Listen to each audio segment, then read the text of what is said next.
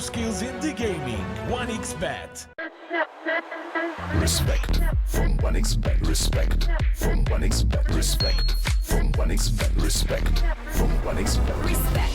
From 1xBet. Respect from 1xBet. Respect. Respect from 1xBet. Respect from 1xBet. Respect from 1xBet. Respect.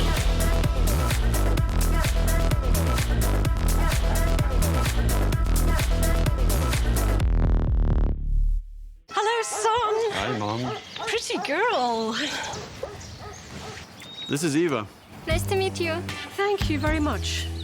Your dad's just making his favorite dinner. It's duck. Come on inside. They're all probably too gruesome to tell you while you're eating at the table. How's your food? Is everything okay? Good, good.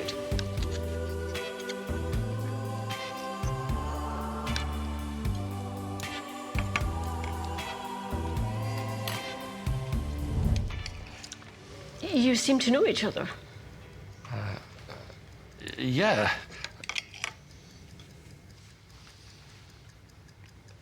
This is the new ambassador for 1xBet. Oh, I see.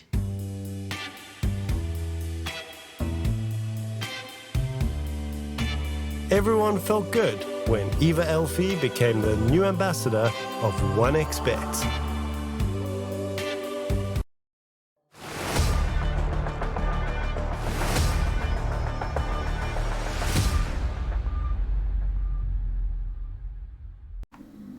Hello, you lovely people. It is day 7 of the group stages here at the European Rest Regional here by Relog. Welcome. And Group B heading over into its second day. As yesterday we got to get a bit of a glimpse of the first series being played out. But here with me and T-Panda Kips, we are ready to go for another exciting day. And of course, kicking off the first matchup, because, you know, I think we need to hurry up a little bit here as well to start. We got ourselves a Ukrainian brawl to kick off the day with Monte versus NAVI Jr., followed up by Night Pulse versus Yellow Submarine, and Nemiga versus Rest Farmers. And as we talked with Bowie yesterday, I asked him, what's the most anticipated series for the day? He said, you should watch the first one. What do you think, Kips?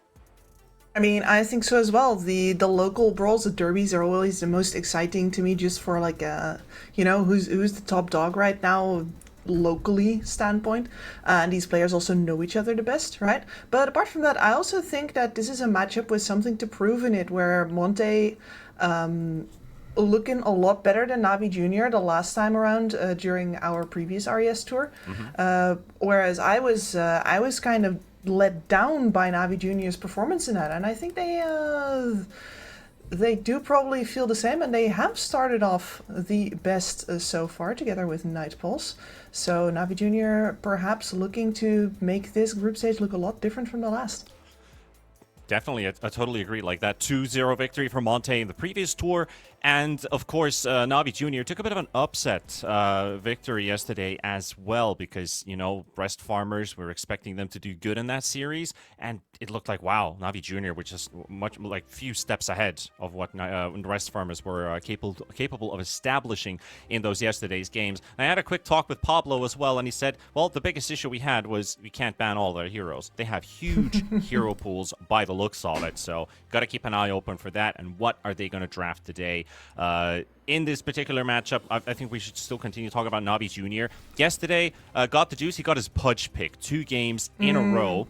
They also snuck in an IO, which Rest Farmers played in the first game. They got the IO Marcy. Didn't work out. They played the Marcy carry, and it looked like it had no impact on the game whatsoever. But you bring out a team like Monte, they're going to be ready drafting-wise, at least. Execution-wise, they played a tie series yesterday. Let's see if they're up for the challenge here.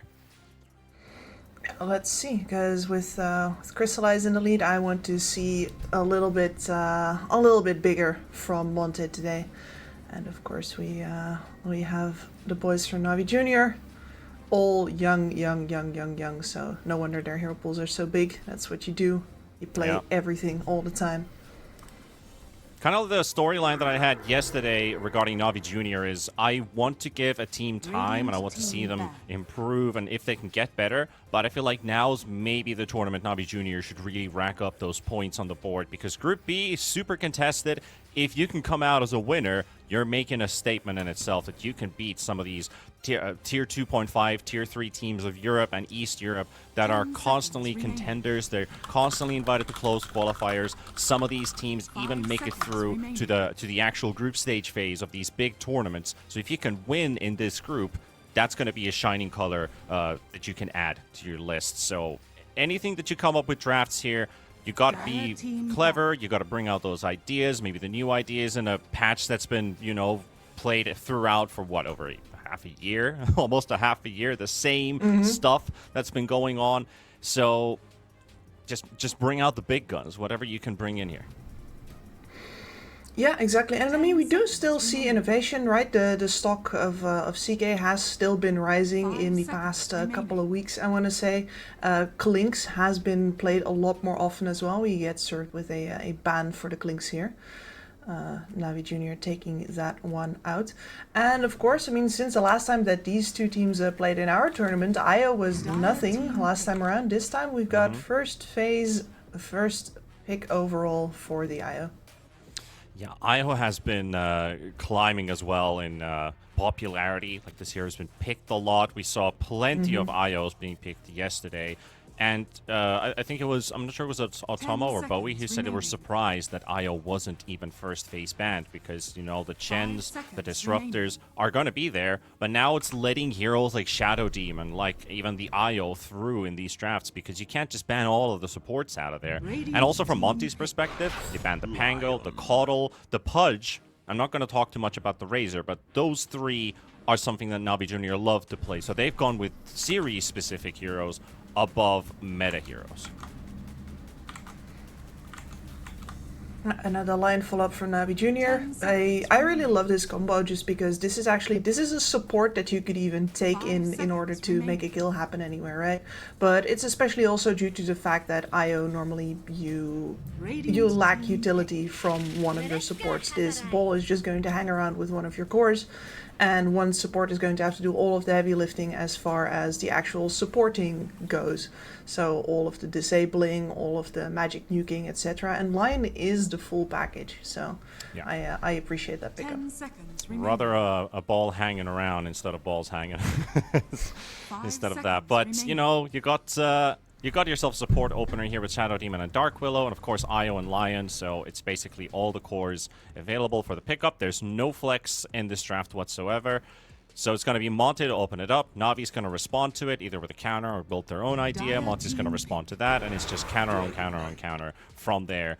And, they've secured the Shadow Demon for themselves. They know Navi's not going to pick a DK into a Shadow Demon. They'll bring it for themselves. We get this illusion push going on. Not just the Manta from the DK, but also the Disruption. Was it Disruption? Disruption. Yes, it is. For some reason, I forgot because I'm messing around with so many ability names that sound the same. The Disruption adding more DK illusions. So that will help with Vision, will help with Push. It will also help with potentially breaking Blink daggers, like Lion, for example. A Blink Initiator, get hit by an illusion. Nope, no Blink Hex for you. Yep, absolutely. And with the DK secured here as well, you bring in some extra utility that maybe you don't have a point-and-click stun on your supports, and it feels like such an old lesson to bring back up, but it really does matter. And you know what the DK also actually does? DK can build into an Orchid. Not everybody likes that build, and it doesn't work out for you every single time, but it is something that Lifestealer absolutely bloody hates. Yeah, he definitely does. And yesterday, Lifestealer, we saw him build a Manta and a BKB in the same game. So I think this is, again, one of those games where you have to consider. But hey, we got the IO Marcy on the board here for Navi Junior. I think they're swapping things around a bit. So this is not our safe lane duo, but this is going to be our 3 Marcy and the 4 IO for Navi instead. So whatever Monte is going to pick into that safe lane, Shadow Demon is already in peril. So I might even consider putting the Dark Willow as a 5 to try and contest that lane a bit more. Put the Shadow Demon as a 4. And now you got to pick yourself a carry hero that doesn't put himself in the front line of danger. Because if you have a hero that's melee, that doesn't deal enough damage, or doesn't have enough regeneration, you're going to get bullied the hell out of this lane by IO Marcy. It's just not laneable. Yeah, absolutely. If you're not able to keep the range, then you gotta be going toe-to-toe with this duo, and the amount of regen and the amount of damage that they're going to be outputting is absolutely nuts. The fact that they both synergize with each other is an effect that is very hard to duplicate or to outdo on any other duo, which makes me think that you should probably be looking to go ranged instead. So the Wind Ranger comes out, that might just be their safe laner then, which is, it's very important for whatever, like if this is the Wind Ranger, it's very important for her to have a way to outpush these lanes, just to make sure that you don't actually get dove by this duo. And it's gonna happen anyway, but try to make sure that it doesn't happen as early. So I like the Wind Ranger for this goal, not just range, so it doesn't get the worst of the clappening, and then on the other hand also a good nuke to clear out these waves with, so that you don't get dove and run down anyway. Yeah, there's two things to account here. One, Crystallize, they did play the Wind Ranger carry yesterday. Didn't work out, so I'd suspect that is definitely the carry that they will pick up for the matchup. The Wind Run negates the damage Io and Marcy deal, so you have a way of getting out, you have a way of getting in if you have the opportunity for it. Secondly, Navi Jr. countered the Io Marcy themselves with that, we see Monte's first ban, the Coddle, which was played by Daze as a pause 4, because you had the Illuminate Blast. You could deal constant damage to your opponents without them getting the opportunity to trade back. So they were on the receiving end on rest farmers. Shad was just getting hit by that the whole time. Their IO was also, like Hansken, was just struggling because it's like, my regen is good, but I'm taking at least 200 damage every few seconds when I'm in this lane, and we don't get to bully our opponents. So I like how Monte is responding with this Wind Ranger, and I hope Crystallize gets a better game this time around compared to yesterday, where it just didn't work out. Yeah, and I guess the last one, but the one that's not always reliable, is of course the Shackle Shot versus any IO combination. You're always going to have two heroes lined up with a very nice indicator, like this is roughly the angle that you gotta hit. Altogether, it's not easy, but it's doable. Yeah, well, maybe you have bought enough Arcanas and gaming is with you. And this was particularly the hero that they played as a core versus the IO Marcy, but I doubt we're going to see a Timber carry. But you have the option to do so. If you want to play Timber 1 and put the Wind Ranger as a 3, and then technically still have Wind Ranger as your early carry, she'll still do the same job, even as an offlaner or a safe laner. But what happens with your scaling comes through your decisions of item choices. Like, are you going to look at like MKB Daedalus type of stuff? Are we just building Aghanims and maybe a Blink Dagger on the Wind Ranger? So itemization will tell us more. But we'll have to see. Navi Jr., they did get that Lesh the last time. They got IO Lesh in the previous matchup. They also had the Pudge, so they had a stellar safe lane. And they also had a classic with IO Lesh Sustain, which is, well, NADPC showed that last year, that it was kind of busted. It's like too much sustain to work around. I think it was Nouns who loved to play IO, Lesh, and 3 Witch Doctor when it still did damage with the W. So that was like, yeah, you're not killing these guys because they're just out-sustaining. So they took the Lesh out for a good measure. And that leaves us at the last pick here where, yeah, I was about to say you want range, you want magic damage. And this really rounds out your draft very nicely. You get a lot of extra global reach out of it, so a lot of extra outmaneuvering. You're going to get the percentage-based damage eventually versus the DK and the Timbersaw, both of whom are, of course, very tanky, which works out very handily versus them. And altogether, a hard hero, I think, to catch for most of Monte's draft as well. So if I look at this draft right now, I think this Lifestealer is actually in a lot of trouble. The matchup versus the Wind Ranger is bad. If an Orchid comes out for the DK, his early mid-game is also going to be very hard. The IO is mostly going to be with the Marcy. I feel like the Marcy and the Zeus are going to take this game over, and the Lifestealer really has to scrounge for the scraps if I look at this draft here.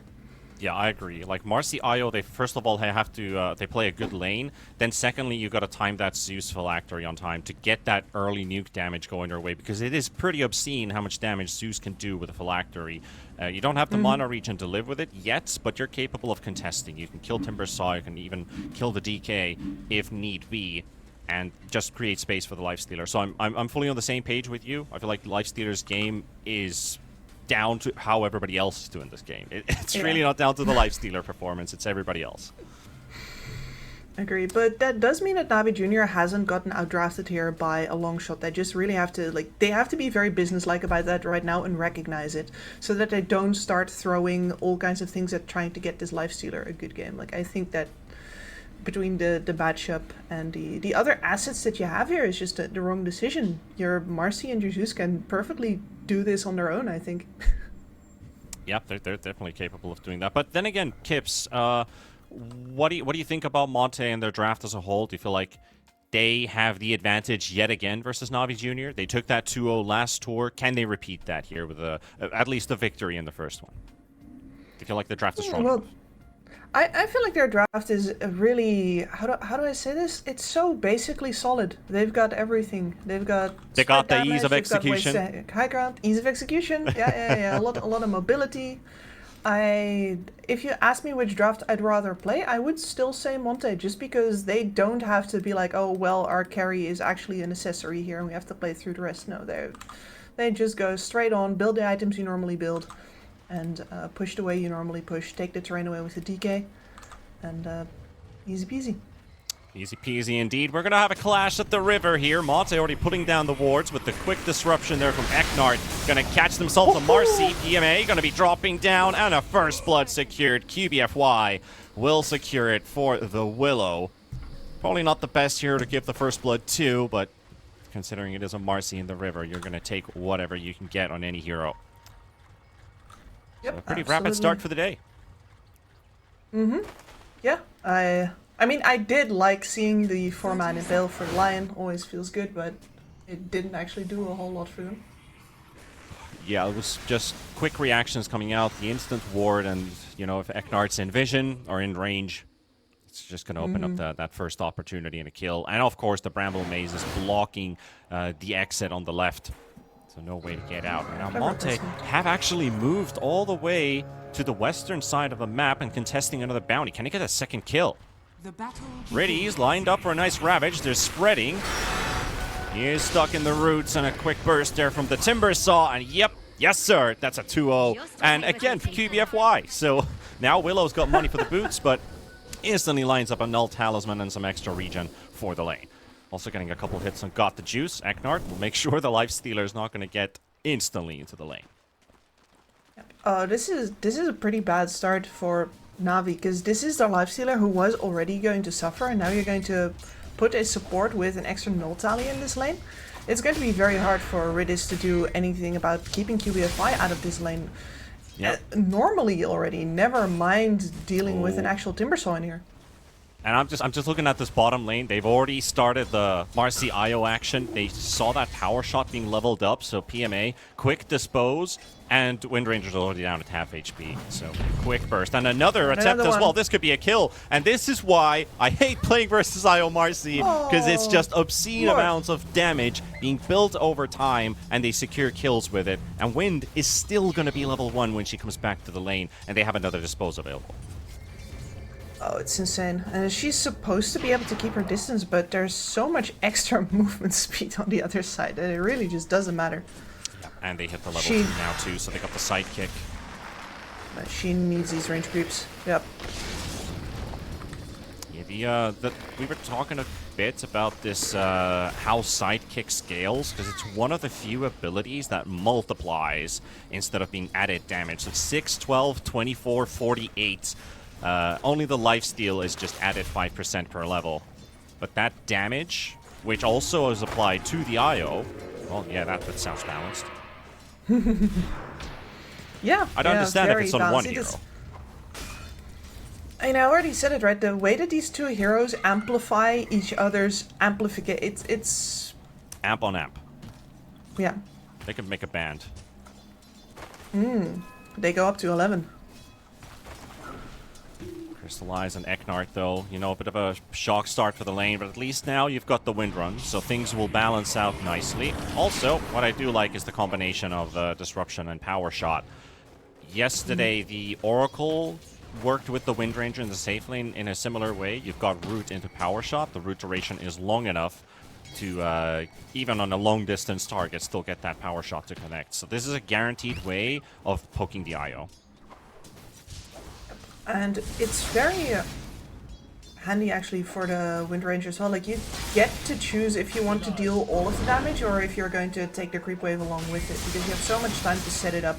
And I think a lot of people underestimate the damage of a power shot when you hit only a single hero. And especially if it's an open lane with no trees or no other targets in between, just get that max damage out. Very nicely scaling ability. Looking at the other lanes, we've got the Timber Saw at 18 CS to the 14 of the Lifestealer. So top is, well, despite that early poke on the Lifestealer and the 2 kills on the Dark Willow, like he's still faring pretty well here in this matchup. But then again, the mid lane, Not for long. also very tied up. Chasing got the juice. 1 hit away from dying. QBFY does not have the attack range. Otherwise, that would have been a secured kill. Yep, and this is just not going to get better for the Lifestealer, because his support has essentially lost the matchup versus the alternate laner. You are stuck in the 1v1 with the Timber Saw, and you're at your best as a Lifestealer if you can put the pressure into him in intervals when you have the rage, and it's impossible for you to actually use the rage preemptively to make sure that you don't get Whirling Death. He's just going to wait until it's over and whirl you anyway, and it deals so much damage. So looking at the DK going for a double bracer, just because of the Zeus nukes in this game. Moonlight can't afford to be a low HP pool mid player. The double bracers does make a lot of sense here, just to keep your stats up. Especially seeing as that you're not going to be able to secure many runes at all in this matchup. You're going to have to be tankier. And hey, something that we were sorely missing from SA. There's already a beautiful raindrop lined up on Moonlight. The good old SA, yeah. We were actually counting raindrops yesterday, and we saw like 4 or 5 in a single game without a Zeus. I was like, hey, Without a Zeus. that's pretty good. And I did mention you talking with me about it, that you know, raindrops undervalued. Yeah. Maybe it's regional. Just like how in Germany you value beer instead of wine.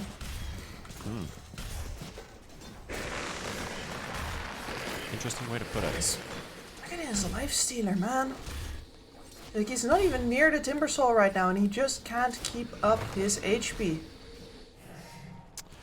Yeah, level 3, not really the most effective Lifestealer. At least he'll get to pop the rage instead of taking a 2-point Whirling Death to the face.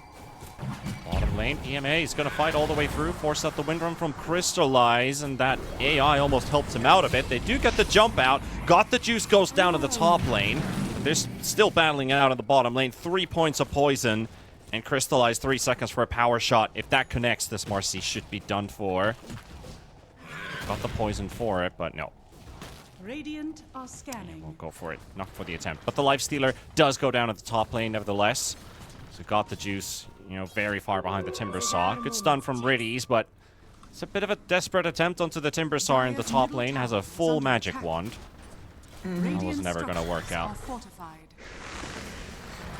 It is a 2v1. It was not.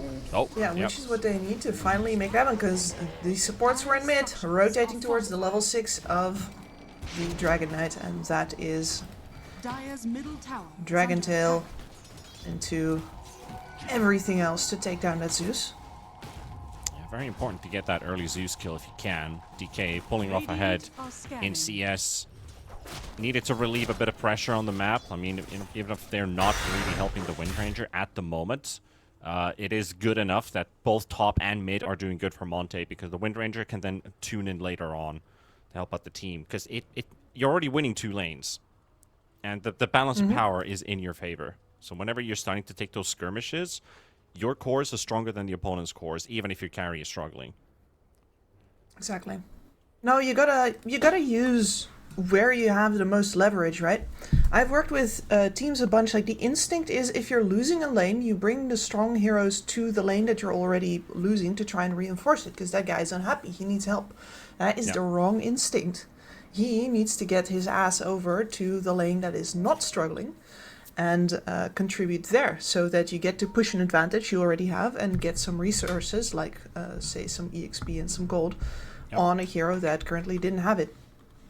Yeah, it's true. Like a lot of teams do debate sometimes, like which lane needs to be sacrificed and which lane needs to be salvaged. Like if there's a situation where we're struggling in a lane, do we go to save it or do we enforce a lane that is already winning because we can cause more misery to our opponents? And that way, it helps our carry or whoever is the one core that's struggling get back into the game. So there's definitely a lot of talks already going on in the drafting stage of. Yep, we see this pick here. One of our lanes is going to get sacked, and then they just decide who it is and play around that theory, basically. If they can turn that around in the early minutes of the laning stage, then that's just going to be a huge, wow, okay, that just happened. No, exactly. Like, what I, like, as far as my philosophy that I just outlined is a rule of thumb, right? Like, if you have to make a choice, you do not have enough information, then that is the choice that you make. You reinforce a lane that is already winning and give the heroes there more momentum. But if you have the opportunity to stabilize a lane that would otherwise, for example, let an enemy hero ball out of control, then you should at the very least try for that opportunity. Because that is of course the flip side of, especially like, for example, ditching a carry completely who is struggling, is he doesn't give any opposition anymore. And whoever is on that lane is now free farming, which is a problem if that is, well, let's say a Timbersaw, for example. For example. And just spitballing here. Well, we got a bit of a pause here waiting for the IO to get back on the side of NAVI Jr., just playing some replays there from our earlier moments in this game. Of course, itemization-wise, you got to keep in mind like the particulars, the phylactery on the. If we talk about the dire side, the phylactery on the Zeus, the Marcy timings, which is usually just BKB, Aghanims, and is this a game where you need Nullifier? You probably do because there's the Windrunner that you have to worry about, and the blink timing on the Lion. I think those are the ones that you're really looking at. Is how fast does Marcy get the BKB? And when does Lion get more active with that Blink Dagger picked up? Because that top lane is already looking pretty rough. On the Radiant side, however, I think you have... you don't need that many items, to be completely honest. No. DK is maybe item hungry for scaling, sure. But they don't need a whole lot to make this to work. They need XP. I don't think so. They need kills and XP, that's it. Exactly. They need the levels. They need that DK to just go through the normal item progression and then get to the level 18 as fast as possible so you get to the upgraded dragons. The extra magic resistance is absolutely huge in this game. And the same gets for, like, I do think that getting an earlier AC on somebody could be really helpful for Monte in this game, just because there's going to be so much physical coming out, not only from the Marcy but also from the Lifestealer. The problem is that you don't really have anybody who buys it here. Like on the Timbersaw, normally if you go defensive, you're going to think about the Shroud. You're going to be building a Blink Dagger somewhere in there, etc. Like I don't quite see where I'd fit it in, but like on paper. you'd like to fold it in somewhere. Oh, yeah. I just don't think it's going to happen. Yeah, I think there's only a limited amount of aura items that would work for Monte in this particular game. There's a lot of mixed damage on the Navi side. It's like, is this a pipe game? Probably not. Do we need Guardian Greaves? Maybe, but it's still not going to save things for us. I mean, the reason why I'm thinking about the Guardian Greaves is not just because the burst heal is nice, but the AoE armor is actually also very, very valuable in this game. And we have seen more supports go towards buying at least I don't want to say a casual mech, because a mech is not a casual purchase, but we have been seeing more supports pick up mechs recently. Yeah, could definitely work. I mean, I think It's not maybe bad even for a Willow. Yules could actually work for the Dark Willow in this particular game. Shadow Demon, I Yeah, think you're just she wants looking that for first. like Shard, Aether Lens, Glimmer Cape possibilities, like maybe even Force Staffs just to keep people away from the Lifestealer. But I don't think we need to theorize for too long because the game is underway once again. The IO has returned on the server and will continue with Monte and a 1k net worth lead here at 7 minutes, 4-1 on the scoreline. So not a lot dictated yet. Two of their lanes have gone stellar so far. The Timbersaw on top, leading net worth as well with 3,400. And their DK also doing a pretty good job in mid, as that Zeus did get killed once. It has been pushed a bit deeper in the jungle. only starting to make progress to the phylactery, but is considering that magic wand as well in between. So that's going to take some time. Yep, and by the way, this looks like 2 wisdom runes to Monte. Yep. There's TBFY, it, snuck Eknard away. both securing them, yeah. Attack. That is decently painful, especially for a lion who's not going to get that many resources in this game anyway. You really want the Finger of Death to actually start coming in, especially in this game where I think a lot of the physical damage is slow. You have the Zeus, but you'd like to be able to press delete on somebody, and with 2 of these tanky cores, your extra damage is needed, I think. Yes, that is true.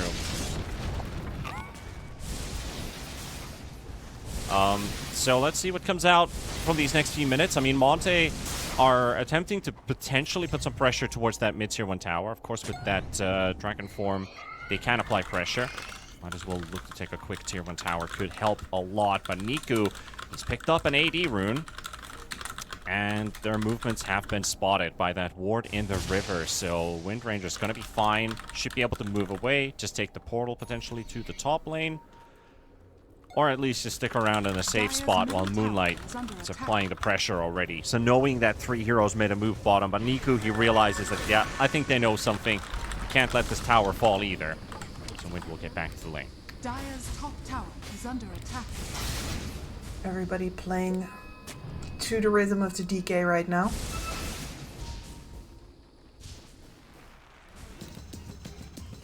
And now they're actually making a smoke of their own towards the bot lane with both of the supports.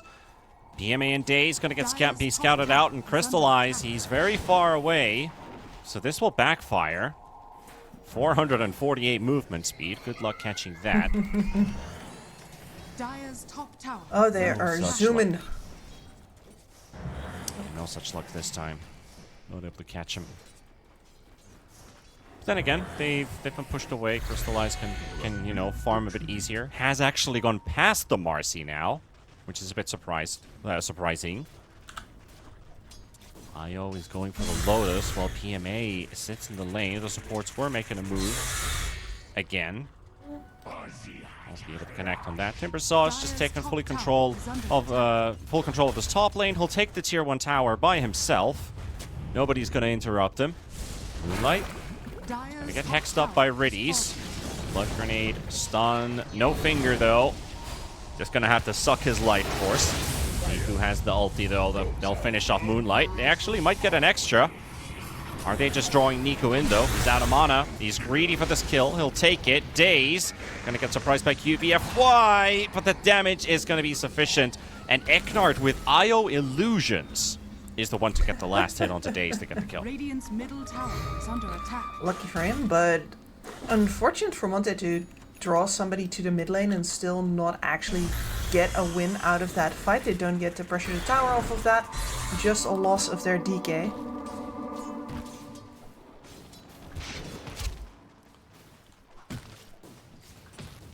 DK does have that dragon form up, though, so they'll be quite alright with that trade in general.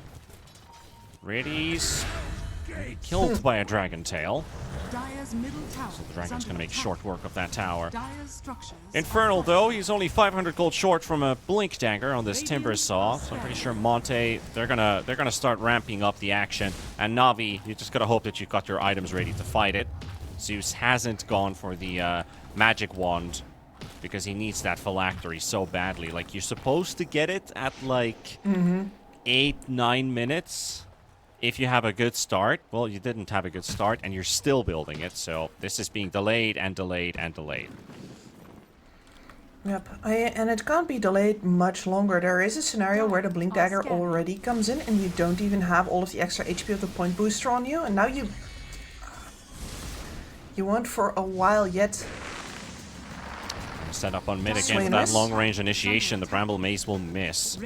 I agree, like they are... I would say there's a big window for Monte if Navi's delayed.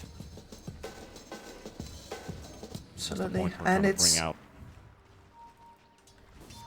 Mostly it is because it's that early on. So you're like, oh well, it's like 1 or 2 minutes, yeah, and you can lose both of your other outer towers in that time frame. Because here is the blink dagger for the timber saw. If he comes mid again, you simply kill the Zeus. They have not been able to make a single move onto Crystallize. Since that first kill, that was level 1 on the Wind Ranger with Power Shot. Since then, nothing has harmed with this Wind Ranger. It has actually picked up an assist. Dire's middle tower. 200 gold ahead of the Marcy now. Downside for the Marcy when you're playing with the IO is that you're constantly giving your experience away to another hero. So if you have like an IO +1 versus a solo carry, that solo carry usually has higher experience. And if it's a hero that is very XP dependent, that can end up pretty badly for the IO pair up.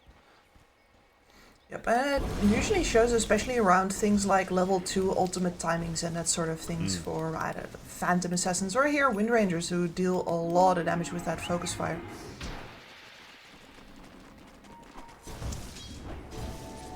He's quite freely gonna get that Gleipnir progress. The Javelin already picked up, so the focus fire already giving you some kill opportunities, but there's a chase in the top lane. Zeus ulti loaded up for a second there by Niku. Trying to find Infernal with 4 heroes, using the relocate as well. But nobody found. It's optimistic at best. Yep, so the Timber Saw is able to just teleport straight back to the tower. Eknart finds the Lifestealer. Gets pushed back by the Wildwing Ripper. But almost getting caught by the stun of Riddies. And they're flanking. They can get done here. Moonlight coming TBFY ready with the blink on the DK. They could kill a Lion, but they want the Lifestealer, who's still out of position for the time being. Bedlam being popped, and he'll just rage teleport. So there goes that. He'll be able to get away. So Could both have teams, been bit of a backfire. Yeah, it could have been a lot worse, right? But I think the worst thing has been for Niku because he walked to bot previously as well for Nothing Burger. Well, oh no.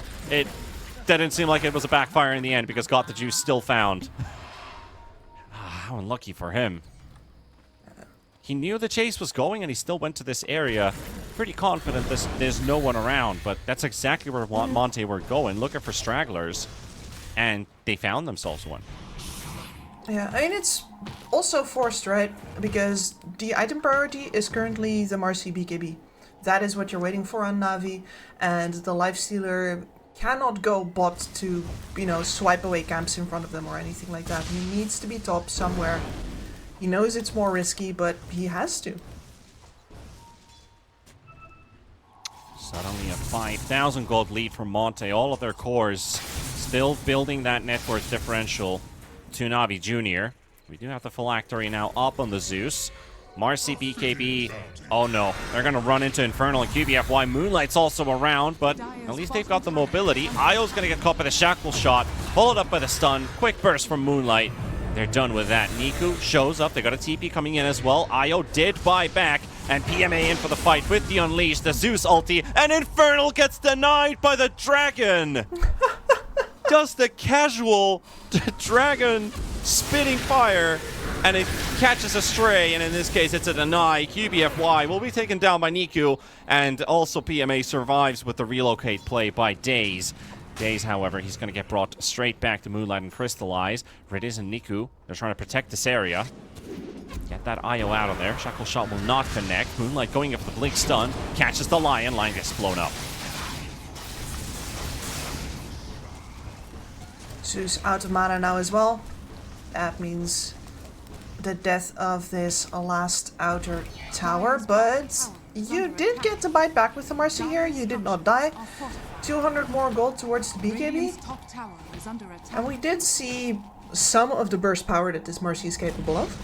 At least, you know, pretty you get a Timber minute Saw scale, kill. but we got something. Yeah, they got the Timber Saw, which is not an easy feat. Still has that casual cloak for the 20% magic resistance on it too. I think he just bought it after that death. But still, the deny. Yeah. Very unlucky. A little upsetting. This does feel like it's going to be one of those games where nothing can go Navi's way. it does They seem have like not that. dewarded the deep ward in Because the I crossroads wouldn't either. I wouldn't otherwise highlight it that much, but that was the top net worth hero on the server, and you didn't get the XP or the gold for it. Lions Courier AFKing a bit there, but we'll give them some information about an incoming Dark Willow and a DK. Ward, which has been placed down multiple minutes ago. Lifestealer sets his sights on QBFY. Riddies will steal the kill, but it's a kill nevertheless. DK also getting jumped on, and the Shadow Demon with another Unleash. Marcy right on top of the SD, fingered up. Riddies will take this one. 2 kills for Navi Jr. Zeus ulti, slowing them down and breaking those blinks, but the Timbersaw is free. The DK, however, he's not. So finally, Navi Jr. getting some success, getting themselves 3 kills, but this was without Crystallize, really not giving too much of an impact in that fight. He's just picked up a fresh Gleipnir, and if they stay around, they can definitely kill. Infernal. Yep. That's really good. Full ability. He's going to go straight jumping in onto the IO as we have a replay going on, but that's an IO dieback and a Marcy going down to the focus fire from Crystallize. So, unfortunate timing for the replay as we had a secondary play happening at the same time. Crystallize opening up with his first 2 kills, and maybe even a third if he catches Niku here. Shackle shot not in range and no vision either. Could have dropped the wild Gleipnir into the trees, but wasn't sure. Dire's middle tower is under Lifestealer attack. also backing away from the triangle area. Monte claiming this zone for themselves. Quick Bedlam cast on the DK, going for the Zeus. Zeus is going to get hit by the stun. The Bedlam damage with the breathing fire, a lot of damage. Zeus is down. Riddies will fall as well. And the DK surviving the Terrorize. Won't catch the Lifestealer because he is raged up. But Eknard's also living in the middle of all of this, and PMA is going to go down. Got the juice, trying to save him with a quick infest, but it does no good.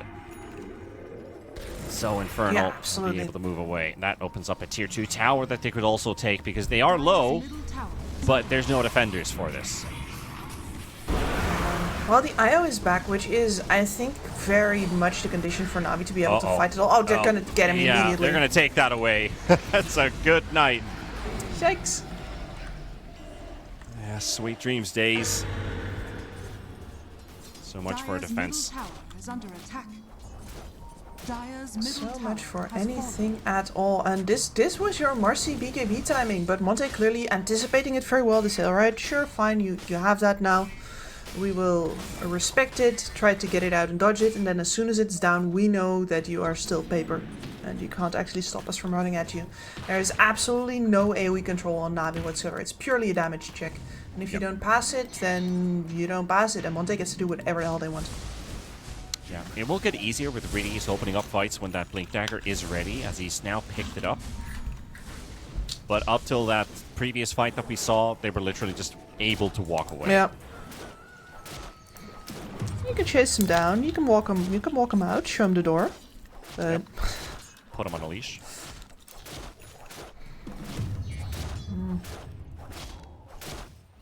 But that also means there's a lot of pressure on Riddies to get good initiations out. You can't really afford to make a bad play now when the game is in the state. No, but you gotta not fall into that trap, right? Because in theory, you should be happy that you have the opportunity at all. Yeah, theoretically. Yeah, theoretically. I say old chap. Alright, let's take a quick look at the previous fight we almost missed, with the replays being played out, with the double kill for Crystallize. And maybe if we still have that previous fight on that relay, which was the big fight. But yeah, it's just a follow-up from the previous situation where they caught Nico in the trees and just ended up being a big chain of kills going for Monte, going all the way up to 15. So pretty much without the Lifestealer, a team wipe. Marcy BKB is down. Io's not here. We will do whatever the hell we want to you. Yep. They are. Radiant are scanning. Well, I mean, it looked like they were making a move towards bottom, towards Crystallize, but Monte are coming in with numbers, intercepting Riddies, and PMA is like, okay, well, I just jumped in as a lion. What do we do now? PMA is like, yeah, screw this. I'm out of here. Oh, they even brought the IO for this one. Oh no. There goes his That relocate. hurts. Yeah. And Monte right now reading them like a book. Navi Jr. is desperate to get a kill on the board and hopefully get a tower off of that. Like get that boot of Monte off of their neck a little bit so they can breathe. But it's just not happening. All these 3 towers are still up. Monte can very easily defend them. They have so much mobility on all of their cores. You know why this Dark Willow seems so good here? That we saw that in that previous fight. A minor detail. Bramble Maze prevented the relocate from going through. The IO tethered onto the Lion, trying to save him. Had the relocate cast go off and everything, but he got caught by a Bramble Maze when the tether picked them up in a route, canceling that relocate, causing them both to die. Today I learned. The classic IO being disabled, but usually you see the tether go out and the heroes are already gone, but he managed to hit a root, which was the unfortunate part. On the way in, just zoom Yeah. into the oh no. It's nice going in the speed of light, but the moment your skin starts to get ripped to shreds, yeah, that's not a nice thing. Yeah. The stories that What are is never that, told about superheroes. That's stupid. I've seen it only on like an image with Shadow the Hedgehog on it. It was like the problem with living at the speed of light course. is that you only live in darkness. Of course, it's a Sonic reference. Of course it is. I mean, it's just something off somebody's MySpace page, right? Yeah. Yeah, and the Linkin Park song in the background. Oh yeah. The whole package. What do you think is the ultimate anime music video song? Radiant's bottom tower is Go under ahead and attack. guess. Today's Zoomers won't understand that. I do think it's Numb by Linkin Park. No, there's a good one. Faint is also another one I've seen quite a lot. Yeah. Radiant structures are fortified. All right. Well, the focus on the Tormentor there, giving Navi the chance to actually get one of those towers down. I'm not intimidated enough to sit back and, you know, wait for Monte to come again, but actually actively waiting until they get that opportunity. That's going to give them a little bit more time. At least the progression. At least the wisdom runes didn't all go to Monte, so God the Juice was able to pick up one for the team. He's at level 16, so Lifestealer is still going to have his impact. He has the Radiance, and on to the next one, you know, Radiance and SNY, of course. It's not just the Radiance that he has, otherwise that would sound a little bit sad. Still doing a good job keeping up, just we haven't seen too much of Lifestealer action. It's not like he's able to give a big impact. Like, he needs his items until he's... especially when you're playing from behind, there's no point in risking it. No. But Well, he's risking something right now. He definitely is, but he is feeling comfortable with that S&Y. Leipnir connects onto PMA. Crystallize is going to charge in with that Aegis. Yeah. Not quite Good killed. run. It's for chasing. A bit of a thrill of the hunt. Crystallize. I like that God the Juice really went for the survivability here, though, and he's going to go into the Aghanims next. The Disarm is going to do a lot versus Crystallize, and the opportunity for giving a burst heal to any of his cores is also absolutely phenomenal in this game, where Monte can, in fact, run out of damage. Yeah, really the 20-second cooldown is really the It's nuts. what makes it such a great item.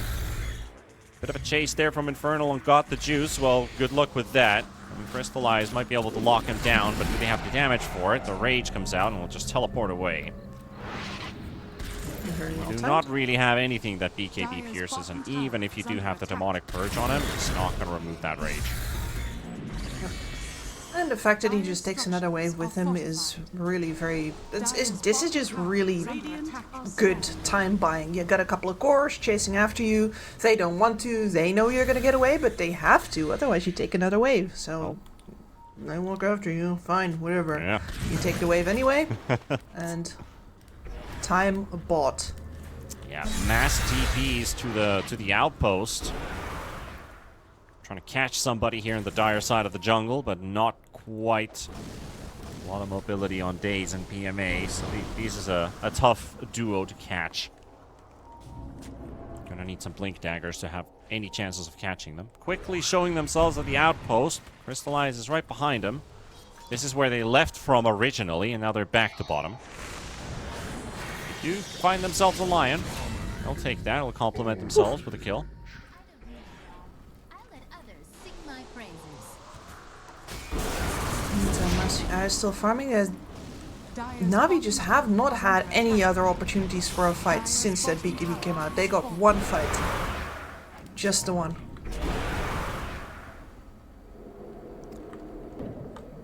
Million days. Trying to hold the incoming surge damage, just hitting that tier 3 tower. Sadly, they've got no proper AoE clear. These are fully single target oriented, and you have to deal with the disruption illusions, the manta illusions we talked about. Yep. Really need the Zeus and the lion. It's a full-time job. It is, yeah. And in the meantime, this DK is going for the Orchid now. We've seen this being bought early on sometimes, but instead... Oh, no, he just changed his mind. Thanks for that, Moonlight. That's phenomenal. Thanks. No, because screwing around with your thought process.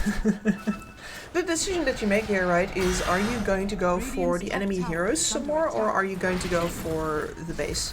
Yeah. Because this here is very much the Aghanims is about the siege.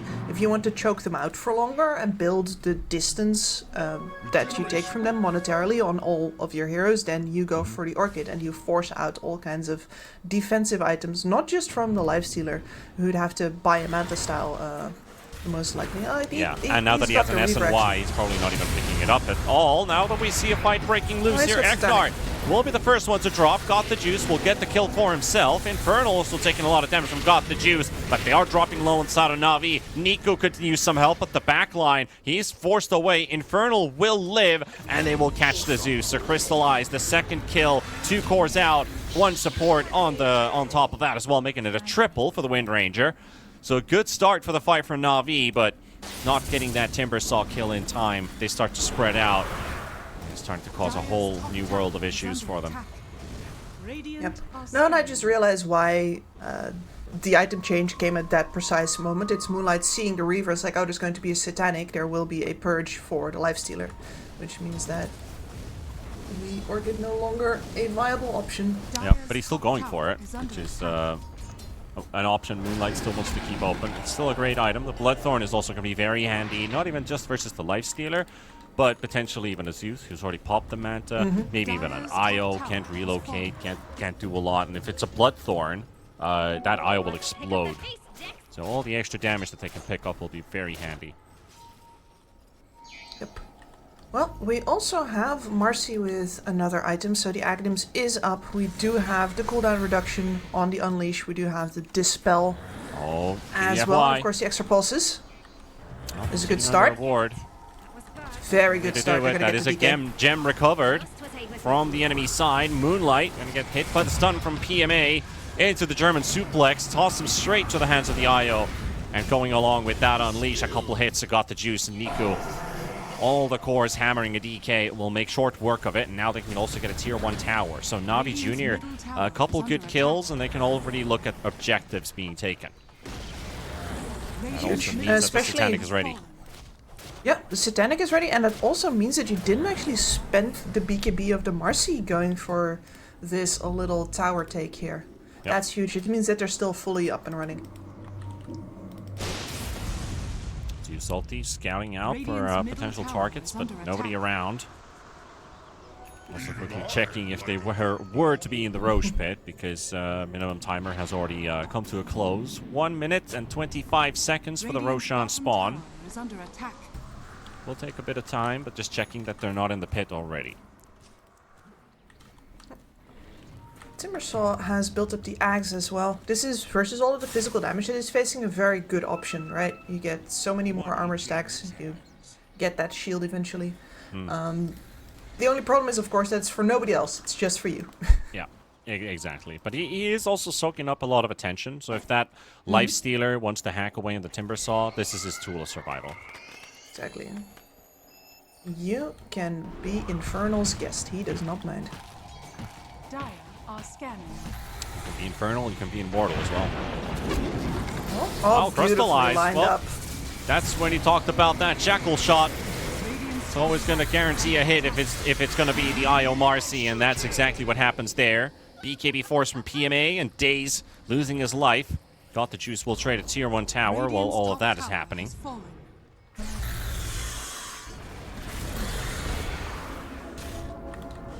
Looking for the Nullifier next as well. That's not too far away. Monte are applying the pressure with a bit of a push. They could get a tier 3. They're going to force them back into the base. Lifestealer still not TPing. He wants a tier 2 before he returns. He adds absolutely nothing to the defense unless they're actually jumping in. Defense is all Zeus, baby. Might as well get as many trades as possible while you can. Got the Juice is very, as we saw previously on the bot lane, has been very adept at leveraging the fact that there's nothing to stop him once he pops the rage in order to split push as much as possible.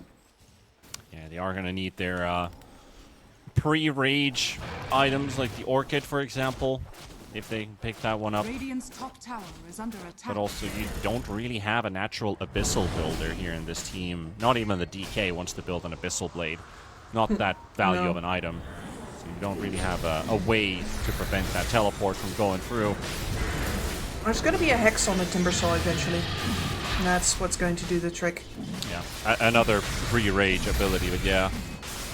Those, you know, every time Lifestealer is there just by himself, that is a way to get there, or get him in general. You can combine the lockdown. They've got plenty of stuns to go with. But if he's raged up, there's nothing that they can do to him. Nope. And he understands that well, like you said. It's all about recognizing your leverage. That's the leverage that he has. And also understanding that you have leverage, yeah. Not being too scared about it. There are people who don't understand always that they do have leverage. Yeah. Oh man, the support life of yelling at your course like, you have a BKB, just go to the front. Press it. Let's see what comes out of this. The Aegis is picked up on the Wind Ranger again, and because this was a daytime Roshan, it means a banner. Yay. Did they put the banner down already? Yeah, they did. It's in the bottom lane. We love banner, don't we, folks? We love banner. Yeah, not the Hulk banner, though.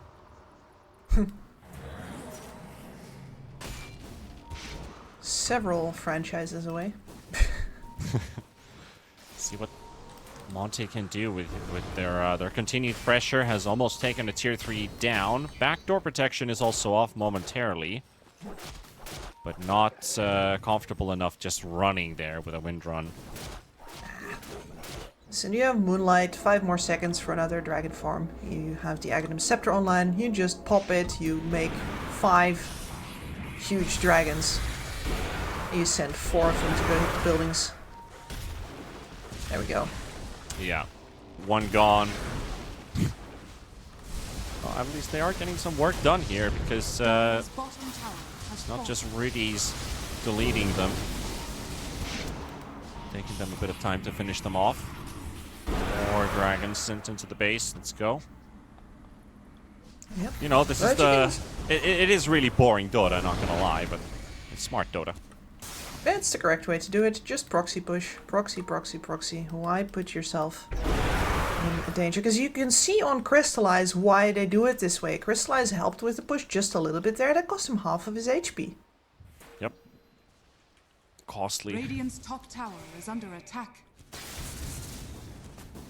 Could sneak a Tormentor under the eyes of NAVI Jr. It's down to them to recognize it's being taken. It is usually a good idea to ward this Tormentor. Just if you consider if you're making a play towards it, but they're just going to let this one slide. They're not going to risk anything. Yeah, but Monte are not actually choking out the map anymore right now. Like, this Lifestealer has actually been making such good use out of the fact that nobody can stop him. He's level 24 now. He's been split pushing top constantly, calling heroes back to that side of the map. Yep. And the gold difference right now is only 3k. 2k of that is because Navi because Monte just took down that Tormentor. It's nothing at this point in the game. I mean, you've been in the driver's seat the entire time, but you haven't actually been able to contain his lifestealer. They caught the Timber in the end. Boy. He was trying to teleport top, and now he's got no teleport available. He's got his axe, soaking up damage, but it's going to get nullified, hexed up, stunned, fingered by Riddies, and Infernal. He's going to drop in the end. Like, this is going to take a lot of time and a lot of effort, but it looks like he will survive. And Moonlight fighting with Niku.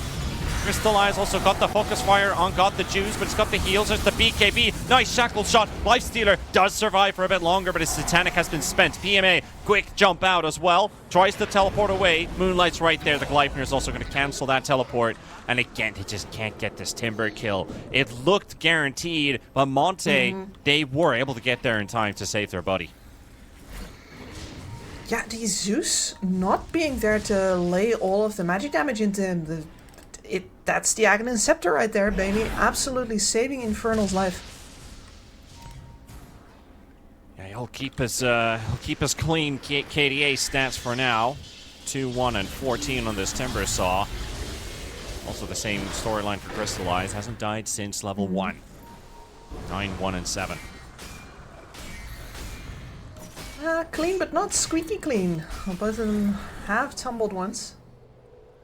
And I think it's a decent illustration of how this game has been going, right? Monte needs to do this right. They need to do this neatly. If they don't, if they drop the ball, Navi Jr. has been on the lookout for these opportunities and especially got the juice. Like, he's going to crack level 25 in, I don't know, another minute? Maybe 2?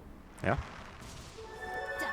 Oh, there's the Hex on the Timber Saw, so he has his tools of turning things around too. Not just surviving, but also can deal some damage too with the team. And tier 4 neutrals. Smut Golem's got the need for speed.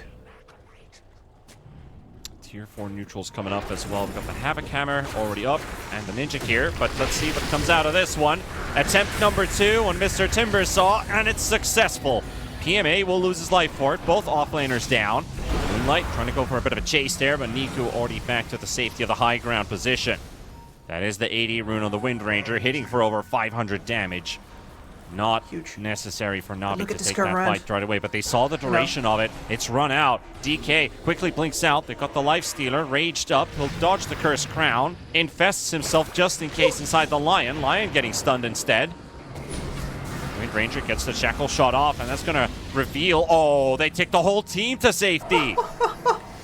It's not just the Lion, but the Lifestealer inside of him too. Saved by a singular relocate. Wow. But he's going to be brought back. There's nowhere to run. Nowhere to run. No, there was a window there where not only was it 80 rune over, but you also don't have focus fire during that brief moment in time. Navi very clearly looking to capitalize on that. It's just a shame for them that Monte is, well, they weren't born yesterday. Yeah, also a bit unlucky there with the Lifestealer. He might have had Rage up, so he wasn't going to get stunned, but that AoE stunned the Lion, and he infested the Lion after, and it's like, go, Taxi, go! And it's like, yeah. My clutch is broke. It's like, I can't move. You just broke my clutch by getting in. Yeah, too. Bit unlucky there for Navi Jr., but they're still not out of this one. They were capable of taking that Timber Saw down, finally. Has been a few episodes already. I think this montage might be coming to a close.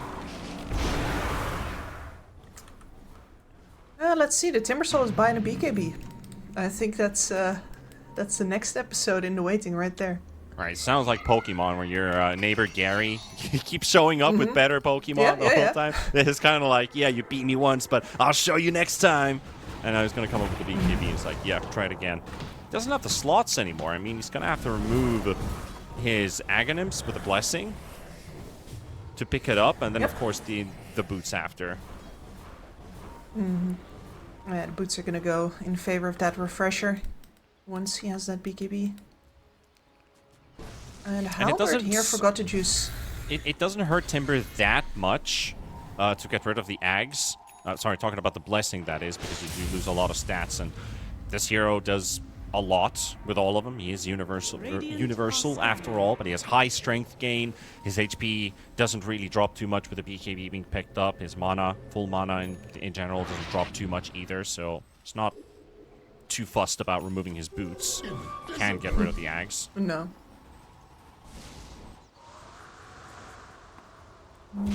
10 seconds for Roche 3. You're already considering the daytime one. That's a shard. Yep. And it's really just all about picking it up as fast as possible. Not giving any opportunity whatsoever to Navi to contest it.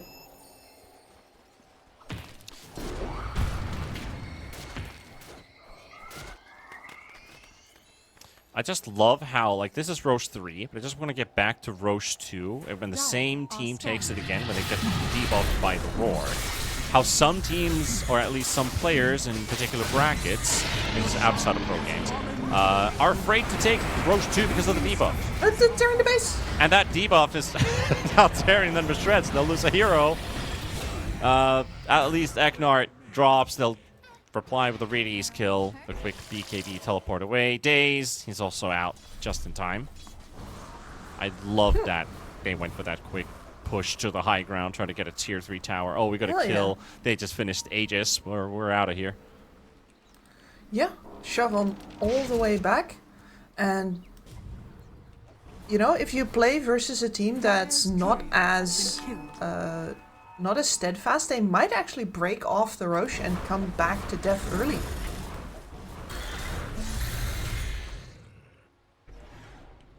Now with the half health on the tower and the vision in the base, this is a doorbell that God the Juice can ring more often. Yeah, put some tape between the doors so it doesn't lock itself. He's gonna have to move to bot for now, though. Yeah. Get another tier 2 so you can make sure you can also get a second lane secured at the same time. The wave is pushing in. Monte still cautious about going to the high ground. They don't know how many defenders are around the area, but they're looking for the lifestealer here. They're going to cancel the teleport, though. They don't want to reveal what they're up to. So they're smoking up through the river, heading towards bottom. PMA and Daze. They're sitting in guard. Zeus ulti. They'll see him coming. So, yeah. Might have dodged with the teleport cancel, but that Zeus ulti will still spoil the party. 3 minutes left on that Aegis. Another minute wasted. Look at plenty of time on it, but at least it's time bought. Yeah. Look at where the waves are, too. Like, all of them are at the middle of the map right now, which is really good for Navi. And they have been leveraging these Zeus illusions very well as well. Night Styles going out. Yep. It's not that easy for Monte to get opportunities to just sit here and send the illusions into the base. So eventually somebody's always going to be knocking on their door. On the side lanes. And as long as they get one hit on each dragon, they get like 100 extra damage. Delta an objective. Wind Ranger. Good night, Aegis. Life number 2 coming out in just a second. PMA does have the BKB available, but can they jump on the Wind Ranger? Bubble save from Eknart. Lifestealer getting hexed up on the side at the same time. The root on the Marcy. Marcy BKB's up, charges in, goes for Crystal Light. Quick kill. It will take place. They'll take him down. Onto Eknart to go as well for a secondary kill, but Eknart's going to be able to move away. Marcy also getting stunned up at the same time, but Eknart nowhere to run, nowhere to go. And just like that, Navi Junior, they fight back. A little bit of patience run out from Monte. And we could you talked about the Wind Ranger. The last time she went to the high ground, lost half of her HP. Now she lost an Aegis and her life after. Exactly. Like, that was a warning the last time, but she's too impatient. Navi has been too annoying with shoving these side lanes. She knows she only has a limited of time at the base to leverage this Aegis, so she risks it this time and finds out why that was not a good idea last time. But that's all mental. Yeah, that was just an unforced error right there. You didn't need to change anything in the game plan, but now you gave away a couple kills and you gave that big objective, the Aegis, which was keeping your team fight still secure. Now you didn't even get a fight. Moonlight. Keep an eye open in the jungle here. Can they kill somebody with the timbers? So I don't think they necessarily want to jump, but they have spotted the Zeus a couple times all by himself. It's an option. On the Mars, Zeus ulti will spot them. Tier 2 tower down. Windranger coming up in 10 seconds. Can they force a fight before that Moonlight? Going straight for the IO. Getting the stun out. Bit of damage with the fireball. Tanky. QBFY in the middle. Radius gets the Yules out. The Timbersaw getting hexed as well. But the Lifestealer won't be able to do too much to him, at least for the time being. Moonlight, BK beat up. So is Infernal. Crystallize coming in full speed ahead. Straight towards the Marcy. Take him down. Navi Jr. He'll submit. Radiant are scanning. He'll retreat for now. They will retreat for now, but they're gonna come again. Crystallize gotta... This is really where it matters how much he lets his mentality decide. They don't have any TP boots, but they're slowly making their way towards Nico. Got the juices around, so is Riddies. Gets the stun out. Riddies gotta be careful. Moonlight blinks in, gets hexed up right away. Dire's middle tower is under BFY almost died for that initiation. Just a tad bit too early. Couldn't get his teammates to show up in time. Not too far away from it, though. Navi very disciplined. It's a nice low ground vision here for Navi as well, with the wards placed outside of the base. Monte quickly evaporating from that top area. These TK illusions do not stand a chance versus Nico anymore. He's got the Moon Shard as well. He's got the Parasma. This is starting to get Zap, zap. quite nasty. Oh yeah. Lightning hands go brrr. Yeah, and he's got the Conda too, which usually is kind of left to just the phylactery, but he's got the Conda now instead. He does right-click decently as well. He's taken over the top net worth now. It's been a while since Monte was actually together at the top there. Both the Zeus and the Lifestealer combined have over 1,000 last hits. And Not bad. Not bad. Alright, well, we see the, there's the Bloodthorn lined up for the DK, which I've been waiting for.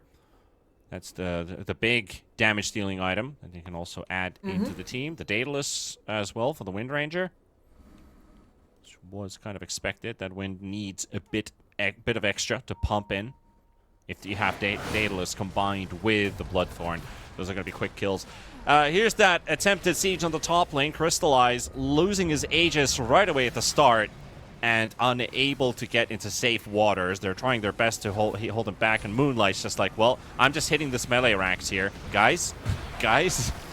And it's not even a proper fight for Monte. Radiant's courier has been killed. No, that is really just Crystallize losing his patience with this game. And in a way, he is correct that they should have been able to choke it out harder. They should have been able to be at a way higher goal differential at that point. But you made some mistakes as a team. And also, God the Juice has just played this game very, very cleverly. And those two things combined are, yeah, very annoying. And unfortunately, you got to deal with the situation you have and not the situation you wish you would have had.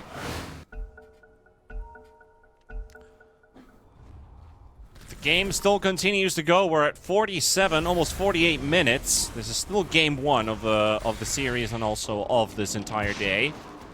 Yesterday we were averaging some pretty regular game times, sitting around between 30 and 40 minutes every single game. I think the longest we had was like 47. Okay, well, This is already the longest game of Group B, and it could still continue to be like this for a while. Marcy gonna get rooted up. You're able to jump out with a rebound. No, and Marcy right now presenting the same problem to Monte that the Timbersaw presented to Navi earlier. It's like, yeah, this hero is in front. Do you want to catch them? No. No, that's not a good way to spend your resources. Especially the Marcy would love to get the focus fire on her, rebound out, and then the Lifestealer walks in. Trying to address the split push, but the Timbersaw getting caught. The DK isn't here. Neither is Eknard, and he's down. Got the Juice. Will get the kill with the Infest. Monte were spread for a second, and yeah, that's just a really good read from Navi Jr. to just jump him right away because they didn't have that much information what was going on. No, they did not. And the strategy Another. switch from Monte is also great. No, not again. Yep. Gem given for the Oi, IO. oi, oi. That gem has changed hands. Well, I was gonna make a very inappropriate joke. You were. Okay, all right. Yes. Keep it to yourself, kids. A for lot. now. A lot. A lot. Sure. Very many times. Radies is hunting for a target. He's found Moonlight. He's calling for his buddies to show up. Get over here. Relocate. IO bringing in the Zeus.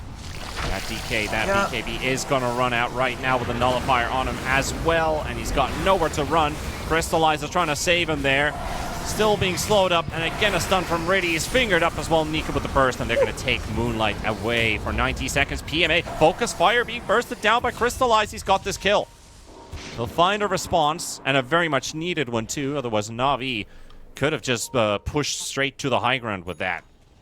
So Yeah, one hero out. they were definitely in the process of learning that Timbersaw did not have a buyback. Timber now finally returning back to life. Kills being traded back and forth. Very, I have to say, this is, I think, I would say it's a hyped game, but at the same time, it's filled with tiny mistakes that seem to paint the full picture here, because Monte, they were in control of this game, and I think it's really been down to them. Are they going to win this game or not? They're just going to let it slide. At the same time, you mentioned the split push. The way Navi Jr. has played the map more efficiently is also true. Plus the fear of the relocate the whole time. They're going to try and make another play in the jungle. See how this one falls out. I don't think either side actually wants to fight this one. Smooth as butter. But yeah, it's been a bit of a back and forth game filled with a tad bit of everything. Yeah, I mean, I think the fact that the mistakes haven't been very big and that yet the game has remained so indecisive because of it shows exactly how impressive these other very close games are where you don't really see the mistakes. I'm gonna put a little bit deja vu, because I feel like I have a deja vu moment happening right here, and this is not scripted. I feel like Monte are just gonna go straight to that ancient camp and find a kill there, but we'll see. I literally just had a deja vu, so I just want to see if that's true or not, because... Is he the Lisan al-Gaib? The Lisan al-Gaib, indeed.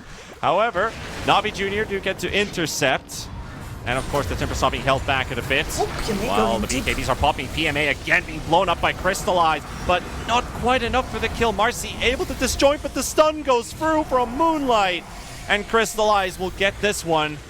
Oh, now Nico's on the front line. Oh, that's another pick-off as well. Just 2 kills. Navi haven't been able to score first one yet. Got the juice, will get one. And he's teleporting away. IO also in trouble here. They've lost 3. They're going to lose a 4th if IO can't teleport out. He's trying his best, but it won't. And it's not a deja vu. Nobody died at the ancient camp, so I'm happy about that. Buybacks are being forced from Navi Jr. Yet again, another Roshan is also spawning, but we'll have to see how long do Monte stay. The Ranger Axe, they finally broke a building. Only 25 minutes. Yeah.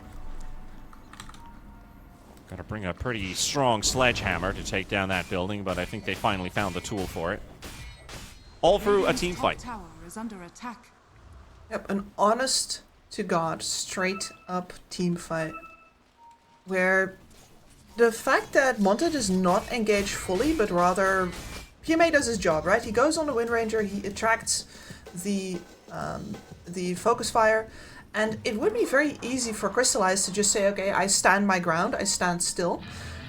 As they're taking the Roshan here again, by the way, this is their prize for winning that fight. It would be very easy for him to stand still and say, alright, come at me, we do this mano a mano, that's how you like it, right, Marcy? But the fact that he steps back means that the Marcy has to follow. When the Marcy has to follow, the IO has to follow. When the IO has to follow, the entirety of Navi Jr. needs to come further forward. And that is what breaks their formation ultimately. The Lifestealer doesn't commit that deep, the Zeus doesn't want to commit that deep. That means they don't have the DPS to take Crystallize down in the end. And then after they get to fold up multiple more because they did step up further than they wanted to. The way you explain that, Kips, you sure you weren't a general in your previous life? So, wait. It's a lot of army jargon there. Yeah, well, that's how I look at Dota. True. It's a strategical game. You gotta have something in common. Very much. I mean, the amount of times that I've called it simulated warfare on here, I think, is like once per day or something. Makes sense. Makes total sense. You know that like people like Eternal Envy and stuff used to read the Book of Seven Rings, or is it 6 rings? Might be 7. Book of Seven Rings, and like Il Principes, Machiavelli and stuff like that. There are pro players who take this stuff very seriously as well, and some of them, of course, like EE, maybe a little much. There's a lot of similarities. It makes sense. Makes sense that they delve into this kind of information. I myself am a history fan. What kind of history fan? Like, okay, so do you play Axis and Hearts of Iron? Is what I'm trying to ask here. Let's say I'm a Warhammer type guy, so. Okay. No, that's fine. That's fine. Yeah, and that is purely just warfare. That's where humanity and anything that we take the humanity out of people and creatures and we just put them to pit each other. That's literally what it is. Exactly. No, we're only cool in here with the fascism if it's ironic. Yeah, and talk about like Fallout, for example. You know, war never changes. The whole TV show that's been rolling out. Dota anime wasn't as hype. I'll just put it that way. It just didn't catch my attention. I'm not an anime enjoyer to say first of all, but I was hoping it to be kind of cool. The only nice things about it was talking about like the army backgrounds of like Luna and well, maybe Mirana, but I don't think Mirana is that much of a general as Luna is. No. I mean, I think in general one of the problems it has is that a lot of the side characters are way more interesting than the main characters. Like, yep. Luna is just more interesting than Mirana. Pangolier just has more going on than Davion. Like, yeah, and Marcy's pretty cool. I think everybody can agree that the story of Marcy is very well done. But then again, as we're still sitting in a pause, this is still the first game, 55 minutes into this one, and I wouldn't say it's decisive. I think it's still pretty undecisive, despite the 83% probability given from Monte, because Navi Jr. have also found their gear shifts, even though we've got a bunch of level 25 talents already kicking in. The Life's Theater, the Wind Ranger, the Timber, the DK, the Zeus.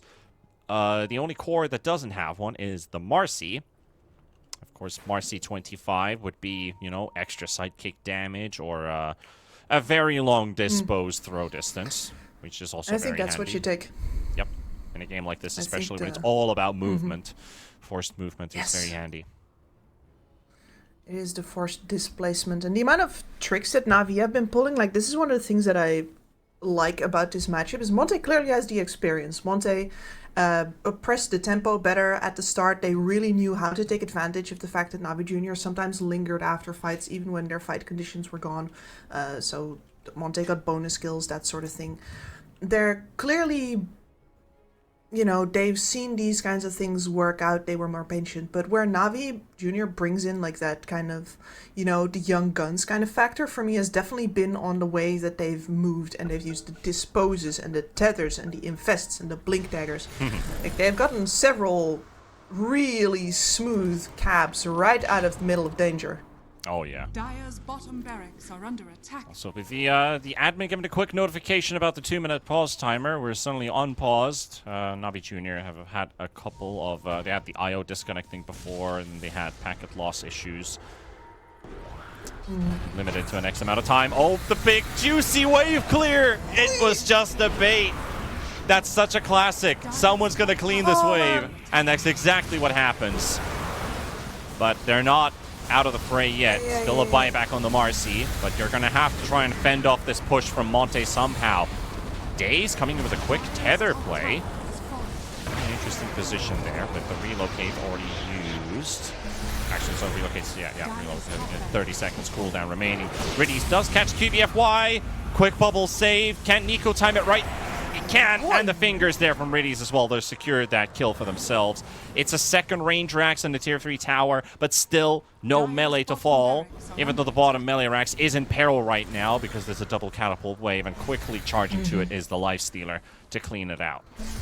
But yeah, that big juicy wave almost paid a heavy price.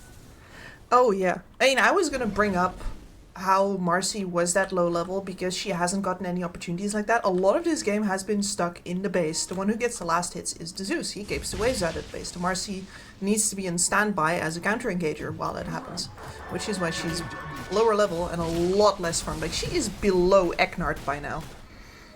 She just doesn't get the touch creeps in these scenarios at all. And yeah, at some point something's got to give. You see that wave?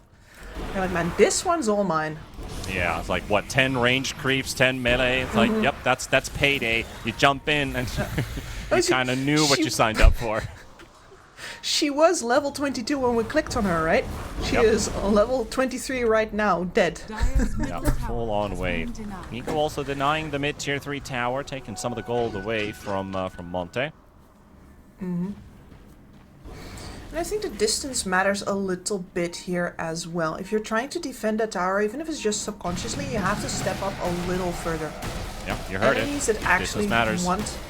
Yeah, you gotta be so cold about this. And I think that's why this game is interesting to me, because neither team has been able to fully keep their cold. And there is probably a lot of maneuvering going emotionally behind the scenes that we don't get to see in order to keep both of these teams cool as a cucumber. Yeah, and That's it a is skill. the local brawl. It is, the two Ukrainian teams taking, bragging rights over each other's.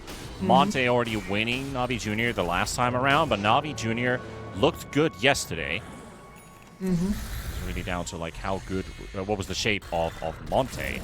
Because they tied their series yesterday with Yellow Submarine. Satanic and the youngsters were able to snatch a victory. Level up. I love how Io was trying to make these quick scout moves there. Just tethering from a very random position from behind, getting that quick vision. Hex up on the DK, found the right one actually. It's not just an illusion. Forces his BKB. Yeah, he was very afraid that I might actually get caught here. So Radius is like, oh, okay. Yeah. And you can see that a change that Monte has made, and that actually they made it the last time. You remember when the DK, or was it the Dark? I think it was the DK, got caught here on the top side of the map, top left.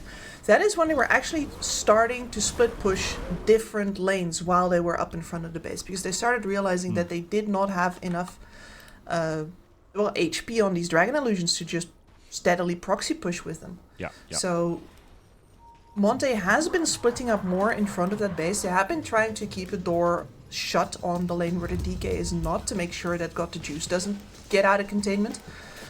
He was halfway down the bottom lane just now again, by the way, so clearly not very successful in that. Yeah, and then there's Navi Jr. with their foot between the door, and it's pretty bruised. It's turning black at this point, but it's still there. Daze will take a beating in the top lane. His BKB burnt as well in the process. The IO just not tanky enough versus that many heroes. That much damage. They're going for the straight up push. Last time it was the Marcy. They tried to defend 4 versus 5, but now it's the IO. Can they do it without the IO is the big question. Because it is a big battery of damage for any of these cores. Last time they were just missing a core, and it was an invitation from Monte to the high ground. They actually see GBFY under a ward. Also, they see Timbersaw. They did get these triangle wards placed down. Monte, do they have ways of dewarding? They've got a sentry there. But it's outside of the two ops range. They don't even know they have vision there because that sentry shows them nothing. Well, they should see that one obs if they just run towards it, but they know that that's a bait. Yeah. No, but it's scary for Navi. One of the things that we can see, but they don't, is where the Wind Ranger is very often. The Agnum Scepter has been up on Crystallize for a while now. And it means that a lot of the time, unless you actually actively move your screen around, you don't know where the Wind Ranger is. And she is the hero that anybody on Navi is afraid of. she will still kill any of their hero as long as she gets to lay into them for 5 seconds. 5 seconds is all she needs. Also, an interesting interaction here with the Wind Ranger 25 talent versus Nullifier on the Lifestealer. So Lifestealer, before you would use Nullifier, you remove the Wind Run effect. Simple as that. Now that you have the Cannot Be Dispelled, Dire are it scanning. still dispels if you have the Agonist, so you lose the other buff. Yes. I see. But you keep the other. I don't remember which way it went. Or is it literally the 25 talent that overrides it? But if you just have Ags versus Nullifier, you lose the, I think you lose the invisibility and the Wind Run effect, but you keep the 45% damage reduction. Yeah. That makes sense to me, because it's... Zeus getting stunned, actually, at the same time. Moonlight trying to force the attention. Melee Rax is down to half. Zeus salty quickly as well. Breeze will get the stun onto the DK. Remember, DK's BKB has been burnt. Ghost for the instant refresher. Has another one. Marcy getting pummeled at the time being. Crystallize drops the focus fire. Io coming in. He's going to get rooted again. He's got no relocate either. He might just die in the tree line. He's gone. The buybacks are coming out. This is where it's starting to feel really risky now. The Lifestealer out from the count as well. And if his buyback is spent, Navi are in huge trouble because Monte yet to lose a hero here. On Moonlight, charging it again onto Nico. They're just getting stunned up again. Marcy just getting pummeled by Crystallize. That's a dieback. And only now does Got the Juice get into action. Zeus is out. He's coming in for a buyback too. Got the Juice looking for a target to hit. Goes straight for Crystallize, but can't get more than 2 slices in. Barracks are under attack. 4 buybacks from Navi Jr. And now we can really start to smell the ending of this game. Oh yeah, that was it. The fact that they can't find an angle to lock anybody down, deal enough damage into them,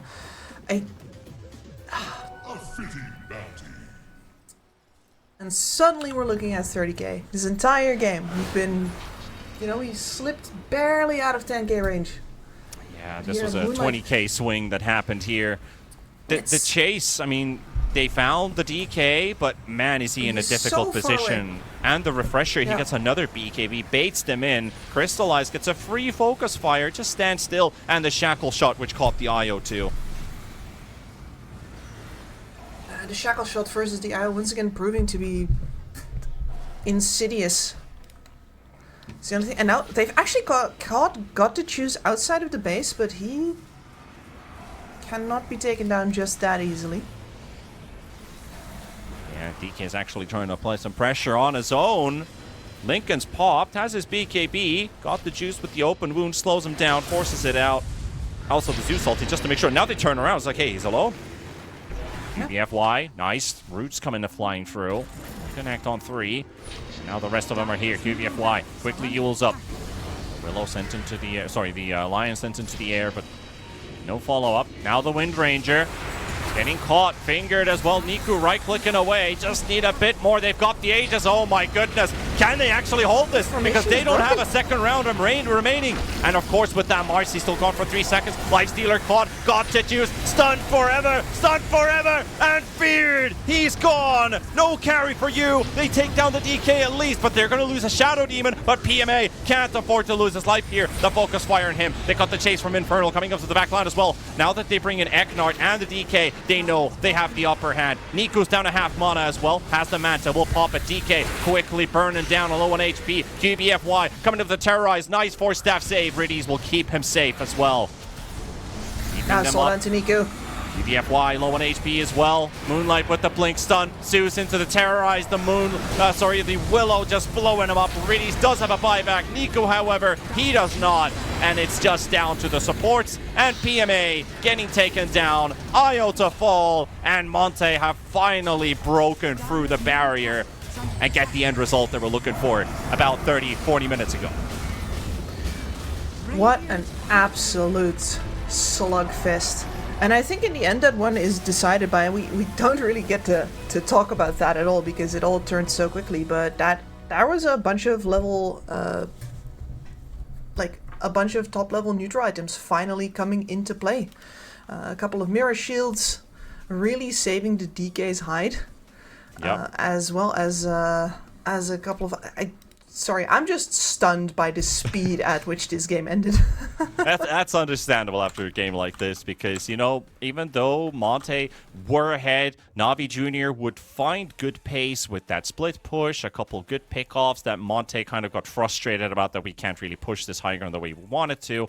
And still, in the end, with a couple shifts here and there, Monte able to get back to the original pace that they had. And maybe even lucky with the plans that they set, or maybe the traps that they set. They killed the Marcy in top, and then the bottom half fight where they drew them out from the base. And it's like, now you're playing on our turf. You're playing on our terms.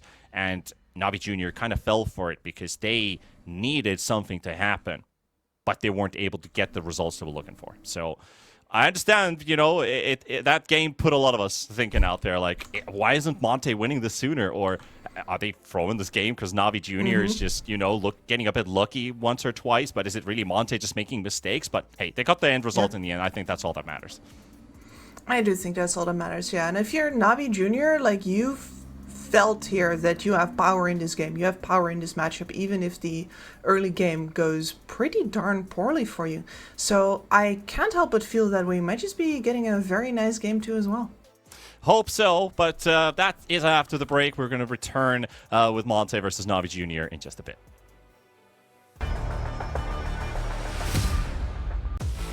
OneXBet and Eva Alfie present betting on all esports events on the website and in the OneXBet app. OneXBet. Play with Eva.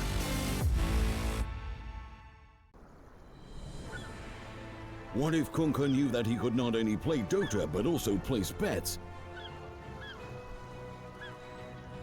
Better the best black hole.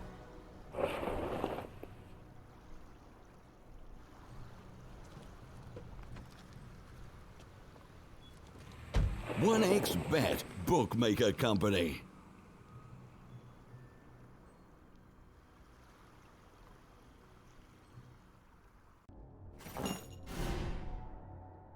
Chances of breaking items in a tournament match are non-existent.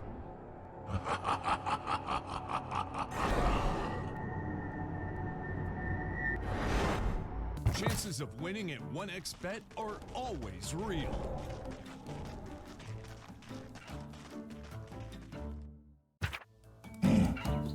Join with me.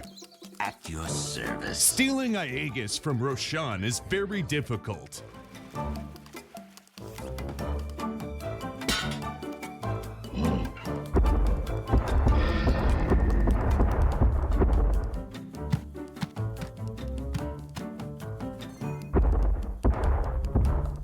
Winning at 1xBet is super easy.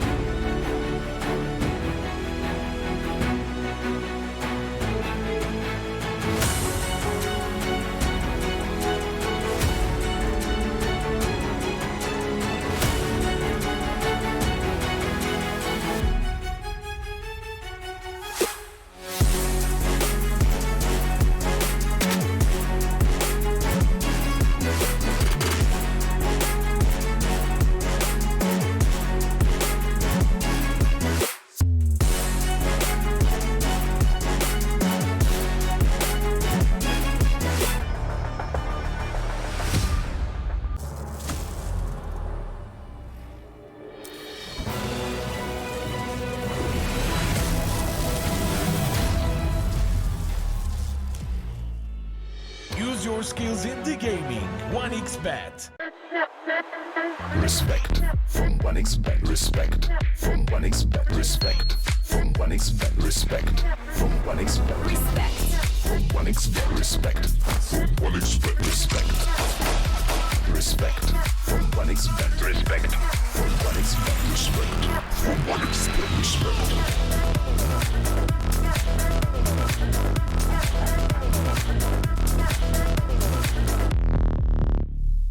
Hello, son. Hi, Mom. Pretty girl. This is Eva. Nice to meet you. Thank you very much. Your dad's just making his favourite dinner. It's duck. Come on inside. They're all probably too gruesome to tell you while you're eating at the table. How's your food? Is everything okay? Good, good.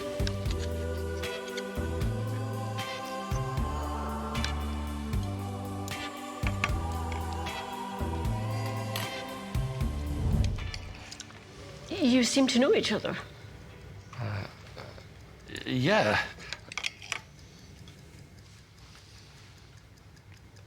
This is the new ambassador for 1xBet.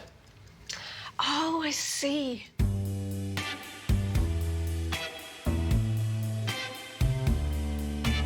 Everyone felt good when Eva Elfie became the new ambassador of 1xBet.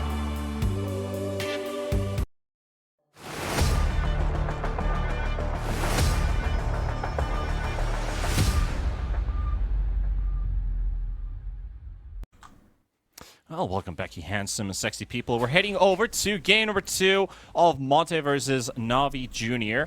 Game 1, 65 minutes of action, so already the longest game we've had in Group B out of these first 2 days. Is this going to be the trend, Kips, really? Is this what we're going to expect from every game so far? Well, I mean, we were told that this was going to be the best match of the day, and so far it's certainly been paying off. Now, the thing that I'm worried about, while neither team should feel particularly good or particularly shocked about how this game turned out, right? Everybody made their mistakes, everybody made their good plays, Monte won eventually, Navi put up a really good fight. I do think that how close it was throughout, any bigger mistake from either team could have flipped the script really fast into a stompier game. Just because neither team seemed to have like particularly rock solid grip on their discipline in that game. So maybe we just got lucky. Maybe the sloppiness was roughly evenly divided this time and we got ourselves a really nice contest out of it. And perhaps somebody just slips up this time. It could happen, but my fingers are crossed for no, and then we get another close game, because clearly the different skills that these two teams have make for a very nice counter matchup. Well, definitely when you bring up a number from that last game, the scoreline was 45-21 favoring Monte. Lifestealer in an hour game did 23,000 damage. Marcy did 27,000 damage. Not a lot when you consider Dark Willow did 20k. DK did 40k. Wind Ranger doing 77,000. Shadow Demon even did 33,000 hero damage. It's a bloody Shadow Demon. It's a pause 5 support.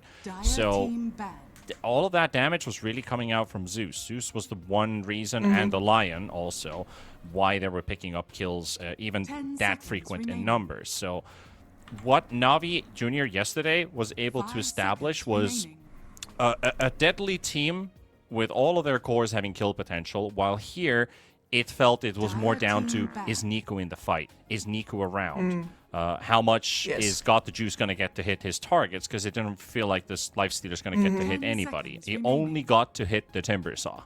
So that was a bit of a sad story for him. 5 seconds remaining. Yeah, and I think the rest of that ultimately comes down to like how much can our Marcy tank before she has to retreat, right? And it's one of those situations, much like say a support clockwork, where the more somebody frontlines and sacrifices themselves, the worse their next fight doing that for you is going to be, because they are getting further and further behind on items and levels. So that was...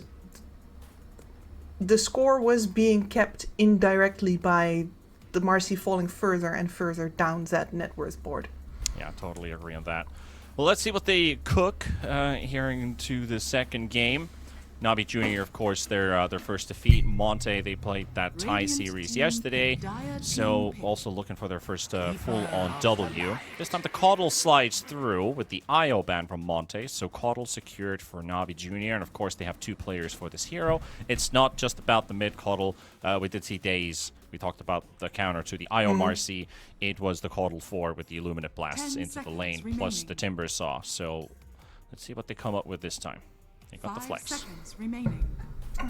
Well, it's not going to be an IO at the very least, so Monte definitely going to come up with a different heart to their plan here. And versus a Kotal in general, I mean, in the game I could see the Marcy being good because she jumps, but there are other heroes who jump. And this is one of those that if you have a player on mid who's comfortable playing Tiny, then this is one of the things that you can do.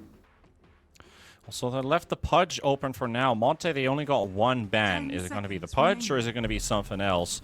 Because Got the Juice, at least he was very active yesterday with it. Plus, we only got to see it at the very last moments of the game. But with Coddle Chakra, he could throw double hooks. Of course, he never landed a single double hook, which we saw.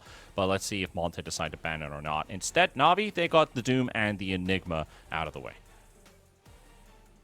Enigma, a hero that they've been flexing a bit. Eknart has been playing it in support. And they also have the offlane who can also play it. So they at least have 2 positions. And goodbye, Pudge. Disruptor. And the Disruptor down immediately as well. It's... I mean, I want to bring it up just because it has been relevant over in PGL, but the real counter to Disruptor has been found. And that is? Well, you rescue people from the AoE Doom with a little cart behind a centaur. Okay, This is what it's for. This is what Hitch Your Ride is for. It's to counter Disruptor. A late game Disruptor with a huge AoE mute. That's what it's for. Alright. Good old cart. I guess you could do it. You know, pick up the centaur. There's room for it, at least, if they've done their research on it. Still, if they have this Coddle as a flex, you don't double support now. You only pick one of them. So we got the Clockwork, and we got the Mars. So, no go-kart, necessarily. Unless they want to play a 4 Centaur and put that Coddle mid, which they have as an option. Yeah, it's entirely possible. But I mean, you got yourself a fantastic side lane duo here as well. If you still want to flex that Coddle, like Mars... Plus, the Coddle is a barrage of spears. We've seen that work out very well in the past. And it could also just be a Mars Clockwork, which the 2 of them, you know, spearing people into cogs, also a very well-known combination. So I really like how, even though they're keeping their options open, they also keep their synergy open here, which is something that you don't always see. Well, at least the, you know, double bonks, double spears... Also, the guaranteed Illuminate Blast damage with the Spear, too. So they have kill potential here with this duo. And, of course, with the Clockwork already, a very mobile support, capable of contesting the 7-minute Wisdom Runes, too. Able to show up in mid. And he's not too worried about giving his life away, which, again, is a support that puts your opponent on the... not the initiative, but the reaction more like. So if you can play very aggressively with this hero and put Monte on the move because this Clockwork is making some plays. Dire team, Radiant team. Ooh. Well, Monte is certainly going to make some plays. We've got the Storm Spirit as, you know, once again, you don't have to play this Tiny as a mid now. In fact, I don't think that's happening anymore. But the Coddle will be jumped by the Storm Spirit instead. Also not afraid of the Clockwork after level 6, or at least not as afraid as he would be before. Like, you can of course still get chain stunned by a clever hook into pushback. But if you have an Omni Knight to save you, then The Repel will play a handy role here. And keep the Storm Spirit alive. Ignore the stuns being thrown his way. And then, of course, like with this Tiny, I think Storm and Tiny both, if the early game goes well, and you have that early timing with the Tiny, you have a hero, you have 2 heroes that go in, you have a 3rd hero that pulls heroes closer to your team. So you can snowball with Monte's lineup pretty quickly if the early minutes go well. If they get slowed down, however, then I feel like Navi Jr. is more than ready to fight back when Monte would be looking for easy pickoffs. Dire team ban. Absolutely. There is certainly a universe where Monte is just waiting for items on everybody right now. Not just levels, items. Yeah. But this is a perfect Medusa game right now. They don't do anything to the Medusa, really. And also the Omni Knight, pure damage. The hero that just takes all that damage in mana doesn't care. That's just flat damage being soaked up, so the Medusa does not care about this Omni Knight whatsoever. Doesn't really care too much about the Storm Spirit. You need a heavy hitter. Usually you'd look at a quick mana burner, but also something that doesn't just fully focus on mana burn. So anti-mage, maybe Weaver, maybe even an Alchemist, something like that could work potentially. Maybe in some games a Slark could find its place. But at least 2 of those options are going to go away. Radiant team. Dire team. Yeah, the face is Still void. going to be taken out. Okay. So they kept that Caudal Flex all the way to the end. This is one way to do it. You last phase your pause 4 when it's not a last pick, but it's in the last phase. And you know, you could still go Rubik mid, technically. So You could, but you need to win versus Storm Spirit. I don't think that's easy. No, it's very hard. Like, you get so much out of the out of your Fate Bolt, right? And the Storm Spirit just last hits with his remnants anyway. So the fact that you diminish somebody's personal right-click damage that much doesn't actually matter versus the Storm. The only one that's worse is the Zeus. It's just like, yeah, okay, true. fine, lightning. Yeah, you could, but then there's a lot on the shoulders of the Rubik to win mid, and I think Navi Jr. I know Niku's young and talented, but I think the matchup is just not appropriate. But then again, they were suspecting a Weaver pick potentially because they did pick up that Rubik. This could be a very good Rubik game if that Weaver gets picked up by Monte. Yeah, I mean, you're also really happy to steal anything from Omni Knight, anything from the Storm Spirit. A lot of really good deals to be grabbed here. And I'm wondering what Monte is doing here, because you can go for a direct counter versus the Dusa, but you can also say, no, we've learned in this patch right now that it's not about the carry-to-carry matchup. We're going to go for tempo. And certainly a Morphling can go one way or the other in the matchup with the Medusa. Where this pick shines is that you really, truly only need the phylactery, for example, to start contributing to fights. You really don't need anything else at all. So Monte picking for the pacing option as opposed for like the hard counter. Yeah, you had 2 solid options, the Morph and the Troll, which were the most likely picks to come through from Monte.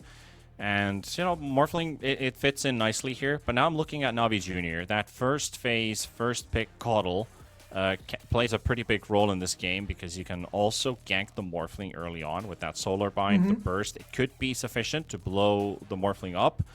You can also find kill potential on the Omni Knight, force him to repel early. He'll use it to dispel the Solar Bind, but that's a 40-second cooldown versus, what, 10, 12 seconds, something like that, plus Chakra Magic, so it'll just remove half of that cooldown anyway. So this Niku Caudal can definitely open up the map. And if there's anything I saw from that yesterday's Medusa game, it was played by King, but he was uncontested on the Medusa, and holy, did he hit some pretty crazy item timings on that hero. All right. His farm was like off, but then again, it was your classic Satanic performance. So Ken got the juice do the same thing and contribute to his team. Now he has a hero in a game that will definitely deal more damage than the Lifestealer in the game 1. Yeah, absolutely. And you are a Medusa standing her ground in a game where the enemy lineup is going to, like they've told you very clearly, they are going to come for you. You're going to get the opportunity to turn or not. That is exactly where Medusa wants to be. And I think the other thing that you could do here is you could leverage the Niku heal, well, because getting mana is a heal to you, to your advantage to come in early. And of course, all of this, you can also keep an eye open on the 1xBet mobile application, which you can download from the QR code shown on your screens right now, but also below the banner. And of course, on the Play Store, you can go look it up for yourselves if you're interested in keeping up on statistics regarding tournaments. If you're not available to watch this particular game on stream, keep your eye open on the mobile app for that. Previously, we had Monte take first blood as they played on the Radiant side, right in the same place Navi Jr. is in right now. But we're not getting a clash in Game 2. Of course, both teams' level 1s are a bit, not great, not terrible, but I think it's much easier for them to just, scout info. 30 seconds And actually, to they're battle. deciding to deward their own cliff, suspecting that Monte knows about it because they were thinking they're going to run to them. As we've now twice already repeated in the draft that they're definitely going to run at you. So they're already putting it in deny range. Yep. Maybe a little early for the running, though. I don't think Monte is actually crazy enough to pick a fight with the level 1 clockwork. Like, I don't think there's a universe where that works out well for you. Meanwhile, in another universe. In another universe, there's a Tusk, and you win that fight. Also, I have a bit of a lame joke for you, Kips, but I know you laugh at my jokes sometimes. All right, so went through. I saw this interesting post about AI fruit names, and the AI giving a response to it. So here are some fruit names that end with U-M. With okay. Yep. So you have Applum, you have Bananum. They're kind of like Age of Empires names. So like Strawberry, yes. Tomatum, and Coconut.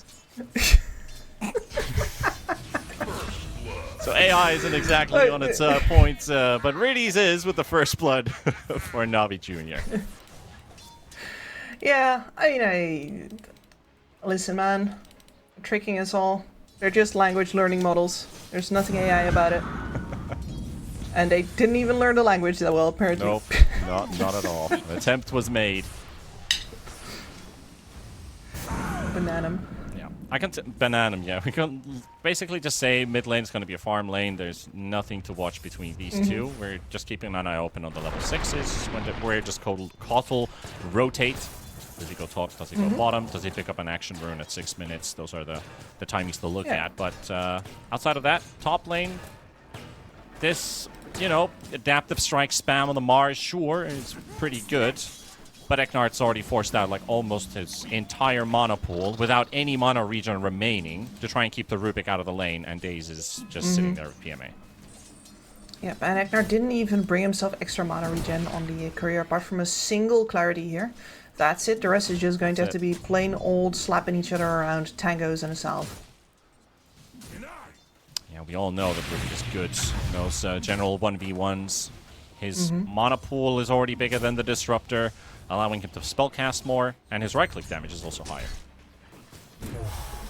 And that combined makes for a lane here where the Morphling really cannot go into Agi too much. Normally you're alright, there's one hero with a big nuke on the lane, right? You need to be afraid of the Spear of Mars, don't accidentally get, caught by that. But now there's both the Spear as well as the Fateful. That's a lot of damage. He cannot play the lane optimally without risking getting nuked.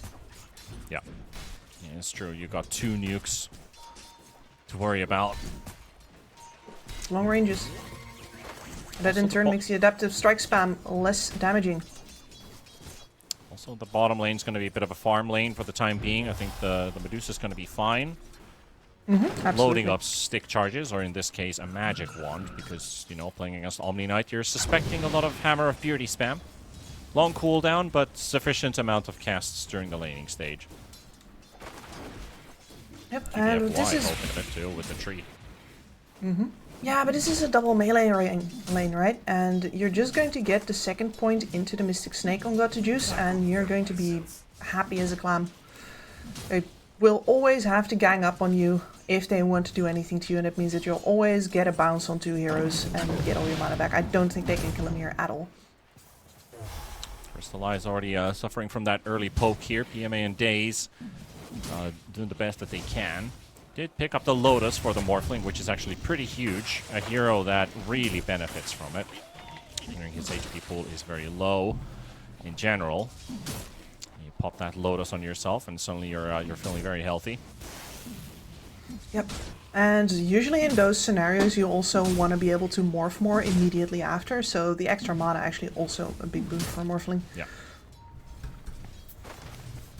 That as well. So far, very farm heavy on both ends. Day is also blocking the easy camp with his model. Dire's structures Sure that they're are not going to get any fortified. pulls in for the Morphling. Storm Spirit picking up the Radiant's water middle rune. Looking tower at some is of under these attack. caudal stacks, is like, yep, I know what you're doing. I'm going to try and yoink. Niku does not know about it until now that the storm's not showing. And the lane is also pushed under his tower, so this is a brilliant move by Moonlight. But the scan is there, so he knows exactly where he is. It's like, that's what's been going on. Yeah, Well, and- he is and just he's a late. little too late. Yeah, and he doesn't even have a securing stack on the medium camp. So that's all of his stacks gone, farmed by the Storm Spirit. Huge. Is one of those benefits because you gotta really invest in that play. You gotta start playing with the waves long before you actually make your way over there in order to make sure that it's not overly clear that you're pushing the wave super hard. Instead, it just needs to look like, okay, I'm gonna go for the rune and I don't want to lose any CS while I'm doing it. TVFY does subtle. get taken down in the bottom lane, and also Eknart getting traded. So 2 kills going for Navi Jr. Things already looking on the positive side here for the team in the first 5 minutes of play, despite the Caudal losing his stacks. Only setback for Niku. Storm is level 6 though. The thing is, he would love to pick up an action rune. And what rune is it going to be at 6 minutes? This will also impact the moves he's going to make. Queen is your favorite topic, isn't it? Yeah, We it is. go for the roulette now. And also, I don't know what the hell just happened there, but Eknart TP'd in for a bottle refill, and Moonlight never gave him the bottle. And he did have an It's too inventory suspicious. Yep. It's like, what are you doing? Get your hand out of my pocket. Radiant's Well, middle I just tower want your bottle, Bottle man. spot. Bottom diving for QBFY and Infernal potentially. Release does go down. Clockwork punished. And Caudal rotating for not a kill. And that's also pre-earn. Actually doesn't Yeah, even have an earn even, but it's an Orchid Caudal. Okay, attempt number 2. They forced out the repel on the first attempt, and this time it's going to be successful. They'll get it. Also PMA losing his life, with the Storm making his own rotation to the top lane. So both mids getting a kill.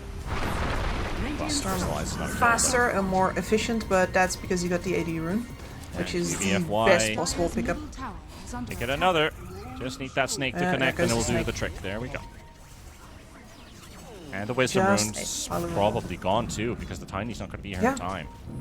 No, that's a clockwork. You cannot take versus a And here clockwork. comes the Storm Spirit. It's like, yeah, guys, I need a stun or something. Yeah. That Vortex will do it. They'll get the kill just in time. Wisdom is given for Moonlight. Also gets a bottle refill nicely, and that the final seconds of the AD rune. Dire's middle tower Alright. is under attack. I appreciate that from Monte. Very clear on that. This is a high priority target for us. We are going to bring 2 cores together here if we need to secure our Wisdom rune. Yes. Very clear communication. No doubts. No whining. Storm is just there. Yeah, and it did come to the fact that the Tiny was dead, so nobody else was available for the mission. Like bringing in your reserves. And sometimes the reserves are not down for that.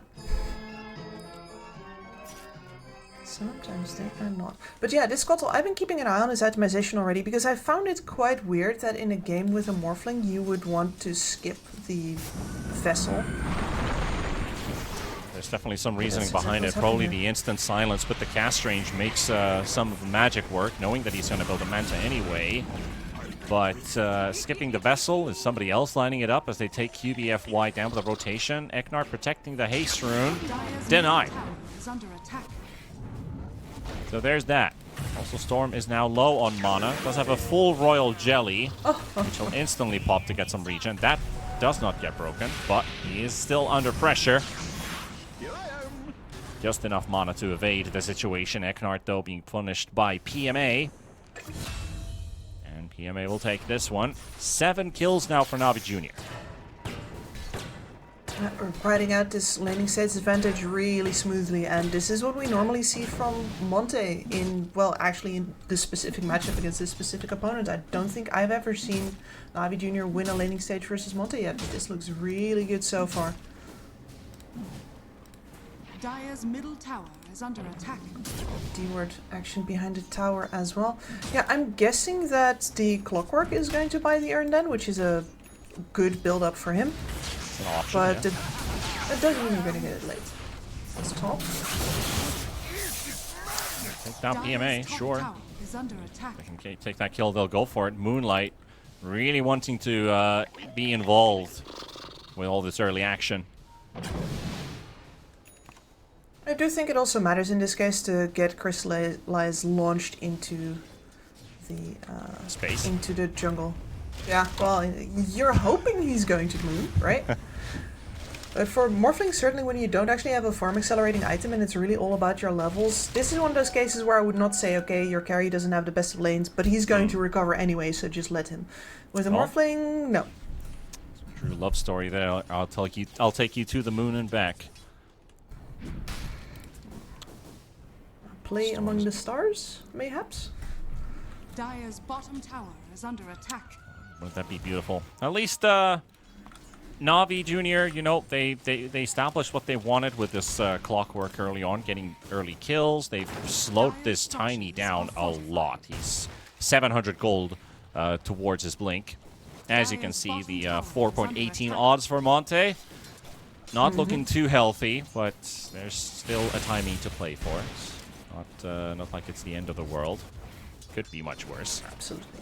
No, you've got yourself a Storm Spirit with an Omni Knight behind it, which means that you always have a tool to reach isolated heroes and burst them down without necessarily losing your Storm Freight. Like the mechanism is there. So we're gonna need a... I think PMA also wants to pull off a better performance compared to that Marcy in the previous game. It was a hard game. And I also think that they executed that lane really well. I mean, they got that first kill for his Marcy there, but since then it was a bit of a losing battle. Support's being traded in the mid lane. Moonlight again being part of this action. So is the Medusa. Trying to hunt down Eknard with the Solar Bind and the Snake. That's a lot of damage and got the juice. Close to getting it, and he'll get it. Also onto the Omni Knight, who is silenced now by that fresh Orchid. No repel, he's dead. Making short work of all these kills, and they're going for another one, but Moonlight zaps away to safe distance, so that Orchid from the Caudal won't catch him as well. And now that that's ready, this is where Navi Jr. can really ramp up the tempo. Absolutely, and they got the juice involved here as well. Caudal dutifully making sure that he's topped up on mana, so there's really no kill threat towards your carry, and that means that you just get to bring an extra hero here. Very well done. Daze is also putting down the deep Obs Ward in the top half jungle as well, suspecting some of those Morphling farming patterns. Also, that means that they want to focus that tier 1 tower, but they're not warding behind the top tier 2 tower or behind the cliff to give access to the hard camp, to the medium camp, which would have probably been my ward of choice. But that, you know, the frontiers area. Yes. Yeah, the frontiers, the edges of the map. Actually, I think I should call them that more often. The frontiers. Dire's top tower is under attack. Because that was that's a place where you really like to put down a ward. If you know that the enemy's safe carry, or he at least gets some safe farm, while Moonlight is getting bullied by Niku and Riddies, but Crystallize wants to be a part of this action, knowing that if they can get this Clockwork down, and they look like they will, it's got nowhere to go. Infernal, frozen the hammer. Just level 8 though on this Omni Knight, so not the highest amount of damage output yet. Needs the level 10 talent and the phylactery. Plus the shard, but it's 13 minutes in and he's still not got that phylactery ready. Be hindered by a bit if he loses his life again. What I think it really comes down to where you place those wards is what kind of theory you subscribe to for how to... If you can still get control of the center of... If you think the opponents can still get control of the center of the board, for example, if you... and I'm talking like it's chess, right? Because in chess, control is about the center of the board, getting your units to cover for each other, which is something that you cannot do on the sides. So by getting vision over the middle, you get control over the part of the map where the enemies would want to play together. And then if you make any kinds of gestures towards the sides, you can stab blind there. You're going to have more time because it will be much less likely that there will actually be other enemies there to back up your ganking target. Yeah, a bit more of a philosophical term. Control equals power, but does power equals control? As PMA, he thinks he's in control of the situation, but unlucky for him, he's the one to drop. The arena is just holding in a Storm Spirit and a Tiny. Omni Knight getting tossed around by the Rubik, and it looks like another kill will go their way. Moonlight has picked up 5 of the 8 kills Monte has so far, has assisted 2 as well, so 7 out of 8. Has been part of almost every single kill that's happened. I'm trying to remember which one he was not involved in. I think that might have been one of the top lane kills. Yeah, it must have been a Rubik death or something like that. Actually, no, that was Rubik's first death, so hard pressed to say. Guess we're pointing fingers at Riddy's beater. So, yeah, it's just a little. I have no evidence, and yet. No. We can't blame an innocent man. In this case, the Clockwork's life is go in, go die, and team win. Yeah. No, I will be judge, jury, and executioner. I don't care. One day. No. Medusa closing up on that diffusal blade, but not like the instant disperser rush, like we've seen Manta into disperser happen from time to time. Not fully focused on that. No. Scotty's too valuable versus an Omni Knight Morphling, right? The reduction in the heals will simply do too much work for the rest of your team. Certainly is a good debuff to apply on his opponents. Especially the Morphling. Yeah. Normally don't really see when Medusa is going for that until they get closer to actually applying debuffs on split shots on everybody, but yeah, I need to look at that Medusa game. Why did he build the disperser in the first place? So he had Primal Beast, Oracle, Hoodwink, Doom, and Windranger. So there's the Oracle roots. And that's it. Yeah, he went disperser second time, so curious about that one. But then again, action in this one. Every spell connecting on Moonlight. Big streak secured for Niku. So we'll pull ahead of that Storm Spirit with that kill, in net worth at least. Yep. I mean, this was bound to happen at some point. I think that Moonlight has frankly played a very good game staying out of the reach of that Orchid, but, you know, the reach of that Orchid sure is long. And they had vision over his triangle here where he was farming, so Navi's squeezing Monte right now, and the squeezing won't really stop until there's a BKB on the Storm Spirit. It feels like the game is flipped. He's down to half HP. He gets the repel off after the initial Orchid cast had finished. Or the Orchid debuff even. FY trying to keep them at bay, but it's the whole team. It's the whole Navi team just hunting Monte down, not allowing them to play on their side of the map. So this tier 2 tower is the next target. Got the Juice sets his sights towards it. Yep. I look at his positioning here as well. This is, if you're a Medusa in charge of a game, these are the kinds of things you can do. You place yourself between the enemy team and the objective that you're going for and dare them to go into you. Because especially if they want to hit the rest of your team, they're gonna have to go past you. If they go past you and you pop Stone Gaze, then running away will be running away from the rest of their team. Is these kinds of positioning-based details. Oh yeah, that's a lot of running, and you know, for your life. Monte, though, want to take the charge, or at least the initiative, into their hands with this 4-man smoke crossing the river. Riddies is in a good position. We'll pop the smokes, but QBFY, that's the blink reveal from the Tiny. Don't quite get the kill on the Clockwork, and the turn is given. Got the Juices glimpsed back, so the Medusa is out, but they got a kill. Moonlight will quickly trade. DMA coming in with this arena, but doesn't get the spear off. Disruptor gets the Static Storm off in time. Mars just walks away from it. You're stuck in the arena. I'm not stuck in my own spells. 2 for 1. Infernal. Well, I'll take a bit of damage from that soul burn, but he'll live. Only a Clockwork down. That was an entire smoke. They were hoping to get enough kills there to do something about the middle tower, but instead they just get stepped on. And that Orchid, once again, making sure that the Omni Knight cannot save the Clockwork as he's stuck in front. Doing good work, even if the Storm Spirit is not the target. Like the moves there. It's like, do I blindly walk on the high ground where potentially Storm Spirit might still be in? So he back paddles a bit. Radiant's bottom Rocket tower Flare being a is bit under late. attack. Oh, okay. That just happened. Ay, ay, ay. That just happened indeed. 900 max HP, so I don't think that Morphling was able to get his strength gain on in time. No, there's the double nuke from high range. Dire's top Damn. tower is under attack. Fate Bolt, Avalanche, Spear, Bonk, yeah. That's more than enough. Unfortunately for him, yes. And once again, this is one of those deaths that is almost unavoidable on a carry, where you're not the highest farm priority right now. Teams are doing that correctly these days. The Storm Spirit is the highest farm priority. He needs to play first so that after that he can make space for you.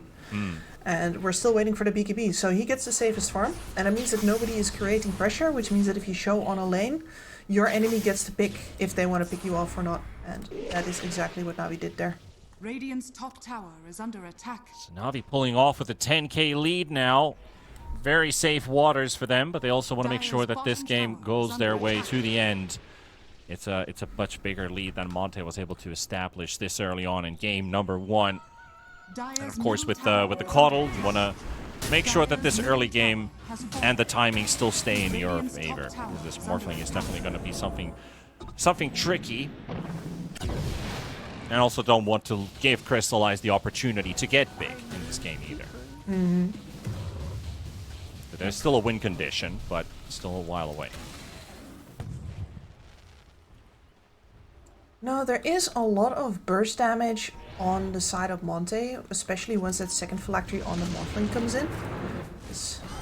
Daze was out of position, gets The removed. Stone Gaze trying to catch Eckhart is slowed down. Spear comes through. Disruptor is set for a kill. Got the juice. Just gonna wait for the Illuminate Blast, and Daze also steals Thunderstrike. Toss comes out though. Nice quick deletion. Riddy is coming up with a hook shot. Gonna trade to Tiny as well. The tier 2 tower down a half HP. Crystallize being chased a bit by PMA and Niku, hoping to get a quick Blink Spear play. It's a bit too far for that one to happen. So got the juice. We'll just focus on the tower and another objective.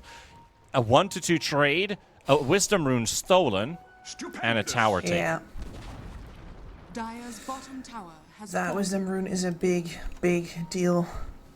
Well, at the very least, the BKB is flying in for the Storm Spirit, so here comes the opportunity, and here comes the pressure.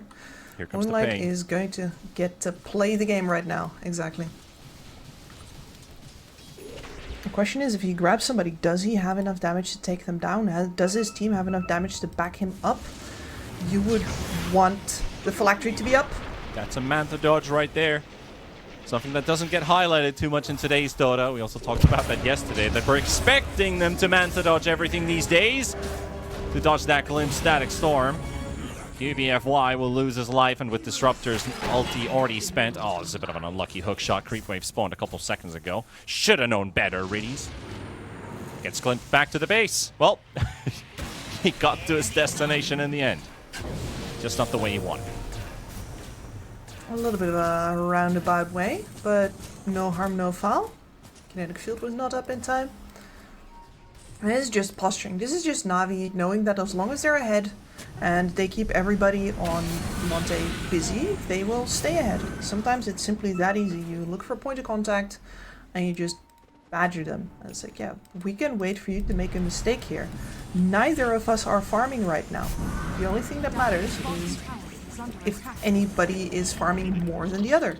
Since all 10 of us are standing here and we're 10k ahead, we have all the time in the world. No rush anywhere. Dire's courier has been killed. Oh, Plenty no. of Oh no. Well, there goes that phylactery. Not delivered to Crystallize in time. Got the juice standing in between. That's huge. That is a nice bit of burst that will be missing from Monte for a couple minutes. And are they going to utilize that? Riddies, hook shots to safety, Orchid silence. BKB forced out from Storm Spirit. That's the 9-second one. Got the juice, is just standing on the front line. Doesn't care. Oh, what a beautiful arena placement from PMA. And the stolen Static Storm from Daze. They can't do anything inside that. Infernal to drop as well. And Storm makes his way out, and so does the well, not the Morphling, but the Storm Spirit gets away. But I forgot about that stolen Static Storm completely. Yeah, I was wondering, like, Static Storms down to the ground, they're all silenced, but hey, that's Rubik's.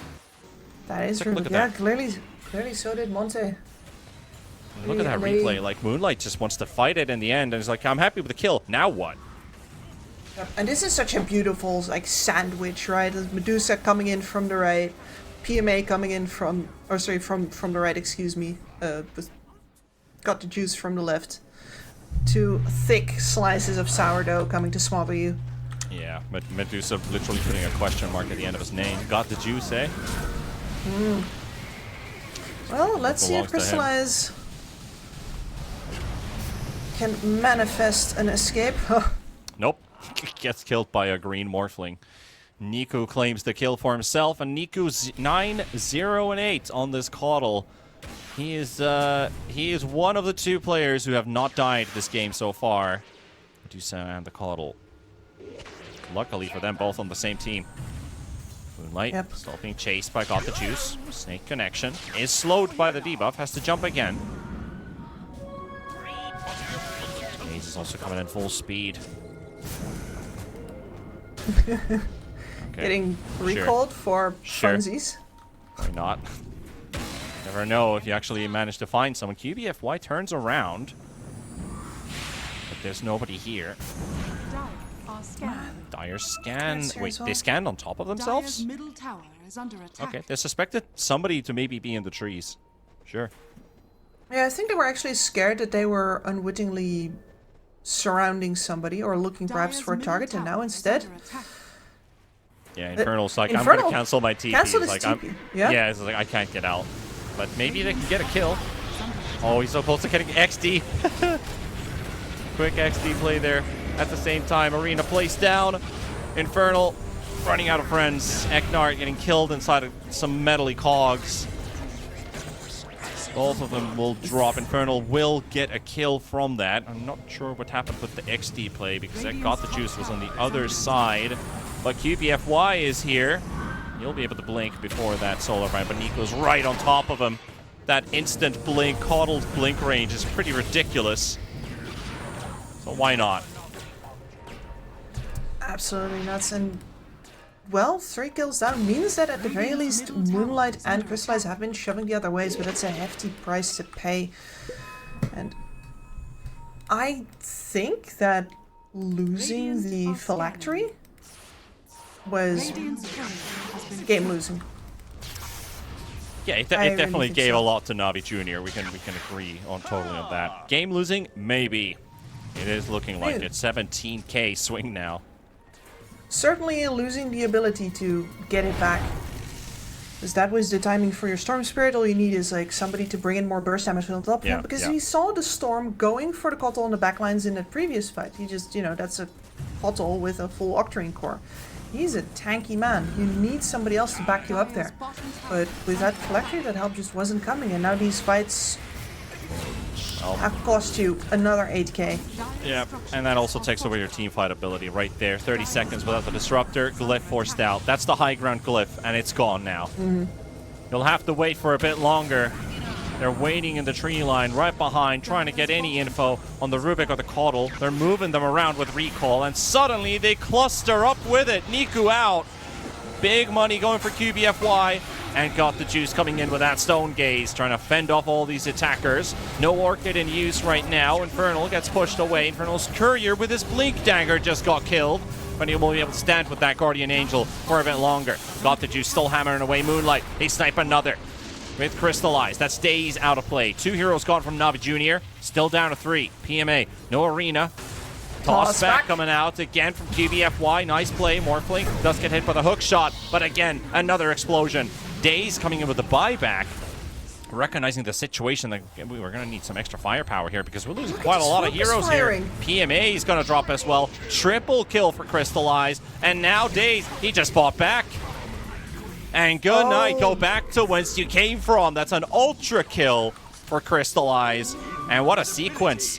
Previously, no phylactery, now Conda. Yep, this is exactly... I can't believe that I got this good of an illustration. Like, this could have happened so much earlier. Well, but maybe... it's breathing room now, which could have been a salvation before. Yeah, but you have your Morphling online. The full Kana plus Manta style is, in fact, straight up in gear for fighting. He doesn't actually have to disappear off the field anymore. This is it for him. And you are not even that far behind on the Medusa. She's level 20, you're level 18. Oh, the hook shot, the steal release, can he do it? Can he do it? No! So close, but still might have done the damage required. The glimpse on got the juice. Niku, well, at least the Manta dodge, so they'll be able to secure Infernal. They're not going to be left empty-handed, but would have been pretty huge if Navi Jr. was able to take that Aegis away, because now Monte has been given a lot. Omni dying for the greater good. Radiant's top tower. For the That omniscience. sounds... Exactly, that is right up his wheelhouse. He'll do that gladly. And I think this is once again a really good illustration of the way that these two teams match up against each other. Because Monte wins a fight on better understanding of what the state of the game is. And then Navi Jr. tries to get it back through a flashy play. Through getting that Aegis out of the pit. And unfortunately that doesn't work out for them. And that is now, I think, a 5k gold swing in the past couple of minutes. And Aegis on the Morphling.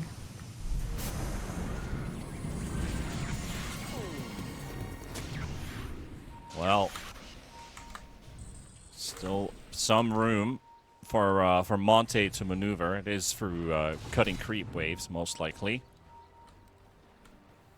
Another wave destroyed as the Storm Spirit gets out. Meanwhile, on the top lane, Caudle has found QBFY. Then again, it is just a tiny support. Talking about just a hero. That might just be enough for a ticket to the high ground. Still have to worry about that Aegis on the Morphling. So Niku will secure this one for himself. On the positive side for the Rubik, who bought back previously, he died back, so he no longer has that death time penalty if he dies in this next fight. Of course, he will not be able to return, still. It's something. And now here is the BKB for the Morphling, which will allow him to stand up to this Cottle in the fights much better. He would love to have the level 20 talent right now. So range rack's gone.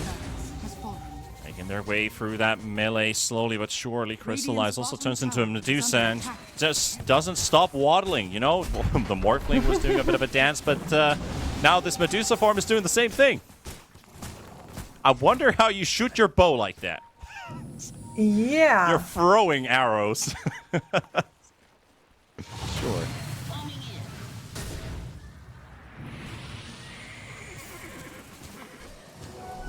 Well. Yeah, sorry, I can't.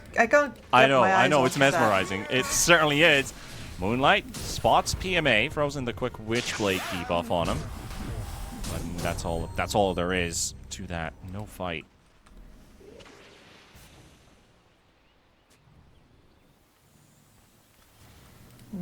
Definitely taking their time. You know, they moved as a team from the top half to the middle map of the area. A lot of teams would have just teleported, or at least a lot of players would have just teleported in and started pushing the next wave. But they ran as a team. They work as a unit. Yep.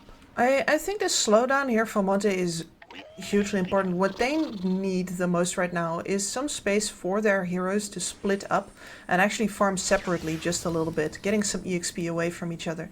You want the level 20 on that Omni Knight as well. Like the Hammer of Purity cooldown, absolutely massive. Storm Spirit nearly tipping over into his level 20 here as well, which would be a huge boon. Just have to get this little bit of space. And, you know, maybe you buy it for the price of an Eknard. Yeah, actually, gets maybe you don't. Further in. Lumina Blast is a bit too far away and got the juice. There's no way of canceling that teleport. So that spear is actually counterproductive for Na'Vi. They will miss out on a kill because of it. Ooh, now here is a spicy combo. With Riddy's having his Aghanim Scepter up and constantly getting refilled and chakra'd. Yeah. To rocket. Forever. You cannot split push against this. You can not hide from this. They will always know what's going on. There's definitely a lot of vision that they can utilize with this. And at least keep the waves pushed in. At least the furthest wave, that is, will constantly get destroyed. NAVI smoking up as 5. Monte, gotta be careful with the next coming moves. And the Aegis time's out right now.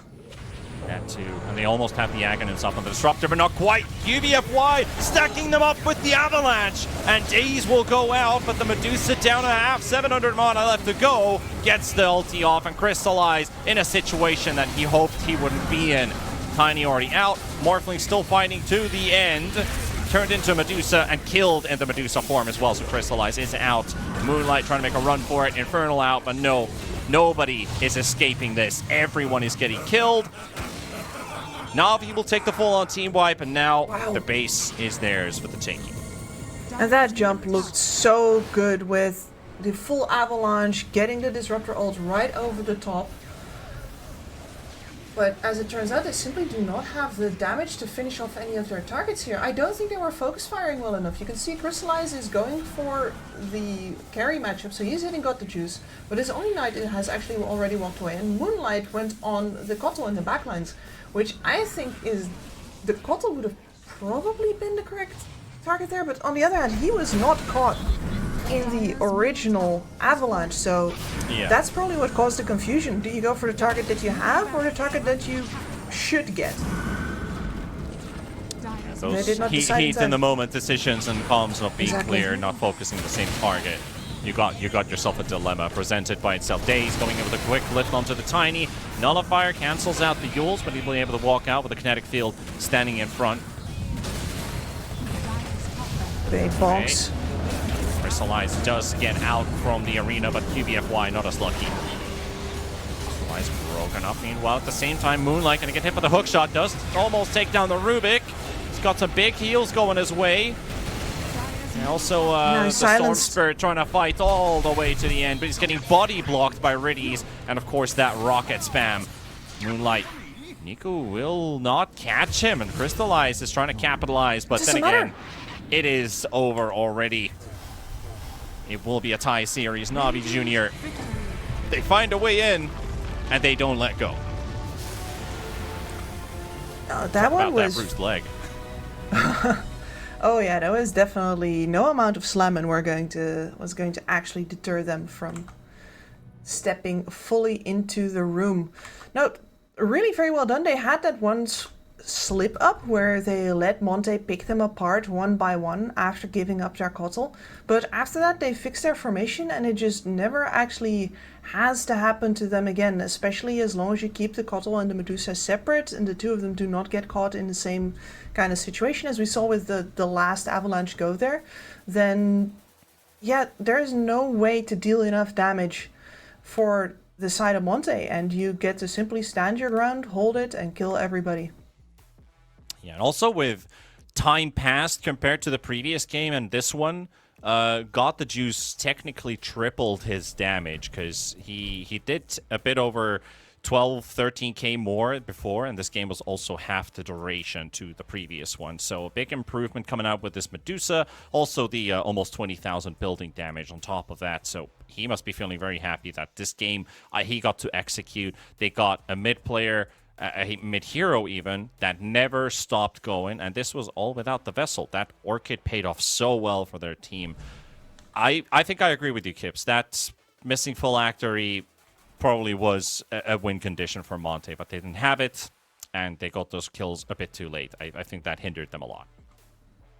Yeah, absolutely. And let's face it, though, the fact that they were so far behind at that point in the game already, when they had a Storm who was snowballing, when they could have been looking for the Kotl, but somehow never were. Clearly it is the result of their own gameplay to get into that corner, and losing the courier so carelessly just really put the lid on the entire game. Well, that also means that we're done with the first series, and we got 2 more to go. So you'll be hearing and seeing more of me and Kips as we are going to be going over to a tiny break. And after we return, it's going to be Night Pulse versus Yellow Submarine. We'll see you guys in a bit.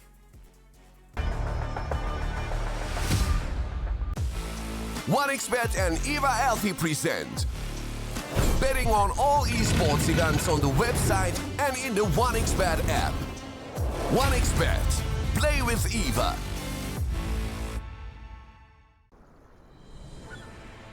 What if Kunka knew that he could not only play Dota but also place bets? Better the best black hole.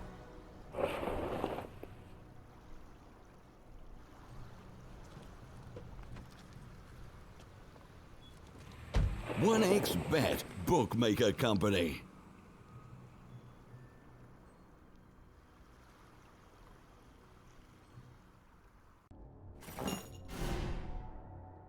Chances of breaking items in a tournament match are non-existent.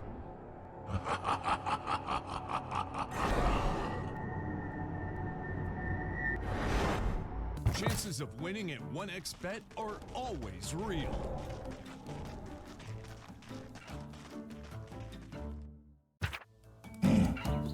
Join with me.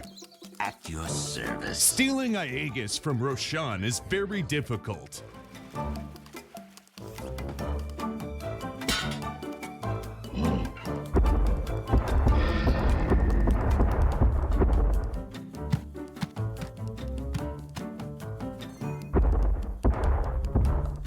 Winning at 1xBet is super easy.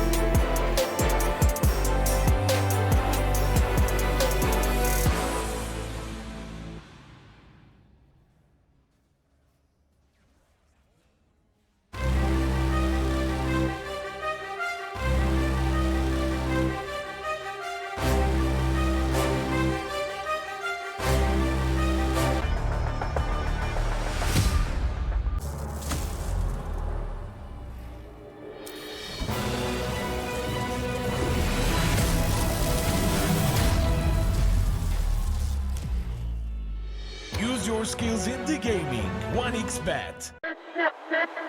Respect from 1xBet. Respect from 1xBet. Respect from 1xBet. Respect from 1xBet. Respect. From 1xBet. Respect from 1xBet. Respect. Respect from 1xBet. Respect from 1xBet. Respect from 1xBet. Respect.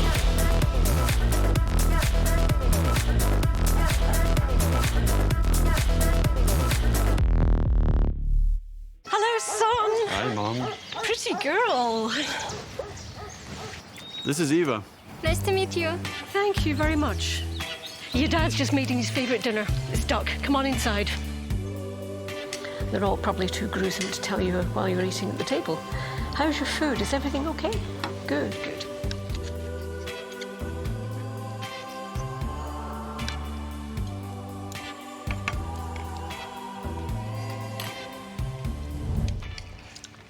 You seem to know each other.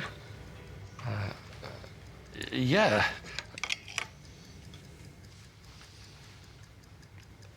This is the new ambassador for 1xBet. Oh, I see.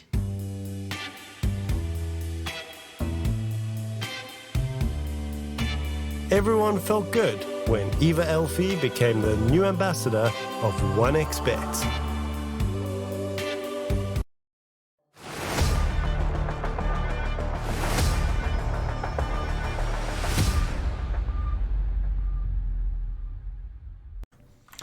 And off we go. We've got the second series coming up. The Res Regional brought to you by Relog Media.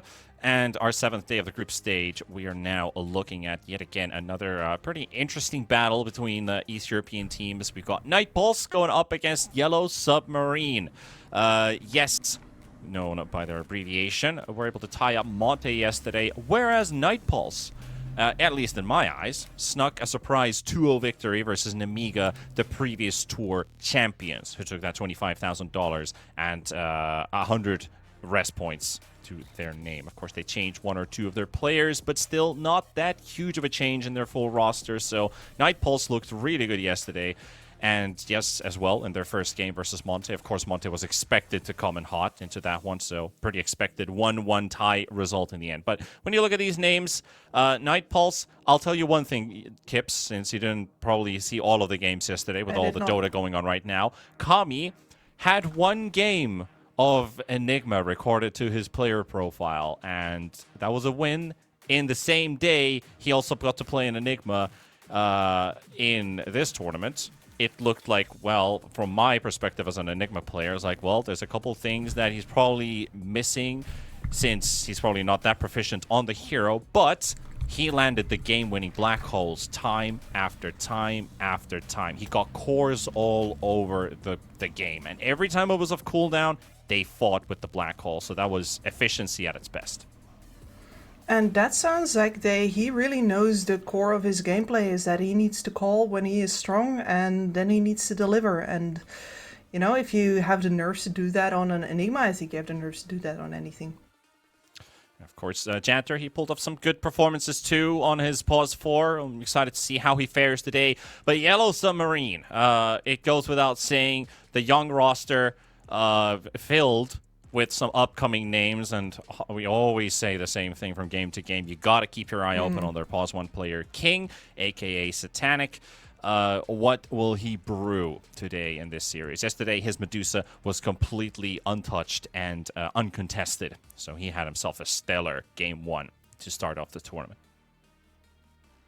5 seconds Let's see remaining. if he gets to continue that this time. I'm trying to remember how far he got in the previous tour. So I feel like they were contenders there for the top. Yeah, I mean, Yellow Submarine, they did get to the playoff stage, but Yes. Dandelions marched down them and Monte. If I remember correct, it was 2-0 as well, so we didn't even need a third game.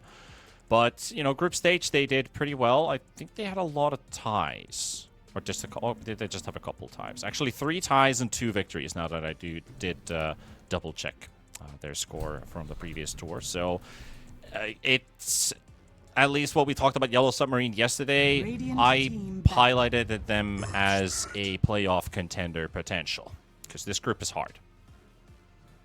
Yeah, this group is hard. I mean, there's standout names on every single roster, and Yellow Submarine immediately have got themselves that Kotal, maybe a little bit inspired by what we just saw 10 out seconds of remaining. Niku on Navi Jr. It is also their first face pick from their Monte series yesterday. Both games, first pick Coddle, and third game in a row, first pick Coddle. They'll not break the trend. Of course, the Earth Spirit is a hero that I'm enjoying seeing being picked every now and then. It's not frequently, but every now and then. I love watching Earth Spirit gameplay, and mostly if it's played from the mid lane role, because it feels it has so much high impact. Someone's gonna die, but they don't die necessarily right away. He has great burst, but Magnetize is an ability that is always so much forgotten. You don't need to be around. You can still throw in your remnants and get continuation for the dot, and it keeps on ticking. remaining. Even a race car Coddle is going to feel the threat of that damage that this Earth Spirit is going to apply. Remaining. Yep, and the fact that you've got both a stun as well as a silence in your kit, you have a lot of reach. Like, I am pretty sure as well that they're going to look to play this Earth Spirit on the mid lane. Well, even if they don't, they now have a phenomenal kill duo with this Grimstroke and the Pulse. But I'm saying Night Pulse because I'm seeing Night Pulse. It is not a it is not a pulse. It's the Well, ink swell. it is a pulsing swell, yeah. Yeah. The ink swell Grimstroke. Yeah, you can send the Earth Spirit in. He's gonna get one stun into another stun, which is already guaranteeing you a lot of damage being dealt. Well, let's see what Yellow Submarine are thinking here. You know, Enchantress, if Chen is not in the pool, and she's kind of like your budget Chantress. And of course the Tiny. So you got yourself some strong burst. At least you have a strong laner. The other is not that much of a strong laner. So I'd like to see what Yellow Submarine consider for the off lane to pair up with the Tiny. Yeah, I definitely think that in the previous series we saw Monte struggle with the fact that they had a double melee lane up versus a Medusa, and picking the Tiny up here is going to most likely put you in a position where you will be, running versus a ranged core, let's say a Weaver here. Well, things are clicking in nicely together. Hoodwink and Grimstroke, they don't necessarily apply the same spells twice, but Hoodwink benefits from close... It's not radius, what I'm looking for here.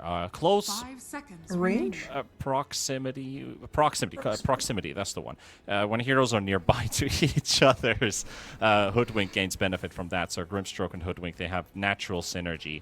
And of course, with this Weaver, might look a bit squishy, but on the other end, if you're playing an early game lineup, that also activates the Weaver to join in early. Because if your team loses your two other lanes, or even if they also lose the Weaver lane, I cannot see a way Weaver gets back into the game, unlike a Lifestealer, a Slark that in this current meta can bounce back into the game and find an avenue to victory. Weaver has to keep the game stable enough for him to have an impact. Yeah, I agree. There's a lot of humps that you need to cross with a Weaver, where once you fall behind, you're not necessarily a farm amplification hero, much like the Morphling. You need yourself a good start, and if you're in a game where you need too many defensive items, your damage is never going to get to the point where you are enough of a threat to force the enemy out of formation, for example. But here, with the Weaver and the Earth Spirit, you now have two cores that are really very good for this kind of a reactive support setup. I have often grumbled at people running... That's rough, though. I've grumbled at people running like a Grimstroke and a Hoodwink, just because both of them do best when somebody else does the jumping. They get to sit back, throw all their spells afterwards, and then you have no initiative taken whatsoever from the support side of things. It's still a problem, of course, if your cores that have to go in also do not have the confidence to do so. But at least you do have now two cores to play with. 5 seconds remaining. They're going to bring out the Naga Siren, which I think you gave a bit of an impression about how this matchup might potentially go. The Naga Siren is going to present its problems of its own towards Night Pulse. Currently, it looks like the lack of damage. You got to put this Earth Spirit as a core. Of course, with the Grimstroke Hoodwink, that's kind of already locked in, so no worries about that. But he's also a hero that kind of just dispels most of the stuff being thrown her way. Even with the natural built-in illusions, you might get soulbound to another illusion. So your team is going to have like, okay, the Naga's tanking this for us, so we're all good. Yeah, and as Night Pulse, your lineup does none split pushing. You're really built to go around killing people whenever they show on the waves, and Naga is absolutely phenomenal at, of course, not showing on the wave, and it's just going to be her illusions. And she covers 4 more heroes in that way as well. And then what would you want on top of that? Well, then you need vision to chase heroes in the places where the creep waves don't go. Etc, etc. You also don't really have a dedicated vision hero. The one that needs to do a lot of lifting here is the Weaver, I feel like, and that's dangerous. Now that I'm also thinking about one thing here, Night Pulse, they've got the final pick of the entire draft. They get to see what Yellow Submarine is going to be picking for their offlane, because we saw a last pick Lycan, and they demoted their Centaur to a support. And they played Grimstroke Centaur, Inkswell, Blink Stun into another stun, and they always found the supports from Nemiga. It was just the Bane, just taking the Bane in that game. So I wouldn't be too surprised if they consider some interesting offlane picks here for Kami. But then Yellow Submarine, I don't think we're necessarily looking for anything special. Necessarily. We've seen the DK come up a couple of times, banned out this time by Night Pulse. They also banned the Enigma. The Centaur is also out. The Kunkka, the Timbersaw, potentially even a Pulse 3 Pango. We got like 7 offlane bans already. And we banned out the Doom, making that 8. That's rough. What is even left in the pool at this point? You could Tiny offlane. It's not the best matchup versus the Weaver and pick a Pause 4, which enables the damage output for later. But you're going very greedy then, because Naga would like to play in early timing, and Tiny acts as a support, even as a core, for a very long time. You need to rely on kills. At least the Caudal is going to provide you those given kills. And I think it's clear to me that... Okay, Magnus for themselves? That works, sure. That works. You got tossback skewer plays, which are very highlight worthy. Yeah, I mean you're waiting for some big plays from the offlane in this game, aren't you? And then the Lifestealer. So we're swapping out that Weaver. The question is where to the offlane. Okay, so Warwick will take the mid Earth Spirit Kami for the offlane Weaver, and a V2 Lifestealer. Well, this is a comfort hero for him. But I was very surprised that, this Weaver is the one getting flexed in this draft. Of course, you could 2-4, the Earth Spirit could 2-4, the Hoodwink. I was thinking that could also be a potential 3. But Weaver 3, have you seen this before? I have seen this before, but this was during the time where Aghanim Scepter was the big build-up, and you would essentially just hunt people down until you built an Ags, and then your carry would take over, and you'd start sieging the high ground with an invincible carry, which I don't think you really play it like that anymore. Those days are long past, kids. Yeah, they're definitely long gone. But I do think that the feel of what the Weaver has to do in this game matches the offlane better than the carry position. You could hear me say it previously as well, as like, if you want to enable the rest of the heroes that you have on the board right now, you need vision. You need somebody who's just going to go into a jungle, see who's there, and then if you catch somebody, you roll in with the Inkswell on top, etc. And I think that is something that you can do much better from the 3 position. Whether or not that means that Weaver is actually suited to the 3 position, I don't think so, but I can see why it works for this particular draft. Yeah, the classic words of, it just works, but let's let the players decide if their drafts are built for themselves, as game number 1 is go with Yellow Submarine versus Night Pulse. Night Pulse did manage to get their first full-on W on the board, while Yellow Submarine had to suffice with a tie versus Monte to kick off their tournament. And of course, we had our previous series played out, also a tie with Monte and NAVI Jr., so Monte picking up some points, but Night Pulse still... They, of course, with NAVI Jr. going up to 3 points. If Night Pulse is able to get a victory here, they'll take the first place of the group so far. still too early to say what the final standings are going to be looking like because honestly, any matchup between any of these teams can end up in any way. So there's too many variables, and even by looking at a draft, one team that has a superior draft over the other, there's still a bit of mistakes happening here and there because everybody knows it's a level playing ground. Yeah, no, this is just jockeying for position here, feeling out who's the big boss, who do we need to look out for, where do we stand ourselves. Everybody's just feeling it out right now. Yeah, who's spanking whose butt. So, heading over to the bounty contest, Kami gonna have to meet up with Aztecor, Rue, and Erase. Will not stay for the Illuminate Blast. We'll have to let this bounty slide. 2 for 2. King will also pick up 1 for his Naga. I'm looking at some quick buys here. Magnus opting for a double Wraith Band. Just armor. Yeah, it's like seems like that's going to be the theme of this game. So I wouldn't be too surprised if we're going to see some ACs on the board, maybe some Shiva pickups, potentially even Lotus Orbs. This is a pretty good Lotus Orb game for either side. Yeah, absolutely. The dispel of the Lotus Orb is going to do a lot for you. Tiny here with the tree level 1 as well, so they're really focusing on making sure that they can actually go toe-to-toe with this Life Sealer. Though that might have been a mistake, as the mag falls low immediately. I'm also curious, does Mag want to play more of a spellcaster this game? Max out your Shockwave, don't worry too much about the right click, you can throw your occasional Empower onto the Naga. I feel like Spellcaster Mag could be pretty value, but if you do that, I mean, it comes again to the question about how much armor are we going to pile up on both sides. Yeah, agreed. I mean, I think that personally you need to be able to lay something on top of an RP, and if nobody else on your team really provides the follow-up, specifically like in a right-click fashion, then it should be you yourself.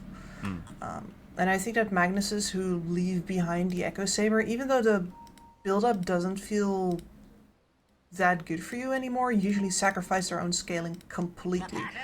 And that leaves, in this case, your game dependent on a Naga Siren who, only if you ball through the game really hard, is actually also a game ender. So no, I'd like to see this Mag go full core, because no matter how farmed this Kot will get, he's not going to take buildings for you. Yeah. Yeah, and also Coddle hits a somewhat of a limit. I mean, the hero still stays effective from start to finish, but his scalability kind of halts. He's already like overly powerful early on, and that just gets mitigated over time as your opponents get stronger. But it's not like Coddle falls off completely. He never really does. No. No, especially like you are a little bit limited once the BKBs come out, right? But then the BKBs get shorter duration and you still do the exact same amount of damage. That helps you right back into the saddle. Then this Weaver is, I think, my big question mark here, because your Pause 4 Weavers are usually built the same way, probably, as this Pause 3 is going to be. So I'm expecting a Gleipnir to show up. Even items like the Solar Crest, maybe an Aura item, say if your team needs some extra stats, you could consider something along those lines. But how would you build this Weaver? Like Gleipnir plus what? You talked about the Aghanim's a bit. I see that as a very viable item. It's a very classic for your not Pause 1 Weaver. Yep, absolutely. I mean, he's clearly already decided on getting the Mjolnir out, but another way that you can play the Weaver is to grab yourself the Urn into Vessel, which is like the highest possible damage and the highest possible aggression that you can play this Weaver with. But I think that you only want to do that in lanes where you very clearly tip the balance of the lane as soon as you get that item in. And with this one, I'm not entirely sure. I mean, Well, he doesn't have the Mjolnir fully. It's just the Maelstrom. Yeah, sorry, the Maelstrom. Anyway, we're going towards right-clicky lightning. Yeah. I think that you could actually kill this Enchantress and feed on her if you go Urn in this lane. And then still Maelstrom after. You need to secure your farm. And your damage. Don't think Vessel or an Urn is a bad idea at all. It's something to consider, but then again, if you are lining up your Maelstrom right away, you're not going to get an early Urn. You know why? It's because most likely your Spirit's going to go for it. That's why. So it's a prime builder for it. Just get to it. Has to soak up a lot of damage from a race. This is a melee versus range matchup, which Warwick obviously is not favored this time. A race is making his life a bit hard as well. Not directly denying, but preventing Warwick from last hitting a couple of those creeps, and he's 13-7 at the moment. Also in the bottom lane, we saw some Naga illusion action on top of Weaver. Weaver is currently on top. No, like, this is painful enough for the Earth Spirit, because that was the first water rune here, and his bottle was only just flying in. That's how far this Kotl has been keeping him behind.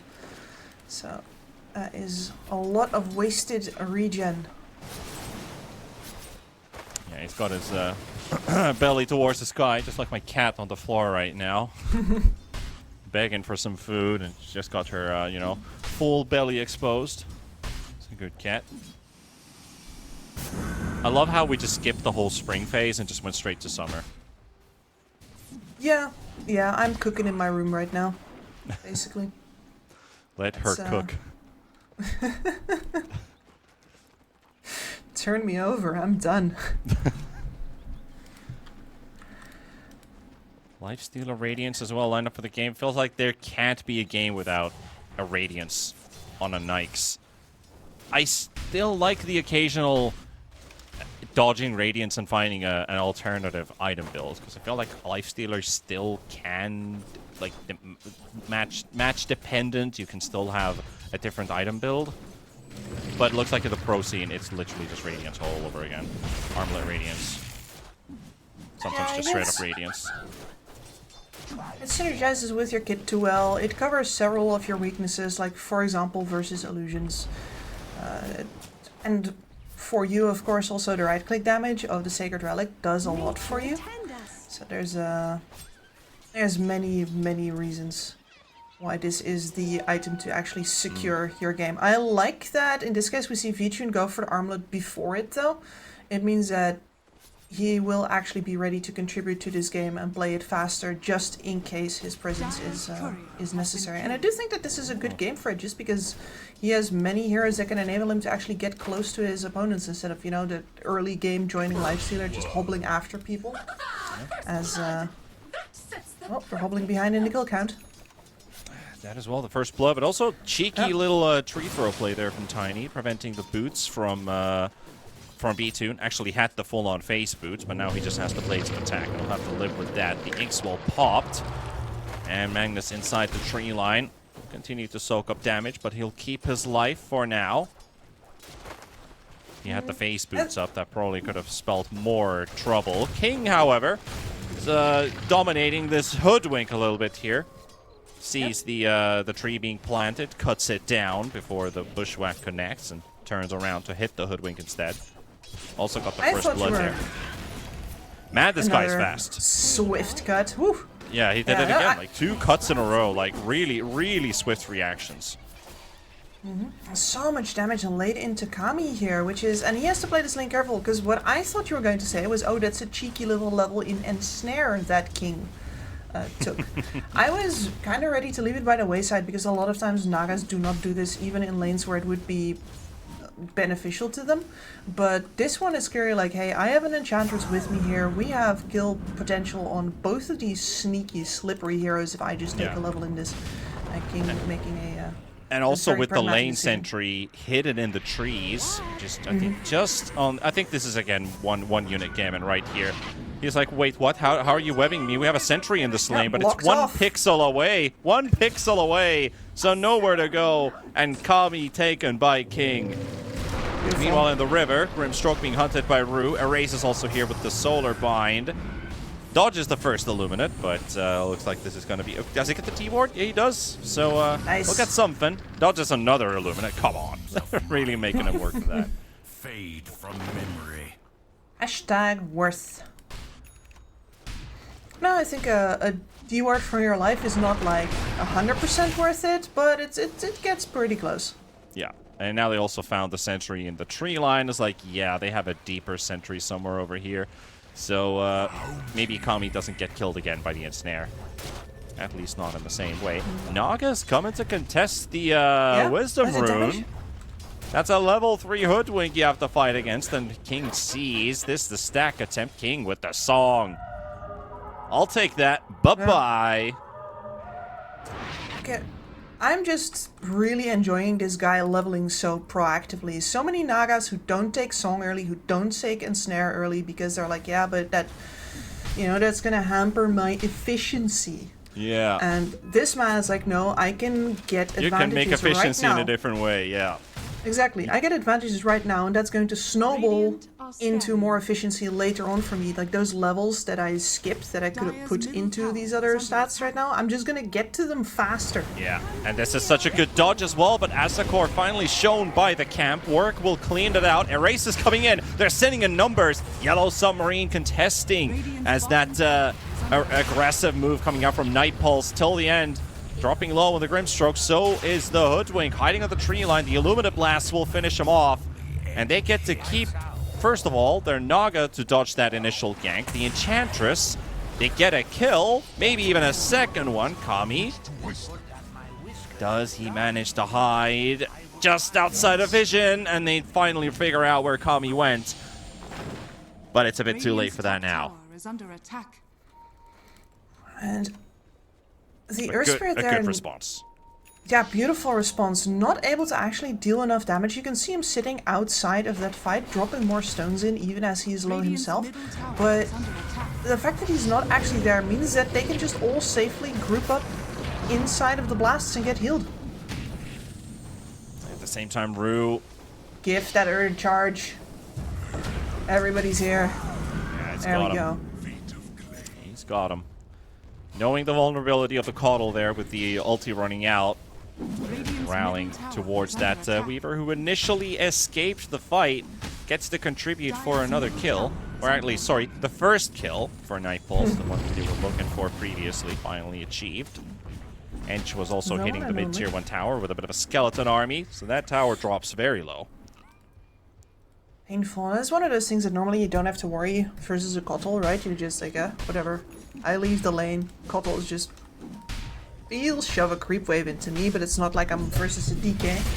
Enchantress can definitely make you rue the fact that you've been walking around off-map a bunch. And this is...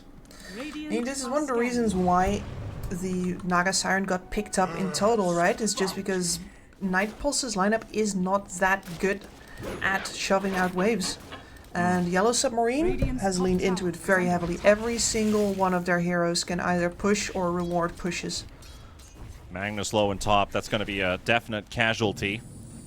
Warwick misses the roll completely though. It's the same time as they finally spot the Magnus, but doesn't matter. And it was a guaranteed kill. Erase coming in for a bit of vengeance though. Illuminate Blast with the urn. Ooh! Calculated. Yeah. He went back to look at it. He nearly got the cool guy points, but he didn't actually trust himself. Oh, there goes that. Looking at net worth as well. King rightfully in the lead at the moment. Oh, poor pesky little setter there under the tower, causing Warwick a headache. Really nothing to do for him. Yep, burning his raindrops down to 1 stack. The last stack. At least that's still giving him the mono regen from it. Yeah. But, you know what? We haven't exactly talked about Vichun yet. He has been very, very much left alone, and that is actually huge. One of the ways in which you're going to be able to beat this Naga lineup is through tempo. And that means that you want to have all of your 3 cores ready and in fighting shape before she's actually...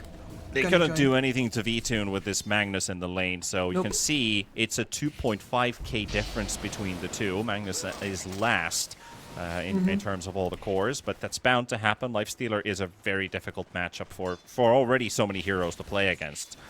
So they were just reinforcing their mid, their bottom, and it's important that he's still ahead of the Naga Siren, despite King having such a great start for his game. Already surpassing the Nikes by 30 last hits, but that one kill. Actually, I don't even know why Naga's not that much further ahead, because that's 2 kills, 30 more CS. Nikes has 1 kill.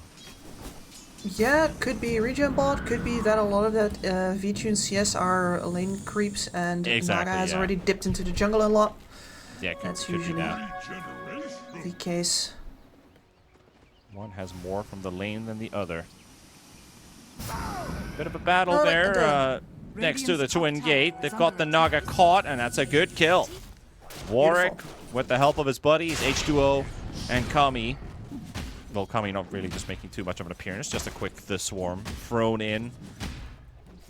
An important kill. Another one for the Earth Spirit. Has his Vessel with 3 charges, so he can keep up ramping up the tempo. Meanwhile, in mid, talk about tempo. It's not really Janto they were after. They just wanted to secure a tower, but if they can get a bonus on top of it, not quite. Dire's middle tower is under attack. Not quite. But the fact that this Earth Spirit is keeping pace with the Kotl is a very good sign for Nightpulse's play. And yeah, Erase forced into the BKB here as well. He knows that he's going to be the prime target of Warwick. And he needs to defend himself versus the roll-in attempts. And there's also a Blade Mill coming out from that Earth Spirit. He's not even going to be able to touch him. One of the cool things I like about the current meta is Blade Mail Vessel, even on heroes like Nature's Prophet. Because they just do so much with that. They turn almost any hero that lacks that little bit of oomph and makes them super strong in the early minutes of the game. If they can just keep themselves alive, get that experience going their way from all the kills that they're picking up, and they get a steady flow of gold accumulated. It's just those two, literally those 2 items that just make some of these heroes so broken. For a while. Yeah, but it's also definitely a risk-reward kind of thing. It's not just like they passively make you good. I think that's one of the reasons why I enjoy that it's in. It's like you gotta risk it for the biscuit. Yeah, it's not just an item that will instantly make you a god. It's not like an Aegis. Exactly. No, hey, buy this here, Hand of Midas. No drawbacks, just money. Radiant's middle tower is under attack. Give me the Monets.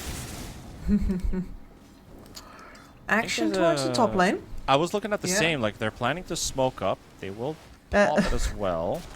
That looked so devious. Literally 3 conspirators standing in a little circle rubbing their hands going But the question is there anybody to conspire against? Yeah. They were nobody to be found in front of the tower, so it's going to be a deep chase. And they might just run into V-Tune. They might run into V-Tune. It's a big if. Smoke pops, but that's because of the tower range. And V-Tune walks back in. Erase is here. Spirit form is available. And there we go. It's popped. RP, bringing him straight with the solar bind. And trying to make a quick kill, but 4 TPs coming in. Scram! Oh, they were Get the hell out of there! Oh no, they brought in the reinforcements and they're gonna get all of them caught, and V-Tune will live as well. Such a quick reaction from Nightpulse. I just love how much they value their boy. I mean, that boy can carry an entire team all on his own, so I think they are completely correct to do so. They nearly went for the fast play in immediately bringing the Lifestealer to bot as well, but they correctly read that actually nobody's there, the Naga is on mid. So instead it's just Warwick that goes there to mop up the wave, Lifestealer stays top. Naga is doing Naga things. I don't think you run after her at this point in the game. You're going to grab the heroes that you can get, which is I think why they were so eager to teleport onto that. It's like, we don't have to go looking for you behind some waves that have already been eluded and pushed out. Yeah. You're just right here under a tower. Thanks. Yeah, and I think that's one of the downsides of that gank is they have to fight under the tower or near the tower because that allowed the reinforcements to come in. If they kept on going to the jungle, like toward that frontier area, things could have been a whole duck different. Naga does get the song out, so Asdacor will live a bit longer. Meanwhile, the rest of Nightpulse, they are considering staying around the area, but just not fully initiating again. The race is there to protect the tower too. Radiant structures are fortified. Vichun walking in very deliberately to cover for Warwick. It's like, you're gonna have to fight all of us. Middle tower is under attack. And Warwick needs to land a pretty good roll here if he goes in. Dire's top tower Looks like they're is not under gonna attack. stick around for longer. Just take that tower. Be done with it. While moving towards bottom, Rue. Almost spotted by Warwick. He's in between 3 heroes, and here comes Magnus. Pushes the Hoodwink on the edge of that tower. Janter, we've seen him getting exploded time from time again by the Illuminate Blast, and they've got the kill that they looked for. There's a return. B-Tune also infests the Earth Spirit. Just, I don't know, was that an idea that he might still survive, and you need to use the infest for that quick extra damage? Having some PTSDs of that previous Nike's kill attempt. That they might have to do the same thing to their counterparts.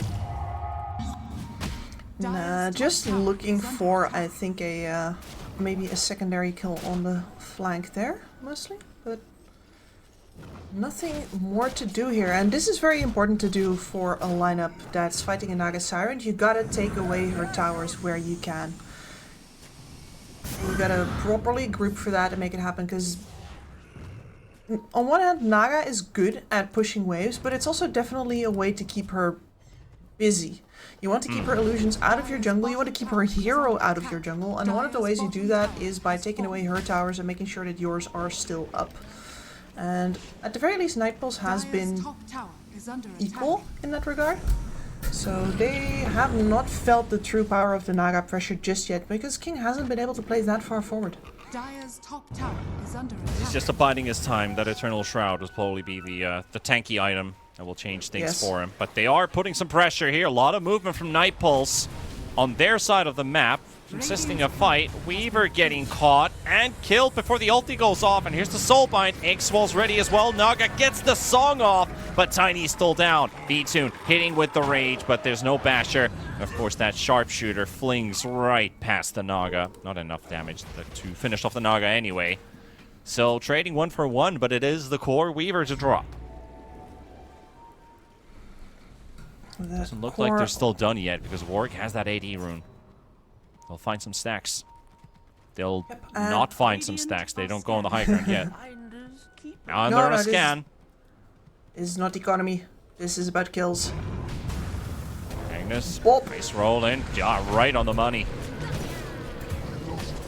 And he's instantly pinging. There's vision here. The thing is, there isn't.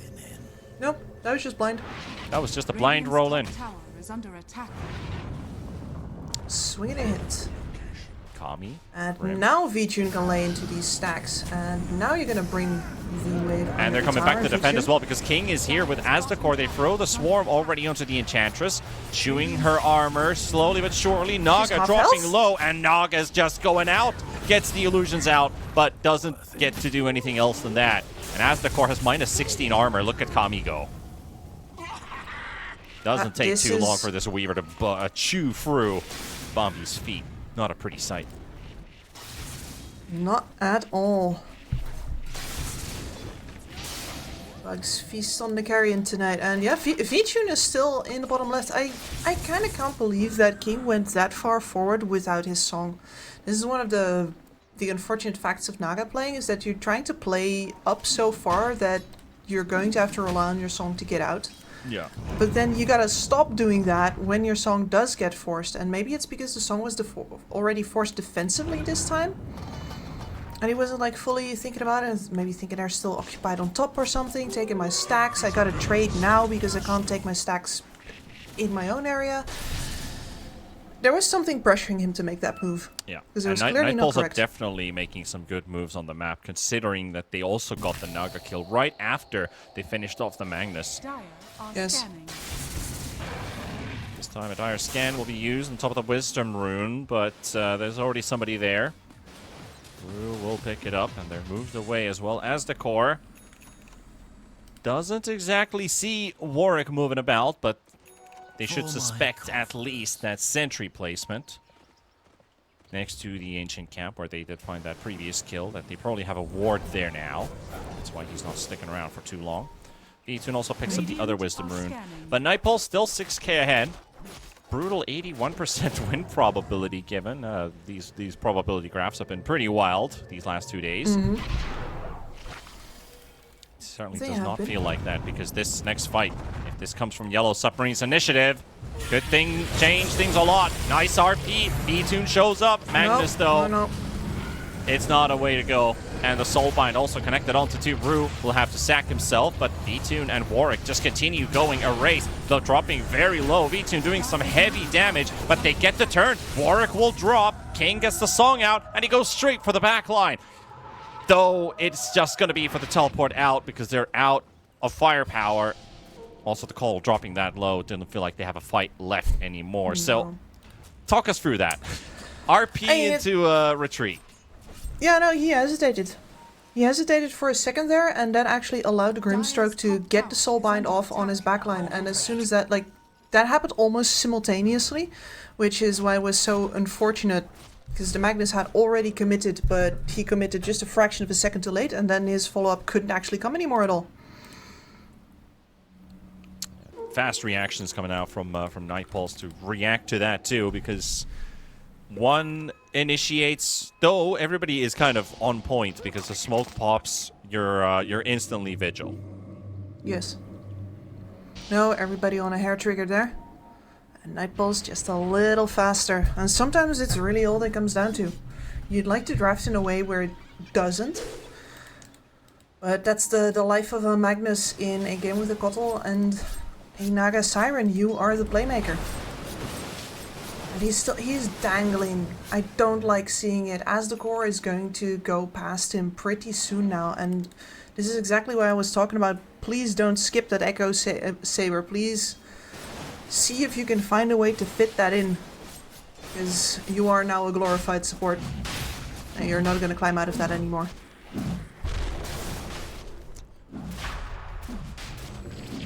Well, this Roshan will be secured for Nightpulse, and Yellow Submarine in a bit of a difficult position now with this Naga, because she is tanky. She is capable of dealing damage, but it's sustained damage, which doesn't feel as great as Nightpulse, who have a lot of burst. Exactly. No, and she's very much battle ready. This is where you are supposed to be top of the board, ready to take over, hard to take down. And just pressure. But Nightpulse keep on striking back and peeling out heroes from behind her as well, forcing her to pop the Song of the Siren early. And then having to leave. And of course there's the other factor, which is that V-Tune. Playing a phenomenal game right now. Yep. Playing the meta of what carries look like these days, life stealers.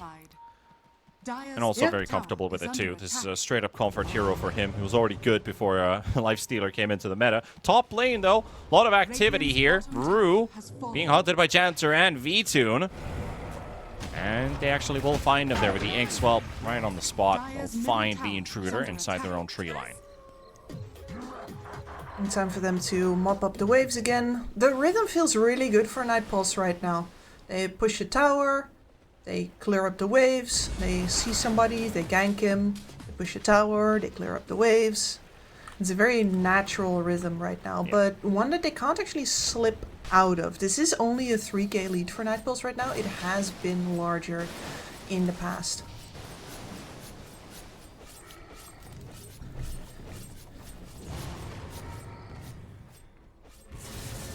Talked about the Lotus Orb pickups. Geduo has got one lined up on the Grimstroke.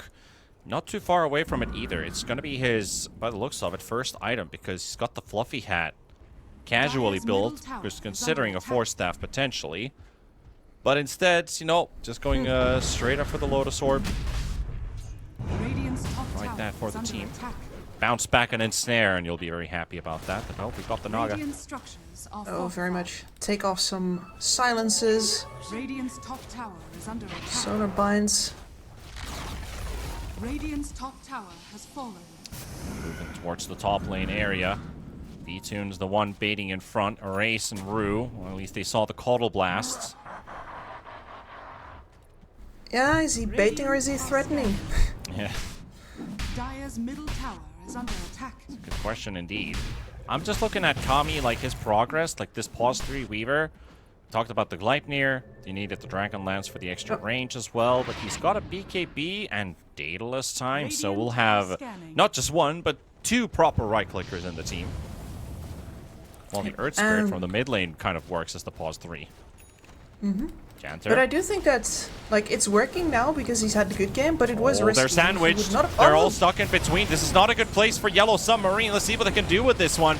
Weaver popping the BKB. The RP goes out, and again, no follow-up on it. And the Naga Illusions won't even allow this Magnus to escape. So that fight is over in just a quick glimpse. Maybe even a race as well. Aztecor might be the one to get caught with this race. He's able to run away. Rolling connection from Warwick. And the Gleipnir's there as well. Brew trying to snipe the backline for a hoodwink kill. He'll take it. 1 for 1. Total 2 for 2. Awesome is live. Warwick will take some damage. He'll just force his BKB out. Root will also die, leaving just the Caudal and the Naga to escape from that fight. So Night Pulse, gotta say, they got a bit lucky there in terms of timing, because Yellow Submarine were also smoked up in the river, clumped up, but Night Pulse were split. Yanter found them, pushed them on a high ground position, and then suddenly all your exits are blocked by bouncers called Night Pulses. Yeah, no, and the worst part of it is that, well, a life sealer is infested into your Kotal right now. That's pretty bad. But that when you fight with the Kotal, you want to be grouped, you want to be clumped, you want those Illuminates to be hitting and healing everybody. When a fight is split like that and you're getting attacked from multiple angles, you won't be able to utilize your Kotal at all. Nope. Trying to go for the song here. There's a chance King could make a solo play, but again, it's the same thing. Oh, the Gleipnir catches just the illusions and not the main hero itself, so Naga's able to teleport away. That was close. That was way too close. She's going up into the disperser right now, so her damage output is going to take another significant step. But we just haven't seen her be able to leverage it yet.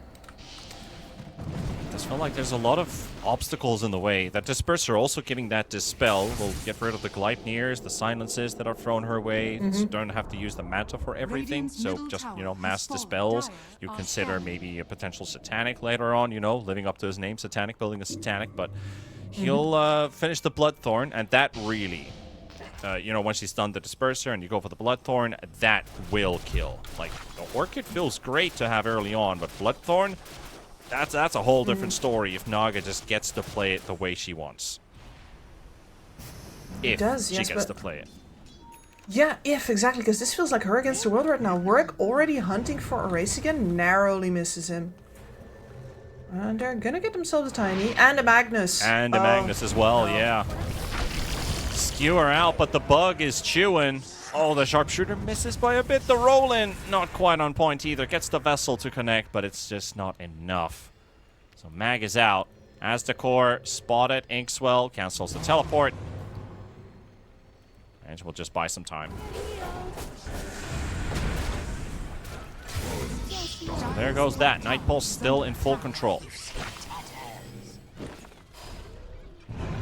And immediately infested into work again and roll out, up the pressure again. You can't afford to sit back too long as the Naga didn't die in the previous engagement, because those waves will be coming. Playing fast, fast, fast, fast.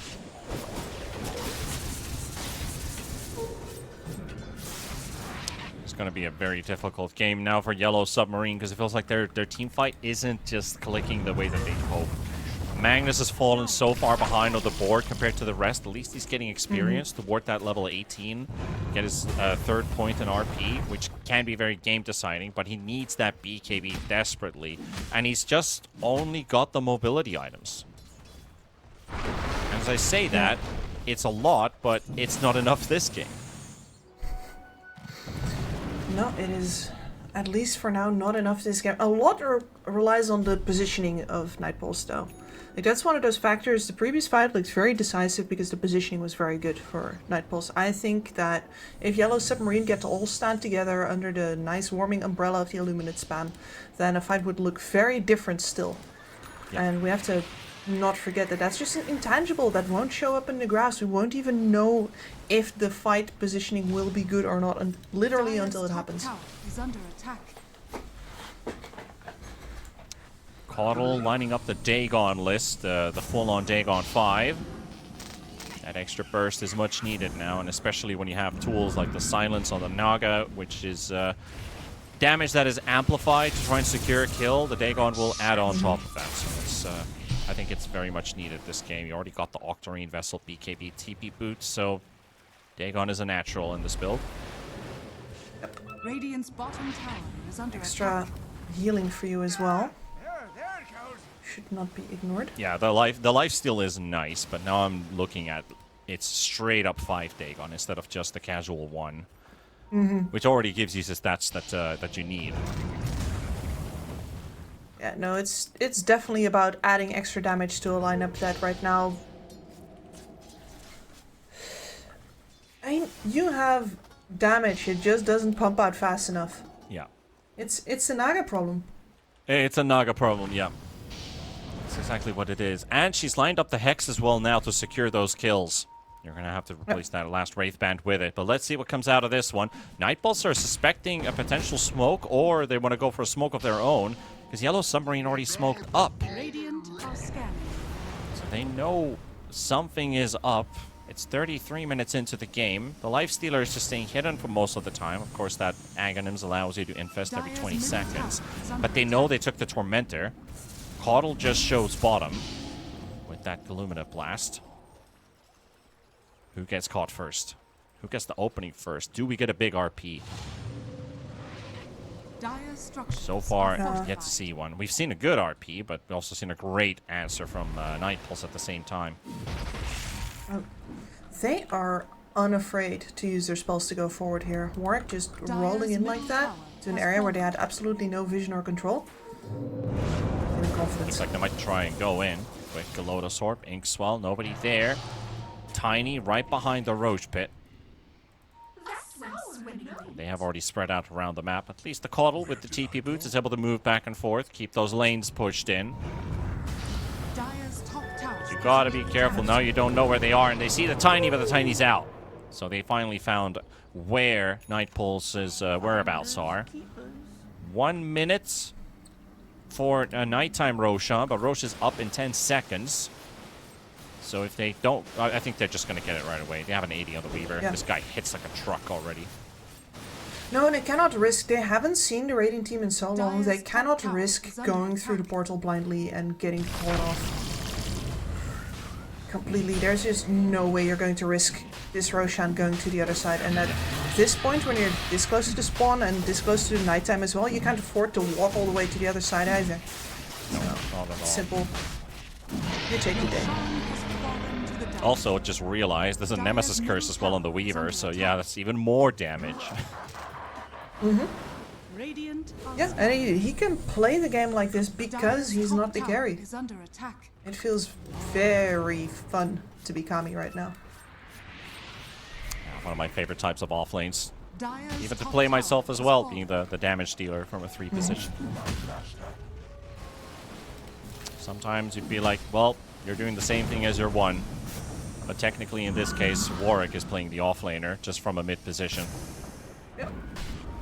I mean, he's playing the utility, right? Yep, he is. D2 finds the Magnus. Infest inside as well. The Mag's just going to bring him in. Oh, teleport out. Well, he survives. That surprised me. That was a very surprising escape from the Magnus. I did not expect him to actually get out, but he does. His BKB's gone for 80 seconds, though.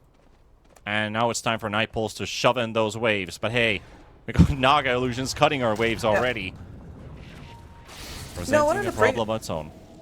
Exactly. The biggest issue that you have right now on Nightpulse is that you're absolutely not a sieging team whatsoever. You need to get a pick off before you go high ground. It's suicide to put Fitune on the high ground. You're just going to get RP'd, taken into a massive amount of AoE damage, and your entire team would have to follow you up there and win the fight near their fountain. It's risky business. Yes, for sure is. And also, like, one item that could really change that game a lot is a Mag Ags. And actually has the Ags lined up, yeah. So that Horn Toss into the Skewer gives you just enough time to follow it up with another spell, say Silence or maybe a Hex, which the Naga has soon completed. So you'll get your stun lock from the horn toss opening. You just gotta hope that you line your Magnus correctly for the horn toss, because I've also seen those where he's on the side of the hero. Is it just a bluff? And you just take the damage, but you don't take the actual horn toss animation, and you're free to do whatever you want.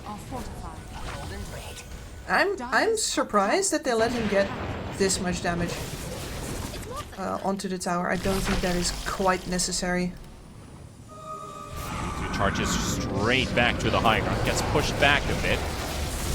10 seconds for another infest. At least what he can do is constantly go in and go out, heal up, go back in.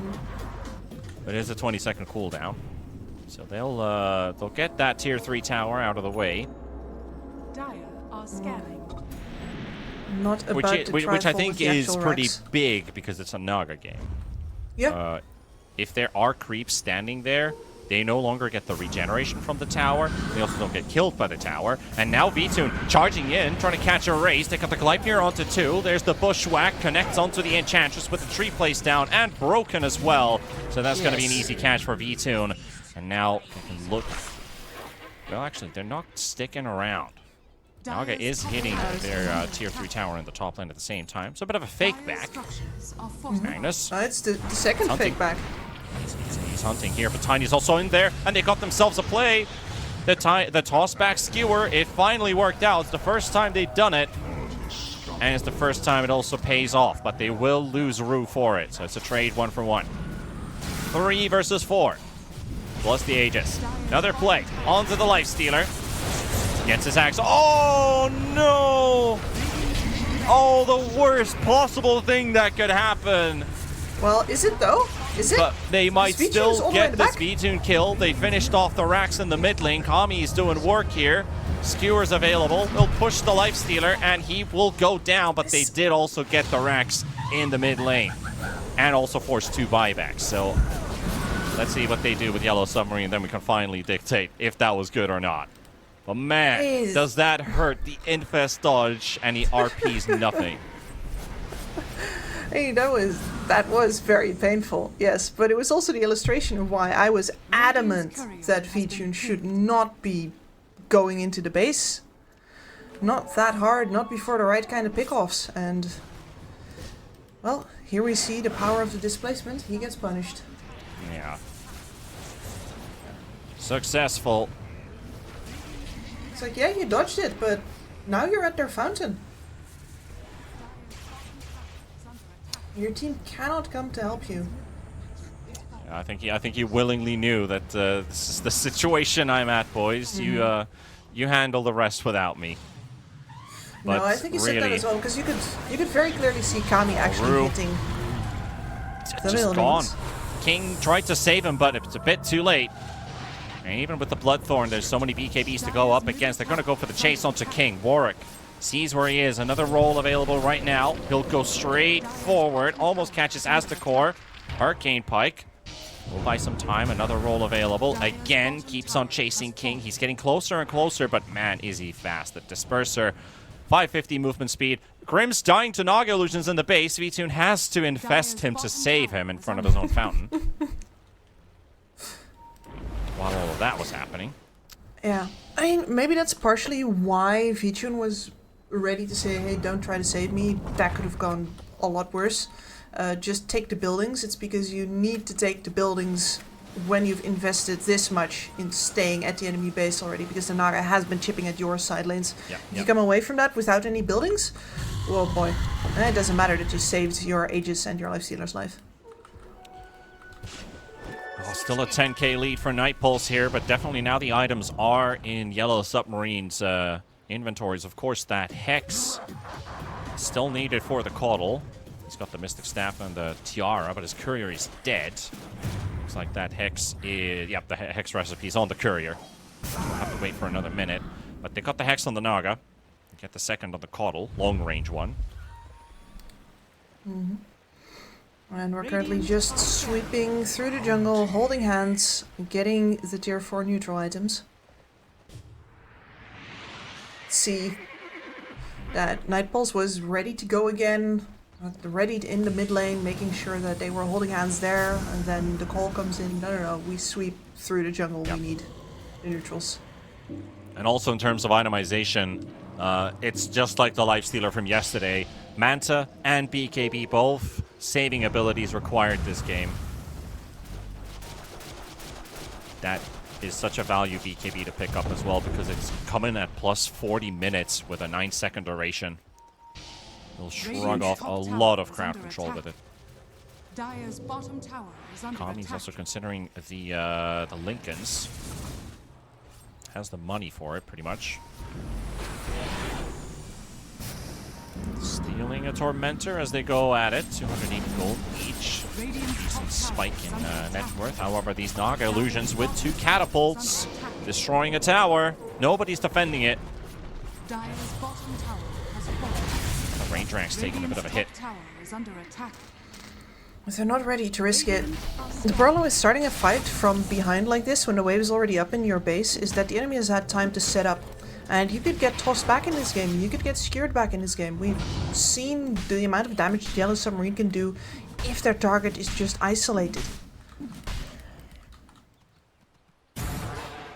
They cannot risk it and they have to let that tower go. Kotal is already top. Oh, that's a close call. As the core, he does get hit by the kick, but he's back to the safety of the fountain. And I just can't wait to get that horn toss up on the Magnus because he could, you know, use a bit of a breather this game. This has not been an easy Magnus game whatsoever. He wants his moment to shine. That Aghanims could help him. I was just watching Janter fight in the pit with the centaur that was placed there by the Eng. Stepping back and forward through the veil of mysterious darkness that hangs there, making sure it's very hard for that centaur to die. Yes. And again, you just went to check Roshan, and you have lost 2 of your outer towers now. Nightpulse struggling with the creep waves. Roche is up in 15 seconds as well. Can Yellow Submarine sneak it under the eyes of Nightpulse? King just walks out of the pit with 6 seconds left on the cooldown. So they're looking to take the initiative first. They see, I think, that somebody's inside the Dire base. Unless they're ping. Oh, they spot the Weaver. Magnus, this is your time to shine. There's the RP. The Lincolns is popped as well. They'll bring him right to the team. And there goes Kami and the big streak secured. It goes for Rue. And the assist gold also split, so the supports are happy that they're finally getting some value in this game. But that's a good RP, and Roche is home. Huge. 1 minute time, they'll take it without contesting. Roche is home, and Roche has lost to Nightpulse. That is a Weaver without buyback. I've been using him as a loose cannon this entire game. He's fulfilled that role splendidly, but sometimes you're going to get a moment like this. That is a refresher shard, so Magnus will get his second RP. And now he's got the money for the Ags as well, so we can finally start looking at some horn toss plays. Mm-hmm. Then again... Yeah, buys out for it. The game has grinded to a halt from Nightpulse's perspective, who were in complete command of this game. Their itemization as well on their side. There's only a few items they can really get to impact the game, but I do feel like with the pace that's been going on, Yellow Submarine has been... They favor the late game here. Because these items solve their problems. Nightpulse, they only have the same what they had to go with. Mm-hmm. There are a couple of upgrades left for them here. One big deal that's still coming up is the Dark Portrait. They're getting a copy of the Naga Siren. The Naga illusion, yeah. Could give them something. The strong illusion. Boost. Exactly. There's also Wind Waker in the works for the Earth Spirit. Great save Warwick. for They see them coming in. The quick dodge as well from the Magnus. And just enough vision to spot that roll being charged. Hex onto the Earth Spirit. They're still pushing the Magnus to safety. He'll still continue rolling in. V-Tune is here, and he'll take what belongs to him. The RP never goes off, and the Enchantress also interrupted. Not given a chance to teleport away, but the Naga illusions again inside the base. Both rain Drax are taking hits. Yeah, I paid the price immediately, even for a relatively short chase such as that. What is he up to? I don't think he can kill a Hoodwink. He's just waiting for him to go. All right, just cutting waves. Just being annoying. It's all about the waves right now. And we might literally be here until, through cutting and through split pushing, Yellow Submarine has gathered themselves a 12k lead of their own. I thought you were saying we might be here until midnight. Well, yeah, if it takes that long. At the current pace we are, you know. Yeah, they will do it to us. This is only the third game. This is only the third game of the 6 we have to play today, and we're only a tad bit behind schedule with that over an hour game we started our day off with. So all of you European viewers out there, prepare for a late night watching Dotes. Strap in. Oh, Rue got caught. He got too cheeky. Janter doesn't exactly have a TP cancel either, so he's out. That's the thing. You want to open with a bushwhack, but then you don't have any way to hold him in place anymore. Yeah, I thought Warwick could roll on him. I guess he didn't have a stone available.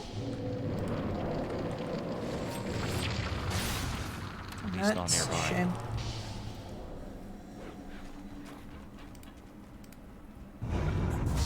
Kami nearby. Naga, if she gets a hunch, or maybe talk about Rue. If Rue gets the hunch that somebody's nearby, that's instantly going to lead into an opening for a fight. So they're sticking close to each other's. They know the potential kill threat they have. Now Caudle also with the TP boots. Upgraded ones. Teleport straight to the Tiny. Meanwhile, Magnus, I think they saw him. Does he know? Monte. Yeah, he's just gonna get recalled back to his team.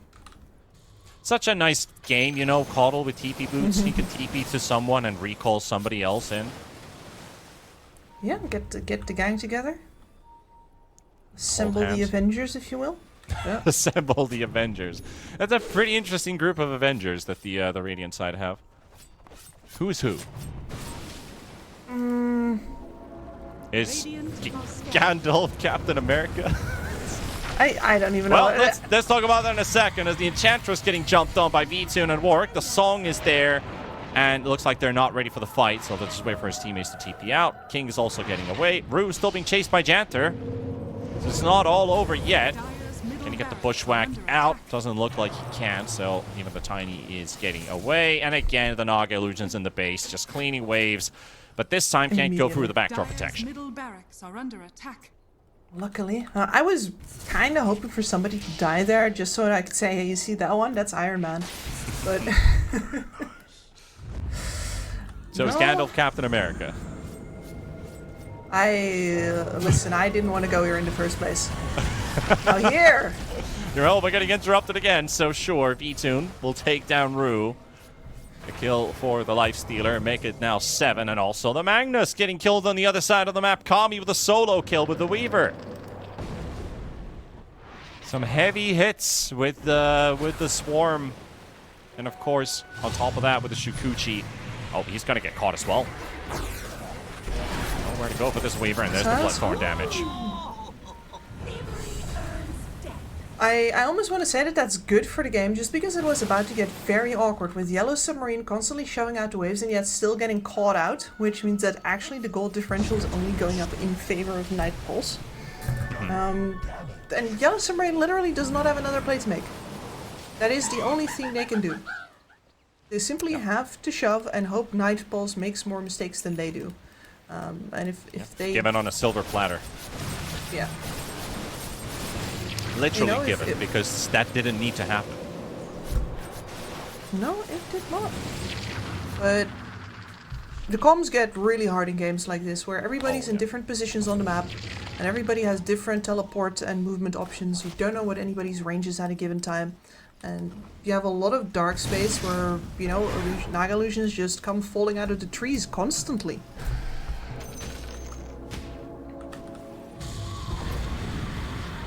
Naga is also not even at level 25 yet. Despite 41,000 net worth, 3 levels behind the Lifestealer. I think the most telling part is that I think we've had like 4 kills since I talked about the possibility of the Aghanim Scepter on the Grimstroke, and he has it now with 2k gold on top. Well, you are right. There's been... The last 4 kills have happened since 39 minutes. So yeah, 12 minutes, 4 kills. I wasn't counting, but I guess something in the back of my head was. Yeah, we're absolutely right about that. Did have to double check the graph there for the dots. Where do we see kills and where not? But yeah, 12 minutes and just a couple kills. So definitely the pace has slowed down. A total of 42. Quick maths. So still under kill per minute pace. But it is one of those games, is it? However, Yellow Submarine, it's been a while since they've been around this area. V-Tune already quickly popping. Yeah, he was suspicious. I don't want to do it. That was a wild read from V2, not gonna lie. I don't want to go back to the Marvel things, but that was some spidey senses. That was some spidey senses indeed. Like, a lot of players would have fallen for that so easily. Yeah, it's the same wave that's been topped time and time again. And for example, you can see them pinging once the big wave of Nagas comes in. That's confirmation that he was right. But they didn't have that information before. I know. Could have been that was a lane savior, and that could have also been a potential game saver as well. But 9 players of buybacks. There's just one who can't afford. That's Bombi. Yeah, it's Bombi. She's being greedy right now. Oh yeah. She wants that MKB, and I do think that as the I was talking before about how the Magnus should ensure that he gets to scale in this game, and then his failure to do so has led to a lot of pain and suffering for him. But the fact is that Yellow Submarine needs another DPS hero, and Enchantress can certainly fulfill that role. So that's what they are going to fall back on now. And you can't do it on the Tiny, because he's the one that's gonna go in and presumably die for tossbacks. And at this point, with the Magnus this far behind, like, he's gonna go in for skewerbacks, and he's presumably also gonna die. Yeah, it feels like forever when we saw that fight happen there in bottom, where we got a couple kills for Night Pulse. And of course, we had this 1-to-1 trade where Kami surprised us with the Magnus kill, and then you look at the maps on the movement, Kami got actually caught here, as you can see. They all just collapse on top of the position. Just happened to find the right target to prevent Night Pulse from charging and pushing their advantage. So I'm surprised how high-level plays we're seeing in this particular matchup. And I'm not saying that lightly, because you barely ever hear me say that anyway. But now I am going to highlight there are some really high IQ plays and some good reactions coming from both sides. Not just the V-Tune smelling a gank in top, but that Kami kill, the small individual things that are happening here and there that you probably can't see unless... every Twitch chatter out there is like average 9k MMR. Even I'm not that high. But you can definitely sense and see that this game is lasting for a reason. No, and especially when it's about the full map. We have 1 outer tower remaining.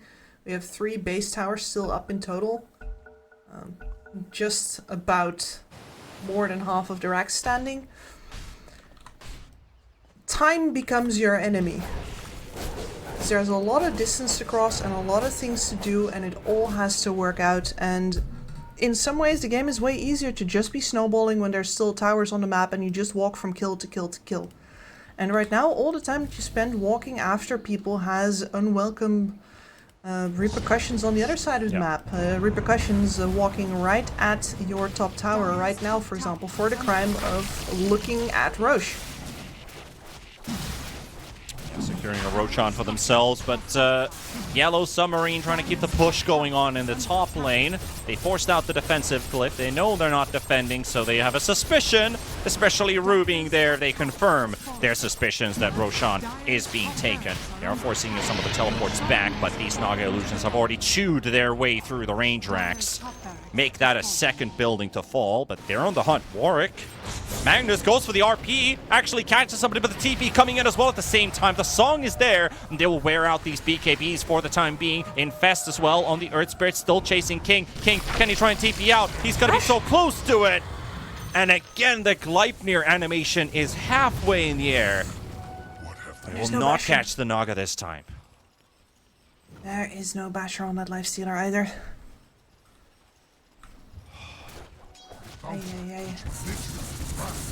And that means that for Night Pulse right now, this is you can't blink anymore.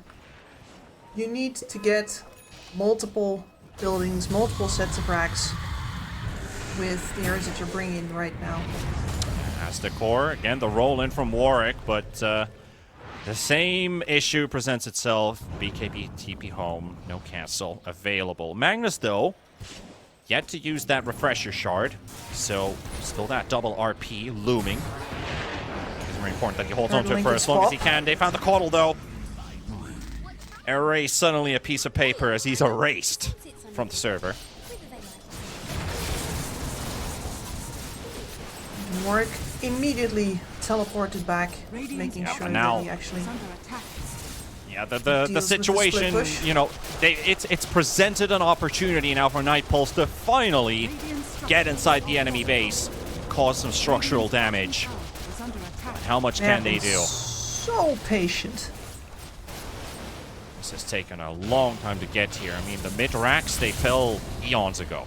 Radiant's bottom tower is under attack. Radiant's bottom Kami thought he checked the side, but he didn't. There's that Bahorn toss. It got the Grimstroke. Good silence target. RP coming out as well. And he still has the refresher. Pops it again. He got themselves the connection. Got the Grimstroke out. The buyback coming in through. Big magnetized though. But that damage is kind of limited though. Enchantress dies on the spot. Warwick will get the kill. Another buyback being forced as well. And now inside the fountain. The Lifestealer. The Aegis is down. The gem is down on the deck as well. Can Warwick do anything to save his life? V-Tune trying to make a run for it with the Rage. Still has the BKB. So not that many fountain hits taken. And oh my goodness, not again. Like skipping a couple heartbeats here because the previous time the Lifestealer went in the fountain, he never came back. No, he didn't. But at the same time, the previous time that he went into the fountain, the entire enemy team stood there and wailed on him while the Rex got taken. And that happened again as well. The buildings did get taken. And he gets to live this time. It's a plan that seems to work. Is it a plan or is it the plan B? It's the classic, it says gullible on the ceiling. Where? I thought that Lifestealer was the biggest kill that they're going to get. And again, another set of ruins left inside their base. 2 lanes of racks secured, but it's still a tier 2 remaining in the top lane. So that much away from the mega creeps inside Yellow Submarine space. 21k lead for Night Pulse, 57 minutes, and we're still counting. I'm counting the levels right now. Magnus getting chased down right now. Also, yeah, forgot to that. 25 talent for that extra RP stun duration, which could do some good. But unfortunate for him, he'll have to forfeit his life. They're just so busy to get quickly to cut the waves. A race. Again, BKB TP There's home. the basher. I know that it mostly has to do with how much money do you have on top of your buyback, but V-Tune buying the basher there felt a little personal. Like, I am so done. Rue will give his life away here to keep them busy. Knows he has a buyback. Some sacrifices must be made around the map, and he was around the area. Of course, he might have just ended up getting caught, but at the same time, they are really trying to keep these waves out of the base. Tough situation for Yellow Submarine. Night Pulse finally have been patient enough to muster the courage, but we didn't talk about it the last time we went over an hour, Mark Kips, but tier 5 items coming up. Yep. 1.5 minutes. Yeah, there. And this time Yellow Submarine really can't do much to make plays for getting them. Radiant's top tower has fallen. Also, Night Pulse don't want to give the opportunity for them to even farm those tier 5 items, and V-Tune is pushing his advantage straight to the high ground, the final tier 3 tower. Magnus up in 5. 20 seconds for Tiny. You're gonna spend those 20 seconds healing on the lifestealer right now.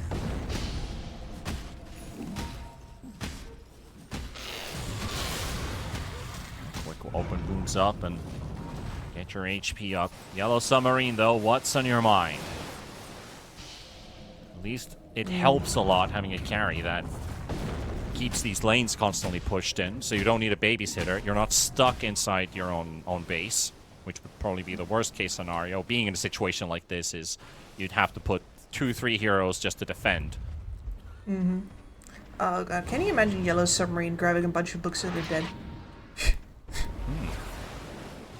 I would like to see that happen, but maybe nobody else would. Would they? Yeah. Would they? No, because it boxes you into where you're already at, right? They don't have any plays to make except for shoving, and that would, to be honest, dig them even further into the same hole. One Book of Shadows for Magnus wouldn't hurt, because then he could potentially RP Book of Shadows while the skewer's going off and keep himself safe.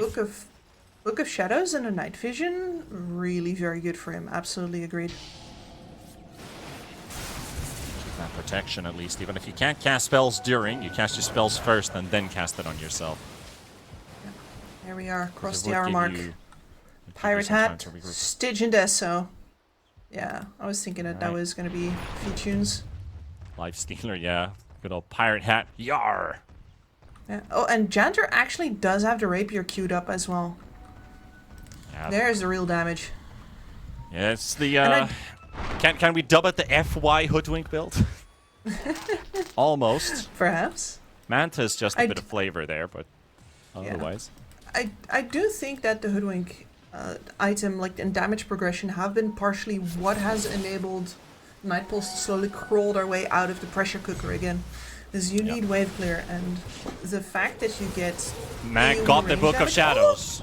Mag actually has the Book of Shadows. He's charging in with the skewer this time. Goes for the RP play and trying to focus down Janter. Meanwhile, V2's going to be hacking down Tiny. Tiny's going to drop down. Naga Siren getting pummeled as well at the same time. King trying to survive, but is he going to survive for long enough? Doesn't look like it. V2, the absolute Pirate Lord, hacks away, takes down the Naga. Gone for 90 seconds, has the buyback, but Enchantress has the core. 3 seconds until he has a teleport.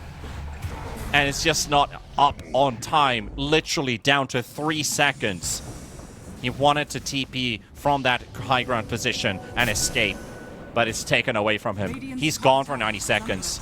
2 minutes cooldown. Oh, and there goes your base. No RP. You can only horn toss here. Who do you grab? Hex up on the Lifestealer. Tiny tries to go for the toss. He misses the toss. Rue! Oh no! Such a small thing, but V2's movement speed. Oh, they missed the horn toss as well. Oh my goodness, that's it. That's over. Disaster strikes twice. That. Please don't show us on camera right now, because that feels painful. I mean, it was a bad situation to start things off with, but that stings even more. There we have it. Night Pulse take game 1. It does, but I do think very much deserved, because in the end they're the ones that continuously controlled the tempo, continuously aimed to keep this game going, even as it got more and more and more of a climb uphill. And then when Yellow Submarine finally managed to stall it out, Night Pulse were patient enough to ride out that particular wave as well, and finally get back on top. So very deserved win, but what a shame that, like, the few plays that Yellow Submarine does get to make don't work out anymore at the end there. Yeah, I mean, small glimmers of hope for Yellow Submarine. Of course, King got to play that Naga Siren, but in the end, if you look at just how much damage was dealt by heroes, it was really one side delivering, the other side just receiving. They weren't able to close out the game early enough. They also weren't able to get to that point where they take a chokehold over Night Pulse. The only thing they had going for them was the split push, the small building damage, which was building up, but never a real decisive blow was delivered. So you're right, Night Pulse, well-deserved victory. And of course, after a game like that, just can't wait to see what happens in game number 2, because there was some really cool things happening on both ends. A good match of Dota, and time to decide who wins this series or if it's going to end up in a tie. We'll see you guys in a couple of minutes as we return from the break for game number 2.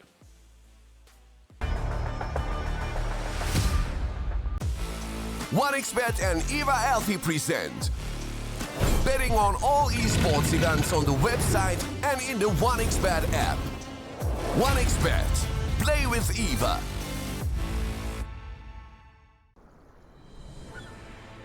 What if Kunka knew that he could not only play Dota but also place bets? Better the best black hole.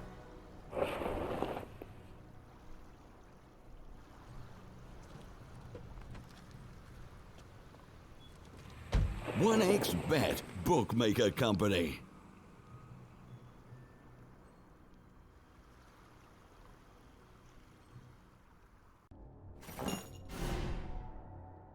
Chances of breaking items in a tournament match are non-existent.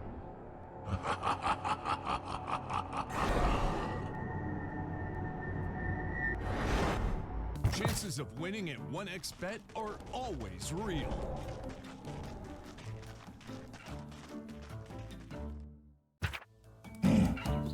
Join with me. At your service. Stealing Aegis from Roshan is very difficult.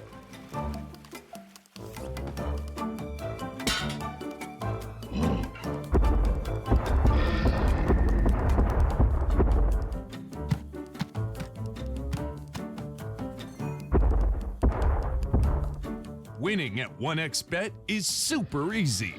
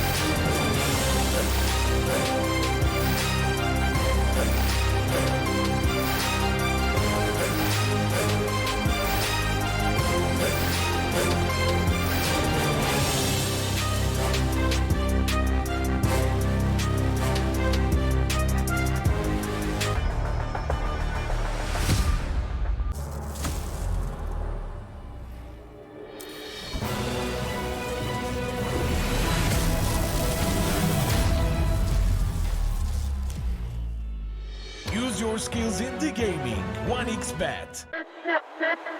Respect from 1xBet. Respect from 1xBet. Respect from 1xBet. Respect from 1xBet. Respect. From 1xBet. Respect from 1xBet. Respect. Respect from 1xBet. Respect from 1xBet. Respect from 1xBet. Respect.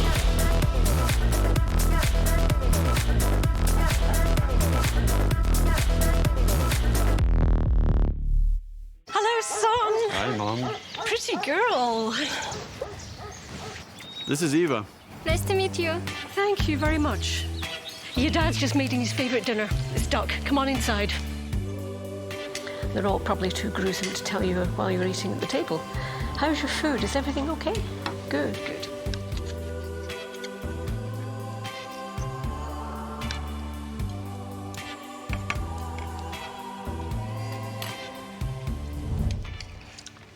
You seem to know each other. Yeah.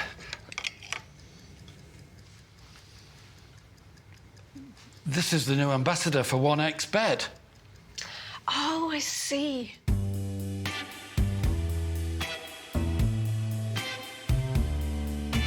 Everyone felt good when Eva Elfie became the new ambassador of 1xBet.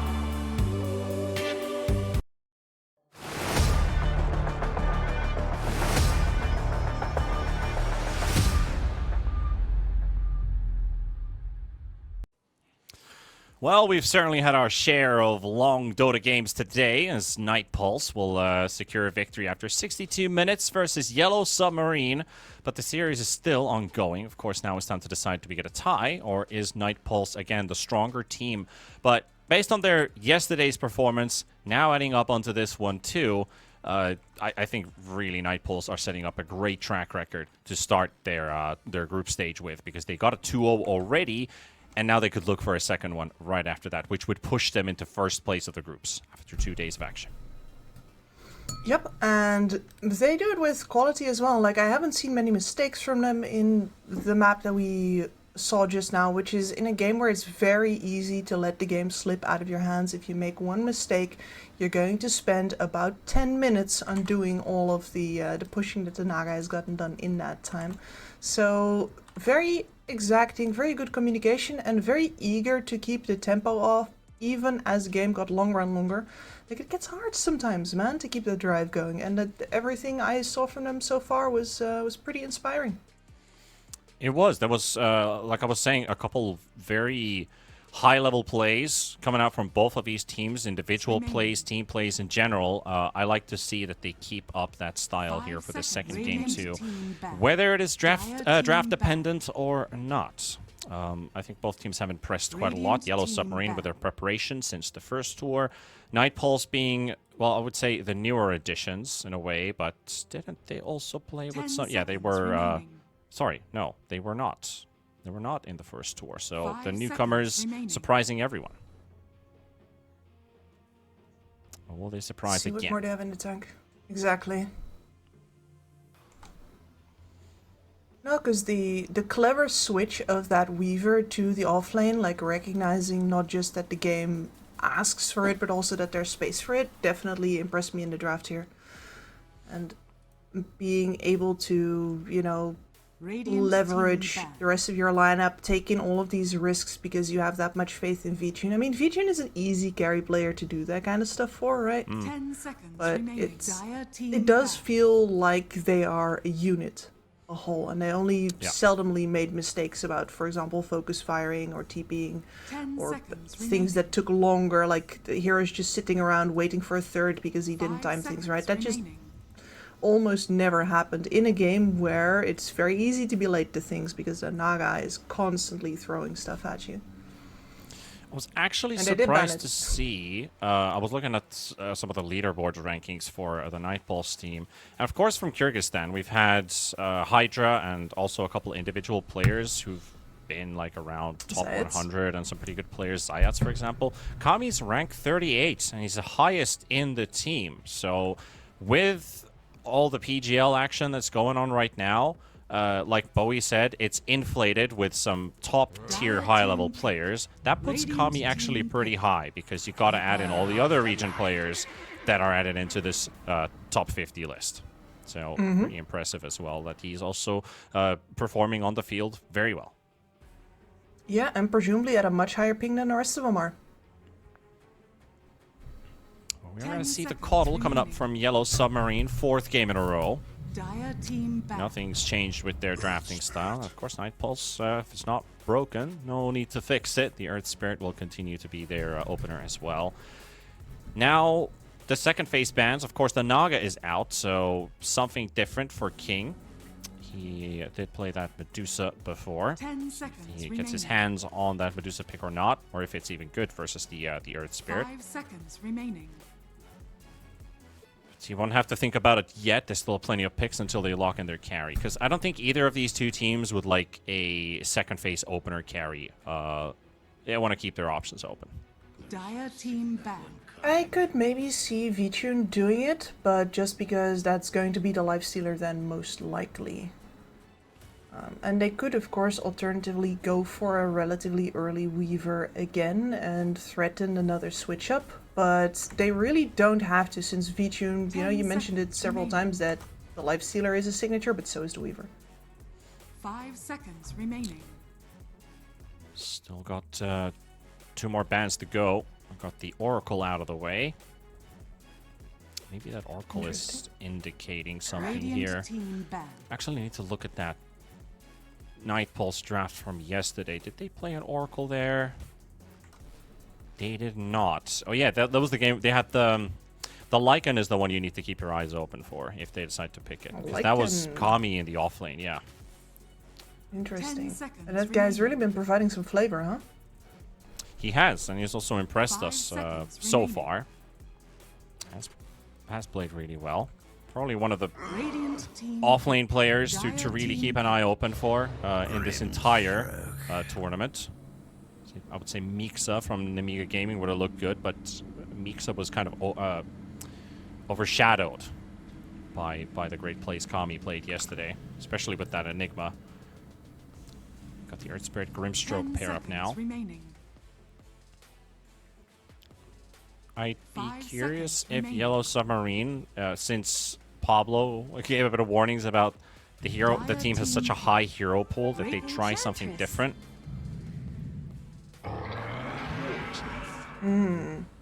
Something different, yes, but not in the eyes of like, wow, that's a different type of pick. It's just a Centaur. It's just a Centaur, yeah, but for example, a Lifestealer becomes a lot harder to run now that the Centaur is on the board. And you've secured yourself a high damage offlaner that can stand in a lot more lanes than a Magnus can. So at the very least trying to secure a game where the offlane can actually play for Yellow Submarine, which I do think is kind of important. Like as a Magnus with a minimal impact like that in the previous game, it becomes so hard to keep your eyes on the prize. If you know you get fewer shots, you're going to miss more of them just because they matter more. You're gonna get more nervous. And well, Night Pulse seeing no reason to change up the plan. Yeah, the Centaur acts as a good counter to the Soulbind. Getting your heroes out of there is a good response to it. Also a way to get quickly in and try to nuke somebody down, but you need a +1 damage dealer with the Centaur Wall Runner to really get the most benefit out of opening up with the Centaur Stomp, or the Hoof Stomp even. Then again, yeah, you mentioned the the Weaver Hoodwink. It's repetition from the previous game, basically, for Night Pulse. Nothing has changed. The thing is, do they flex this Weaver because they've now shown they can play it in the offlane? Will VTune grab that Weaver? And is Yellow Submarine reading the draft correctly? Are they banning carries or offlanes in this final phase? Of course, they still have to pick first, too. And they don't know where this Weaver's going, so that's also causing a bit of an issue. Are they flexing Centaur as a support? Do they they just lock in the Coddle and pick a potential flex here again, or keep their options open by picking the carry now? Dire team ban. Looks like they're going to lock on the Morphling, so with the Naga band, it makes sense to pick up the Morphling here. But then again, now they could pick the Lycan. Lycan has been known to be a good counter to the Morphling to some extent. Yeah, very hard to take down. Vision, once again, would be really important for the supports of Nightpulse to follow up with as well. This would allow the Weaver to actually play a carry game where he is not the one that constantly has to run in order to make these things happen. Then again, I do think that Warwick looked pretty good on his own in the previous map, maybe bolstered by the fact that he often had an Infest Bomb, but the Weaver didn't even have to risk it that often. He definitely found his place. The Air Spirit had a lot of impact in that previous game. Kudos to Warwick. Ban out the Dark Willow. So suspecting it's just a direct draft of Centaur 3 and support, Morphling and Caudal sharing the other core roles. Which, on paper, definitely would be the way to approach, but you could still play a potential ranged offlaner and put Centaur as a 4.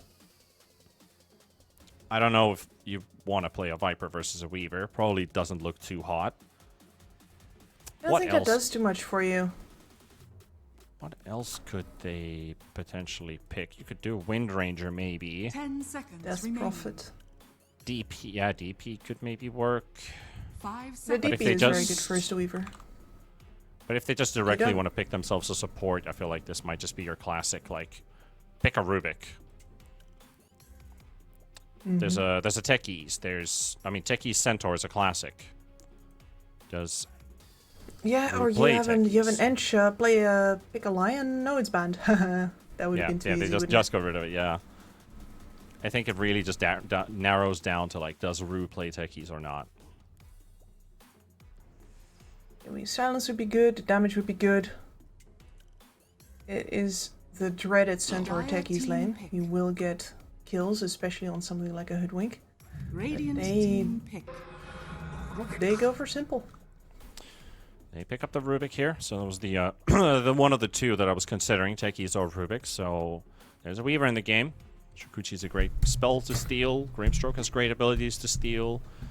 Hoodwink Sharpshooter, maybe, well, Bushwhack's not amazing, but because you always need to fight in trees to make it work, but there's already two good heroes. Also, if you're really frisky, play the Centaur 4 and play the Rubik as a 3, because there's a Weaver in the game. I've ranted to you about this before. I can see your smirk. I see your smirk. Oh, man. No, the Weaver's still good at a pos 4, though. Like, you have yourself that instant disable versus the Weaver. You can also lift the Earth Spirit out of his rolls. Usually works very well for you. There's the option later on to save people from things like Bushwhacks, for example. Gripping them up and tossing them away. You have a lot of options with the Rubik in this game. So I do enjoy this as a last pick. It's maybe a little less spicy than, you know, a big switch of the Centaur to support. But that's, you know, sometimes it's just because we as casters want to see spectacle and not because it's actually the best thing to do. Yeah, spectacles are probably not always on the list here. But let's see what Nightpulse is finally going to suffice with here. They banned out the AM and the Doom here. So suspecting Weaver can be either one. Nightpulse, you're just going to have to lock it in now. They had literally forever to think about this while the Rubik was brewing too, but they too let it go down to the wire. And no, we're running it back. We're running it back. Nothing has changed. Into Morphling, though. Nothing has changed for Nightpulse, but you're right. Lifestealer into the Morphling. The matchup is going to be a bit different here. Kane gets to play a more active hero. Well, I would say Naga's not active, and he was definitely clicking a lot around the map and doing small things. It wasn't directly teamfight related. But they've built their draft slightly differently now. They're not dependent on the Magnus. Centaur will always provide, even if he's not in the fight directly. Of course, Rubik has some good spells to steal, so Rue has room for his own personal performances in this game too. So I mean, you could say Night Pulse could win game 2 because it's the same draft they just won with, but the situation and the circumstances have obviously changed a bit. And I'd like to believe in a King performance. So I'm going to say Yellow Submarine ties this one up. But we're not going to necessarily see an early stomp. Of course, a race with the Caudal can build a good game for Yellow Submarine to play. But it all narrows down to what does King do with this Morphling. Yeah, and I think you're completely correct with that. What does King do with this Morphling? Not only are you going to get to play up this game just because there's very little in the way of direct nuke damage and direct disables for you, you're also going to be able to steal V-Tune's form and get yourself the magic immunity, which means that you can feel more comfortable playing without a BKB and more damage focused. So, and the matchup is just less comfortable for V-Tune. It's not like you can run at this lineup and be content that the front line is in the same place. The Morphling will run around you and go for your backlines, which is something that a Naga Siren only gets to do in a game where she's really far ahead, and we just never saw that. You are right about that. And also, I think there's a pretty funny comparison going on in the in-game chat right now as we're on a pause, waiting for the game to start.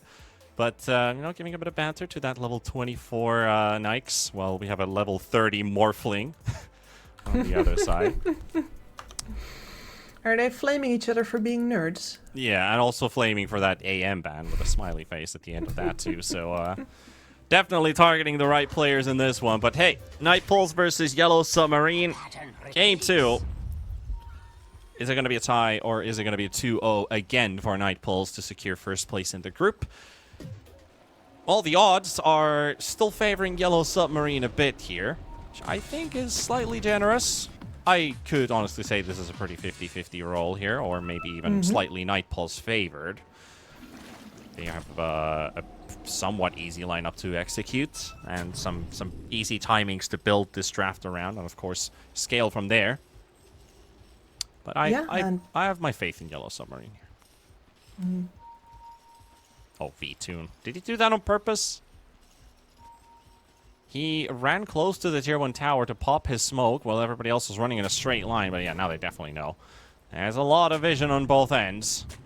Sentry placed down. They'll de-ward the top area, and that sentry will be found too. So, good luck trying to block Caudal's camps when they already know what you're up to. I mean, the sentry would have shown both the vision on the high ground and that potential de-ward attempt from the Dire side, but now that also opens up that Caudal camp, so he'll have something to farm with. The one camp the Dire Caudal uses. The battle begins. I mean, the damage was already done. It is something that maybe Yellow Submarine didn't know, but that sentry was actually out of range of the obs already. As the core denies a bounty.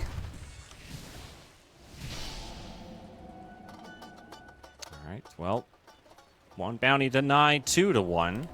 Going in favor for Yellow Submarine. King starting his lane with triple branches and a magic wand, so a total of 5 branches already spent for this laning stage. He'll get all of his regen from his Enchantress with 2 sets of tangos. And King is already almost dying there. That was a very close attempt there from Janter and from Kami. Acorn shot bouncing twice, and the Shukuchi and a right click from Kami almost killed the Morphling. Already has 5 stick charges too. Now, very necessary to keep that man low in this lane, because ultimately, if you're Kami, you're not going to get as much regen as the Morphling here. You're not as tanky as the Morphling here. You're going to have to land a lot of your Sakuchis if you use them. Will always have to go via the Morphling, because he has so much more armor than you do. Oh no. Oh no. Oh, the lane pulling shenanigans. Janter, the 2 of those creeps just decided to run straight back to the tier 1 tower when they were already at the secret shop because they lost vision of the Hoodwink.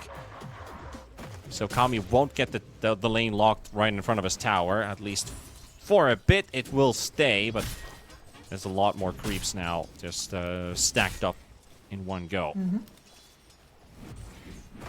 Over on the bottom side of the map, we're watching V-Tune versus a center this time around, and really want to emphasize here that this is a... Yeah, Lifestealer does well in a lot of laning matchups, but it is risky to go up versus a Centaur, and your support really needs to be on the ball, because once the big damage double edges start coming out, it becomes hard for VTune to keep enough pressure up to actually lifesteal enough back to recoup the losses. It's all about the efficiency and HP region, who's got the higher one. Centaur naturally has a very high health per second. It is already 6 point something higher than what the Lifestealer has, especially with that bracer on top. But you are right, there is going to be a shift in balance, and it's already hurting VTune a lot, but the Inkswell might be enough for a kill. And there we go, Rue actually gets VTune first. Yep. Close call. A Rubik Centaur. Strong lane, lots of burst damage. And I think a lot more easier to execute versus Lifestealer compared to the techies. Because you see him coming, but lift is instant. Oh yeah. Exactly. Middle tower is under attack. You get to make the decisions. We have a change up on the mid lane here, by the way, as well, because Warwick last time around was suffering so much that he did not have his bottle before before the first water rune came in. This time around, secured the water rune for himself, traded heavily with the Kotl here, and is holding his own on the denies. Got 9 of those at the moment, really keeping a race back. Yeah, that is a lot. Like, he's got the damage to constantly poke this this Kotl, but he's certainly putting in the effort, clocking in the hours. Oh yeah, you need to be on the ball 24/7. As soon as you're not using every single opportunity to slap that old man around, he's just gonna send his horses at you. The funny thing here is as well, I mean, Erase, he has basically a lane-winning hero. Well, I'm going to say lane-winning, but a hero that will farm this lane no matter what. There's a bit of a disparity between ranks between the two players. Can you guess how much? It's not something I'd usually highlight, but in this case, I think it really plays a big role here. Because Warwick is 135. How much is Erase? You mean on the leaderboards, or? Yes. He's getting ganked. I don't know, 300? 1,599. So really? I think there's a good reason they're locking in his hero in the first phase as all. There's a big difference between that high of a rank between, the disparity between the two. That is almost unheard of. Those are like thousands of MMR in between, so...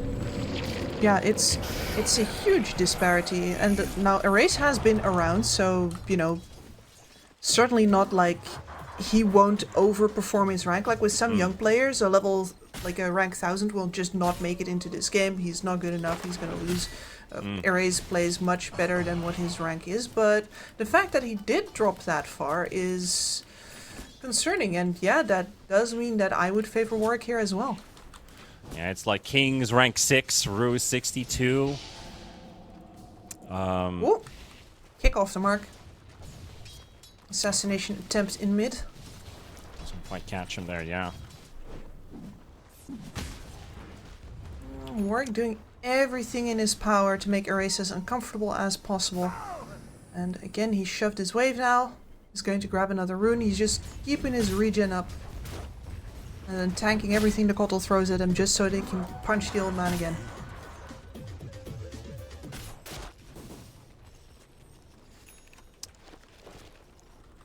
Lifestealer, the one struggling in this laning stage right now. VTune 14 CS. Centaur almost has more denies than he does. Just 13. Of course, the 30 last hits as well. This is a really, really good lane for the Centaur so far. And VTune, of course, like, face boots, yeah, but no Orb of Corrosion. There's a bit of a gank attempt there from Asdecor and Erase trying to get a kill. But, Orb of Corrosion still won't change the storyline here. If he did build that, it could be a bit of a desperation mode pickup too. But they might be able to get the Centaur here. The tower's helping him kill the Book. That's going to take a lot of time, though. Here's the lift from Rue. And here comes Erase. That's the first kill he's looking for. Actually, no. No? He gets cancelled by Warwick. Rolling Boulder cancels the teleport, so no earn charges for you today. Centaur has to do it all by himself the old-fashioned way, V-Tune, with the help of the tower. Gets a couple hits in, but not enough to kill Descent. So risky. Now he's alone again. And a lot of that was a decision by Nightpulse to help out Warwick by bringing the Grimstroke towards mid. This did not just happen in isolation, so Warwick does need to pay off the debt that the Lifestealer is accumulating. Am I worried about that? Not particularly. He did really well in the previous game. Yeah, are we worried about the player's performance, or is Kips in general just worried about anyone? Oh, I'm always worried. Erase, though, going to be saved by the Stampede. King has made his rotation to mid, impersonating an Earth Spirit, and he'll get the kill for his mid laner. Rolling in deep, trying to catch Janter as well, but Aztekor is going to have to just play the Observer in this fight. Janter will call in a pause as well as he disconnects. Yeah. I think that was Avo during the SADPC who was like, oh no, Kips is concerned. What is it this time, Kips? Yeah, what is it? Woman's always concerned. Well, yes, I worry about a lot of things. As you see, if you have to follow both teams, and one of them's doing well, then you have to worry for the other one. And if both of them are doing well, then you have to worry for both. It never ends. But if they're both doing bad, you also have to worry about both? No, then you sit back and laugh. That's the way to do it. The real supportive role right there. I am nothing if not cruel. Yeah, sometimes you gotta be a bit for them, to learn a lesson. Just gotta know the limits of it. Meanwhile, Caudle is coming bottom, and so is Aztekor. We're bringing in the numbers, but this move has been spotted. Rubik, I mean, this is one really crucial thing, right? So if you want your mid to make a rotation to your lane, you got to start with a lane sentry. We have it here. We have it here right in front of the tier 1 tower. As our observer just jumped away, but still. You need to have it placed down, but the thing is, the rotation this time was coming in from the mid area, and there just happened to be vision from the direction you're showing up from. Spoils the surprise. The opponent knows it. Well, we'll get a D ward, but at the same time, Caudle's like, yeah, I should have just sticked to my farming patterns. Yep. No, there's a big opportunity cost associated with it, especially for a hero like Caudle. Much less for a hero like Earth Spirit, who is not going to farm as much in that amount of time. And, Warwick here with an urn, and Aztekor firmly in his sights is going to get himself his first kill of the game here. Yeah. Ethan is also around, looking for that Centaur stun, but keeping it at bay for now. We'll have to sack it. The Rage popping there, V2 will keep himself invulnerable from that stun. Any kill V2 can grab is, it's profit, because currently he is sitting last. 1,800 gold behind the Morphling. King has had a stellar start to the game. Almost 5,000 net worth at 10 minutes. Completely unbothered. But on the other hand, it does mean that Kami has himself a pretty unbothered start as well. I don't think anything worth noting happened. They found a race. And Stampede comes out, but is it enough to bug? Oh, so close, 28 damage. Another roll-in. Beautiful block from the Enchantress. Aztekor will make sure that a race survives, and Rue is there to cancel the teleport, lifts Warwick on top of the Grimstroke. Caudle still dodging at the back. Grimstroke goes down. Janter's also coming in for the snipe. Gets the bushwhack to connect onto the Enchantress, and this is not looking good, but Kami's even bringing in. That's the 4th hero to show up. Aztekor not going to get connected by the roll, but the kick will. Erase will get the Hoodwink as well, so now he has earn charges on Erase.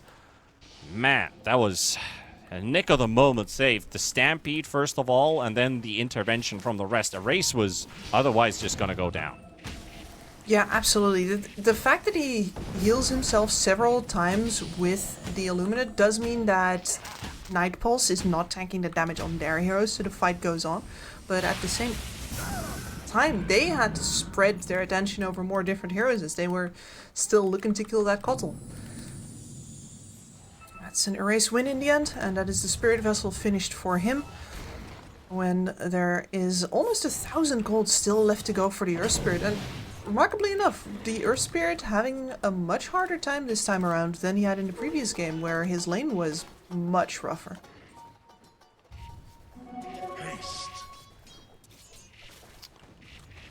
Alright. Bit of a lift coming out at the same time. Rubik, front line of fire, gets hit by the Inkswell and the Sharpshooter. Will follow up for the kill. Warwick, hasted up. Doesn't mind about the Solar Bind, reducing his movement speed by 159%, according to the tooltip. Uh-huh. And then you have a buff which says movement speed increased to maximum. Screw your numbers when I have full. Exactly. No, it's like, you know, there's a bar, and you can take a percentage of that, and then you just increase it back to full. Does not matter how much you take first. Dire's middle tower is under attack. That reminds me, there was this really stupid video. I'll get to that in a second as the Grimstroke's about to drop. If they can secure the kill, looks like they will. Janter, get the Bushwhack and the Sharpshooter for Warwick to secure it. Kami gets the kill, and that means that Maelstrom is now 300 gold short. So we'll get that damage dealing and farming Weaver in this game, just like the previous one. So I saw this really silly video about choose between two. Get $1 million right away, or have $1 and it multiplies by 0.5 every day, and then the guy takes that door, and I'm like, you a fucking idiot. It's because it multiplies downwards. Yes. And it's like, oh my goodness. It just hurt my brain because I had to actually understand the video, because I was like, this logically makes no sense why you're doing it. It's the joke, but I'm not sure the video maker actually intended that to be the joke, because the text written on it was like genius or something like that. It's like, that's not genius. No, but they're double faking you, because all that matters is the engagement. Exactly. They got my engagement for it. They got me to watch the video, and they got what they wanted. But listen, on the internet, normal dumb does not count anymore. You need to fake them out first, and then be extra dumb. Yeah. Check between U and O on your keyboard, and it's like, oh no, not that. Not that again. Meanwhile, the Morphling does get found, but he does have that strength gain. It comes to a maximum though. And they've got the damage with 4, however, erased. Can he retaliate? Warwick actually looks like him. Kami and Warwick are not. They're not going to let him retaliate. They're just going to take these kills for themselves. Erase was able to help out Aztecor to get the Grimstroke kill, but this is a lot of heroes given away. Yellow Submarine. 2 cores down, and Rue could also drop. Janter gets hit by the Shukuchi. Rue has no way out. Warwick gets the Wisdom Rune too, which Rubik is coming for, and they see him coming. He's gonna die as well. Warwick sees where he is. That gave him away. Lift does cancel on out for a second, but the Shukuchi, man is making them work for it. He's got no TP, and right on the money. Oh, he missed a kick! He's still alive! How? How is he getting away with it when he was supposed to die ages ago? Okay, yeah, Rubik with Shukuchi. This is my theory, Kips. This is why I love Rubik in a Weaver game, but honestly, not for the right reasons this time. No. Meanwhile, Grimstroke in another universe is getting bullied by Aztecor. And of course, the Centaur also on the hunt. But that was so much time wasted. Like, if you get the pressure, if you press that advantage there, then you just push the top tower, and instead you went chasing after a Rubik. Yeah, they're still finding the Grimstroke here. They finally got it, but they've got the reinforcements to help out in killing the Centaur this time. And he will not use his Stampede to get out. Kami also takes the Courier away from the Centaur too, so a bit of extra money and a Grimstroke giving him a bit of a tip. Dive me under my tier 2, you pay a price. Yep. And I guess that these were the calculations for Night Pulse, where you say, alright, fine, the enemy carry is going to have a better time this time around. But our Weaver is not under kill threat, which means that ultimately we can play this game the same. Maelstrom is up now, Kami is active, and now you have damage to throw on top of whatever else. They're fighting for the rune here. Invis is still unclaimed, and they're all stacking up beautifully. The Centaur stun sets up for Warwick and Kami to give their lives away, and King will take his first kill, which is also a killing spree off of the Weaver. That means that Phylactery on the Morphling is going to be ready in just a matter of seconds. Janter. That was They're still not done yet. Sharpshooter is available with a Grimstroke.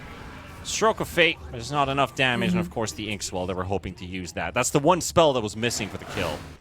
And here we got a replay from that. Yeah, we had the previous engagement. I mean, I think the biggest deal there is that they're storming blind up a high ground where, yes, your playstyle is that the cores go in and give vision. But for what? Well, for the supports to follow up. The supports were not there. And in fact, the only supports that were coming in were the Enchantress and the Rubik, ready to give them a warm hug.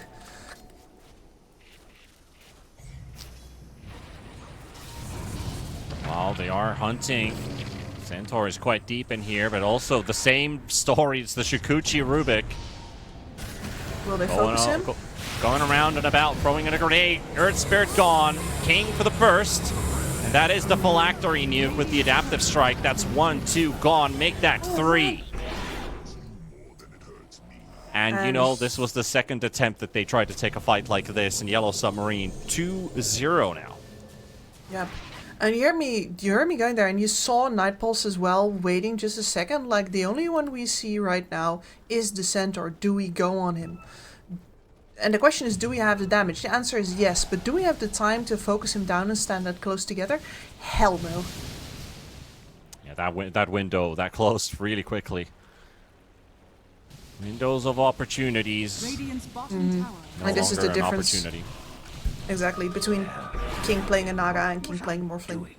These are completely different heroes in terms of their abilities to contribute to actual team fights. Yeah. And King is just right into gear. This is Phylactery meta style, he's ready. Meanwhile, top lane Erase goes down, and also the Enchantress in trouble. Kami will secure this one. Warwick is there. They are constantly applying the pressure as they're supposed to. They want to establish a lead.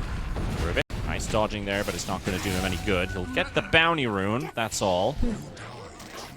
3 kills going for Nightpulse, just what they wanted to achieve. But with all that, Morphling is still farming. Centaur's also farming at the same time. Stampede unsuccessful, though. Doesn't save any lives.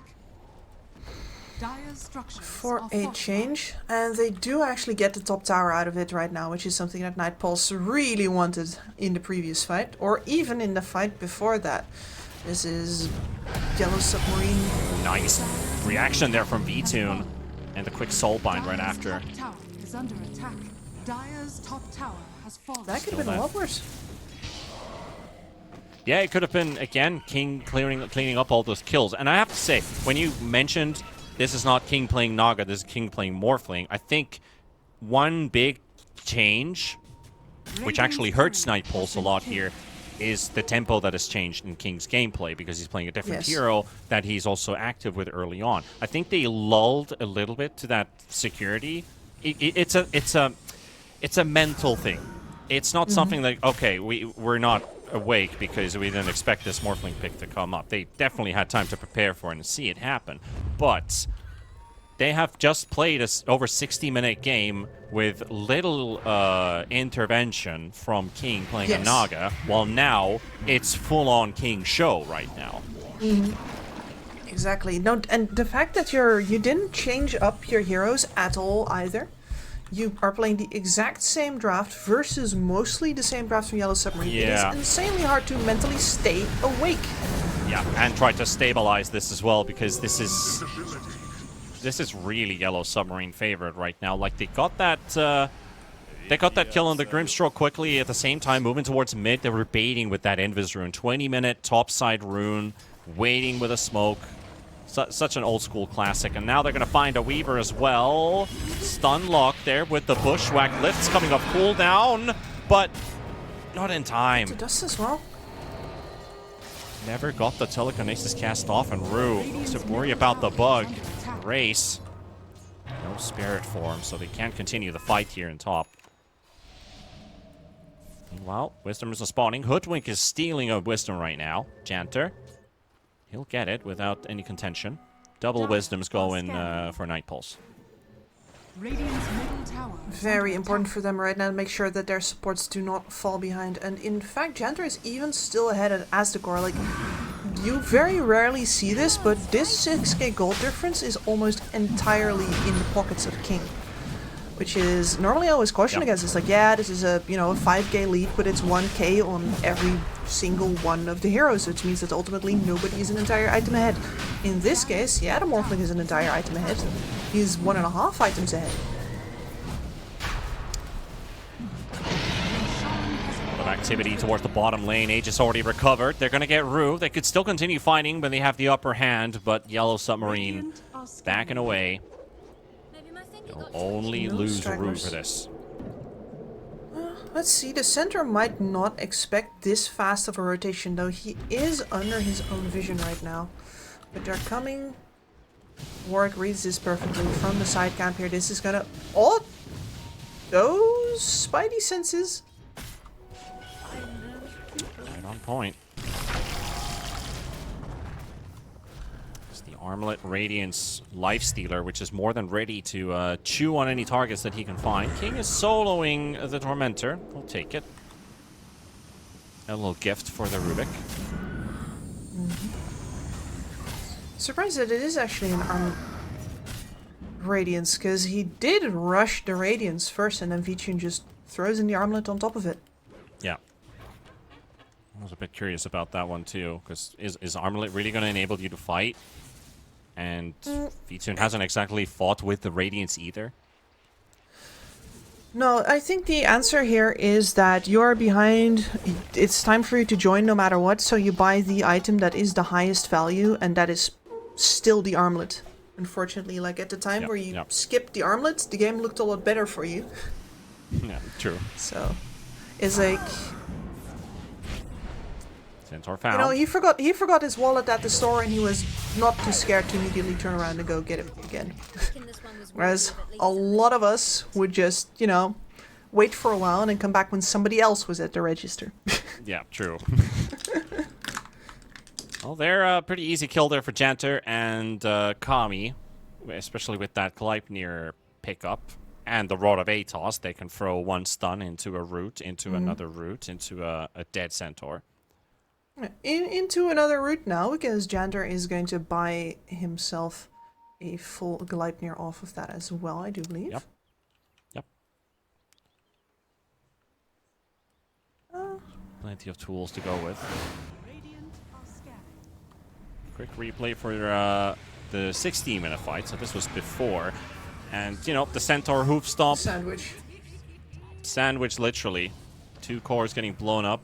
A couple kills after that. This was the one of the, I won't say the amazing chase of Rue, but the great turnaround where King got to participate early on. Comes through the portal, swishes by. Like, good night, Warwick. We'll get another kill on top of that. And also Kami getting locked down on the spot.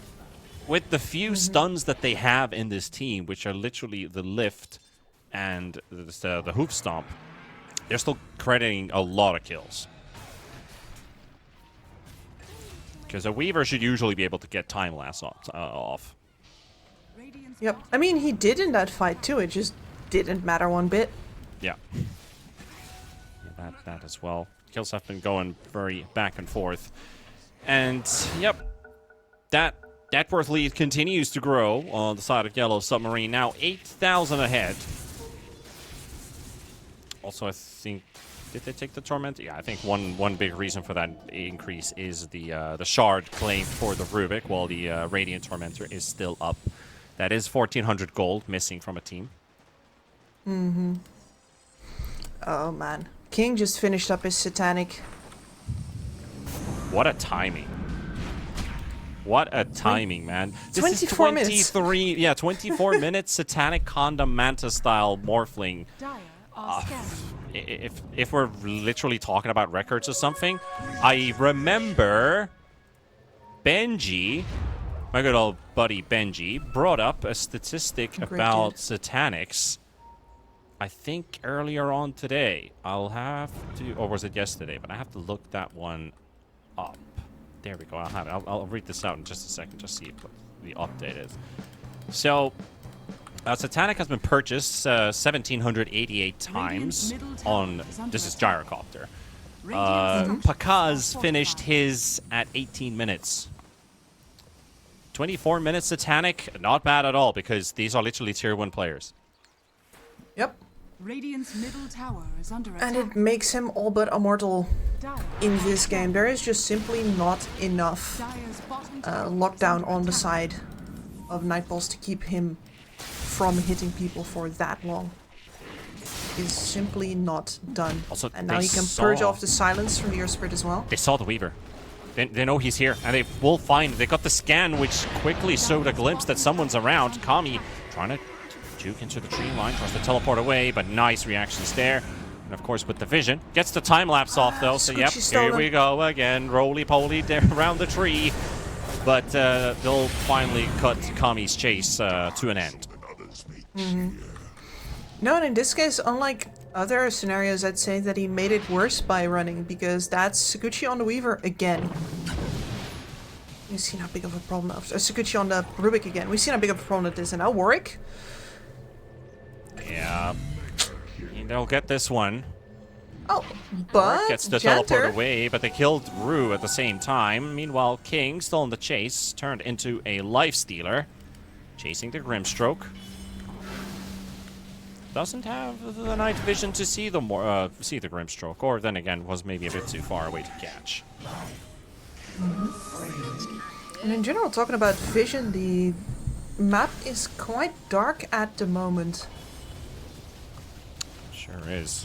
Not a lot of vision for either team. Bottom tower is under attack. Only one obs in the shop of Night Pulse, none for Yellow Submarine, all in Rubik's inventory. That is 2. And Grimstroke has none, so there is literally just the Radiant wards in mid and at the Roche pit at bottom. Radiant's bottom tower. With that Angel's also in the hands of Yellow Submarine, kind of hurts to have that ward there. I think we are literally waiting on the level 20 here before King steps on the gas again. He is this close to grabbing the waveform attacks targets, which is where... Well, what do you have left in your pockets if you are Night Pulse here? Ags heal from the Lifestealer? It's close, but it's not there yet. Chasing Janter a bit here while they get the indicator. Tormentor has been taken and given to the Hoodwink. Centaur will spot him, get the stun on top of him, and here comes the rest of the reinforcements. I'll make sure the Hoodwink can't scurry into the tree line. And that's a streak taken. That was the, you know, we talked about the Hoodwink levels. He was level 12 back in the time we discussed it. He was still holding on to that streak since then. Now level 15 gives all that money away to the Centaur. Centaur has actually been claiming quite a lot of these bounties.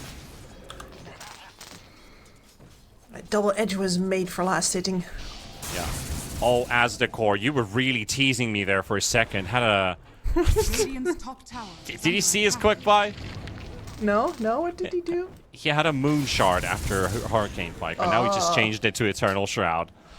Coward. Bit of a bummer. Coward, I say. They're going in. It's the same spot they fought in before. Can they be successful this time?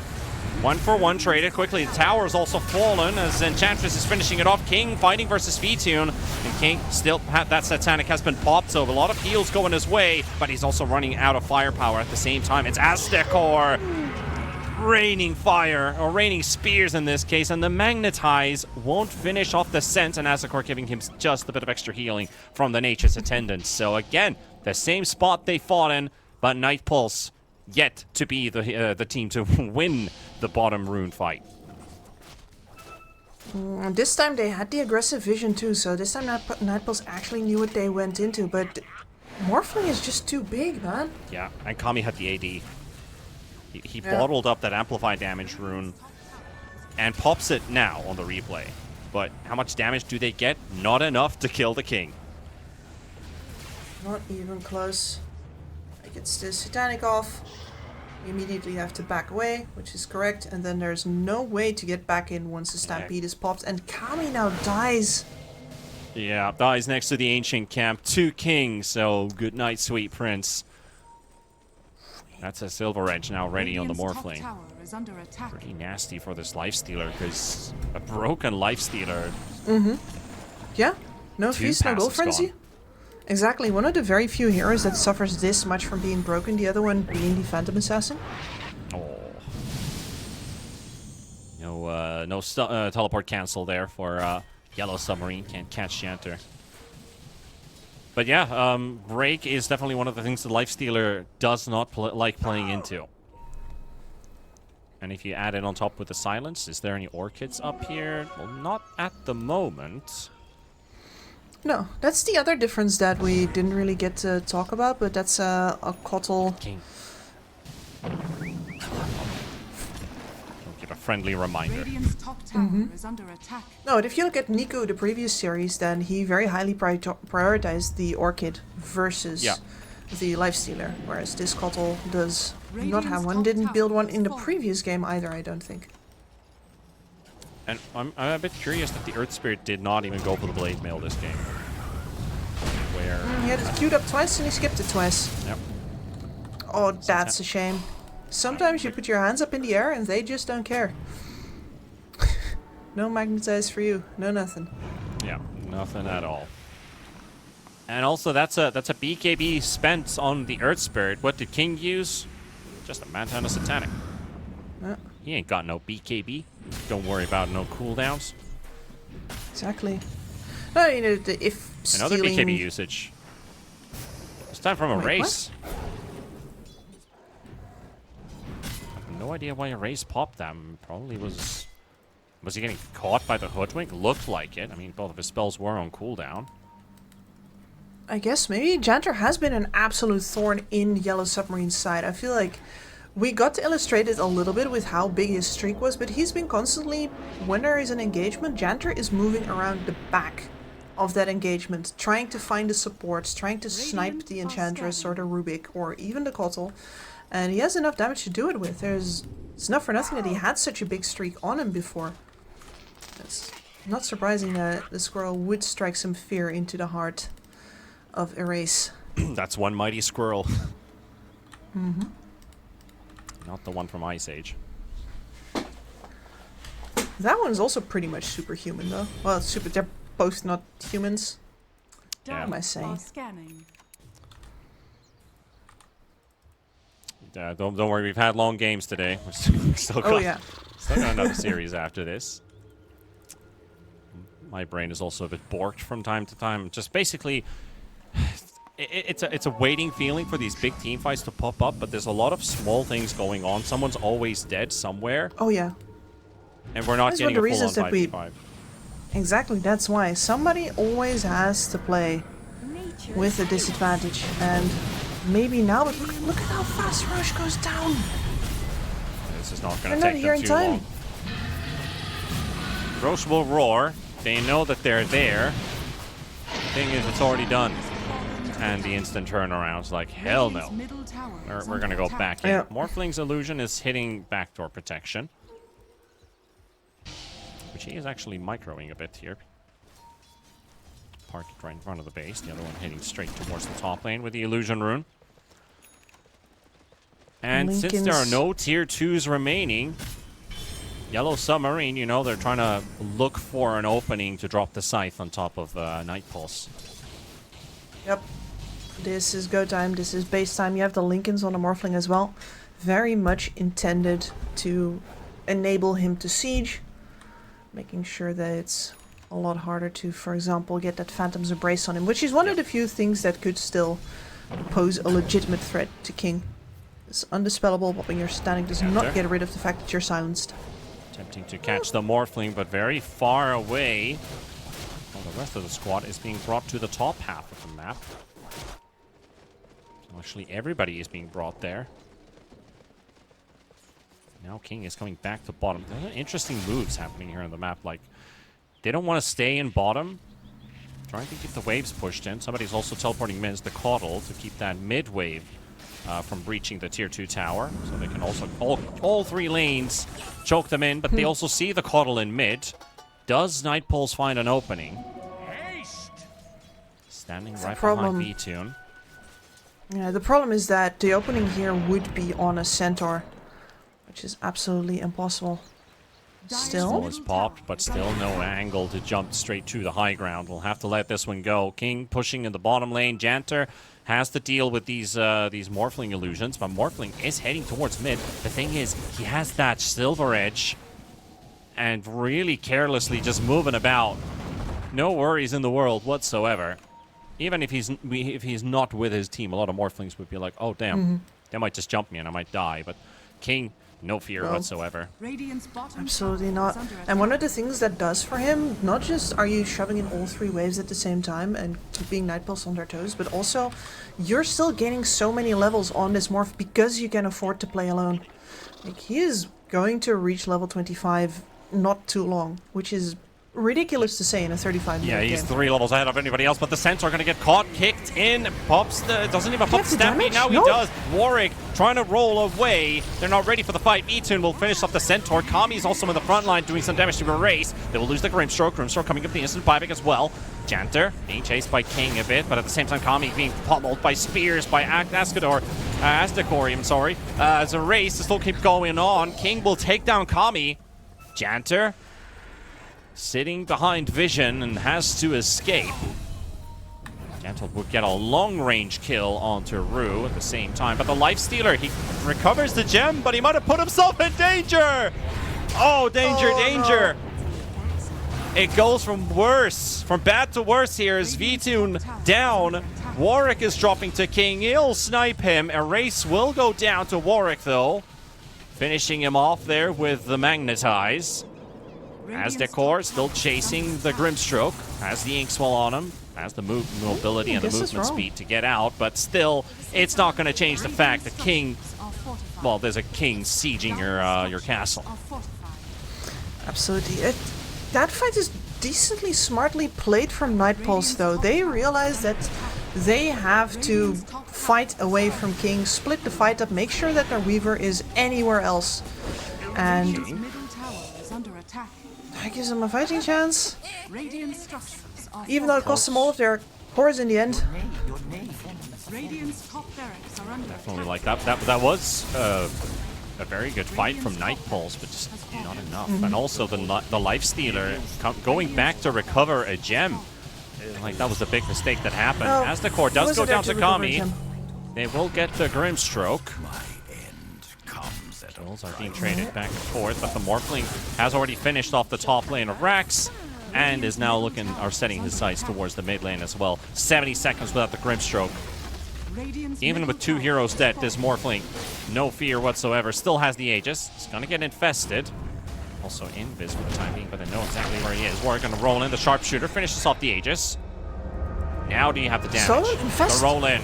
It's actually tanked by the Centaur. Morphling gets some time to live. Has the Satanic, removes the Silence, takes down Janter. Now going straight towards Warwick. Warwick has to roll away. Vtune also getting bullied a bit here by, look at that damage. Look at him go. King, it's a rolling competition. I'm sorry, I'm joking at the same time. But that's it.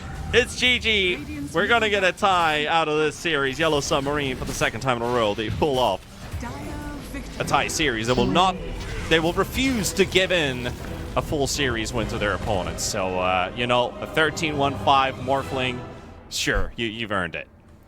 Oh, absolutely. Like, we have a new sovereign. I think we should bow respectfully, lest he behead us.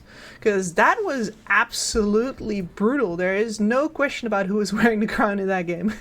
Oh yeah, that was a clinic. Clinic coming out from King, aka Satanic. 13-1-5 is the end result for this Morphling. Hits his item timings really rapidly, and basically Night Pulse, you could smell some desperation coming out from their gameplay, trying to look from kill to kill, keep up the tempo, rotate with 4 heroes just to find one. And Yellow Submarine, when they get to respond, they were already deadly early on. They didn't have to wait for the Morphling timing, because the Morphling was with them in most of those engagements. So it just comes to show that, you know, these high MMR players, they can really deliver results. Absolutely, yeah. And it doesn't seem like too big of a change, you know, in an overall draft. Like, oh man, we exchanged the Naga Siren for a Morphling, and that's basically like the biggest substantial difference in these two drafts. But if you look at how it plays out between the timings, the options that this lineup has, and the way that, you know, you actually get to make plays and get your reflexes and your game knowledge and your decision making do the talking. So we've learned something today, I think.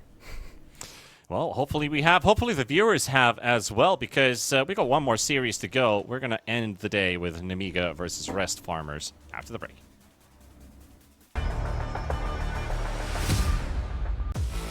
OneXBet and Eva Alfie present betting on all esports events on the website and in the OneXBet app.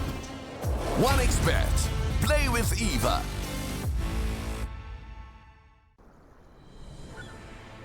What if Kunka knew that he could not only play Dota but also place bets? Better the best black hole.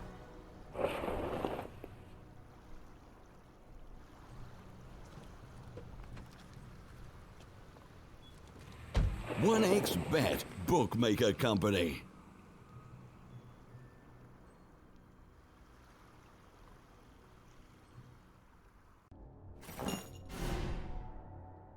Chances of breaking items in a tournament match are non-existent.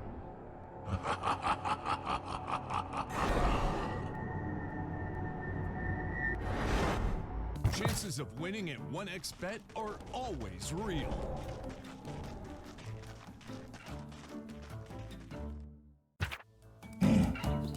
Join with me. At your service. Stealing Aegis from Roshan is very difficult.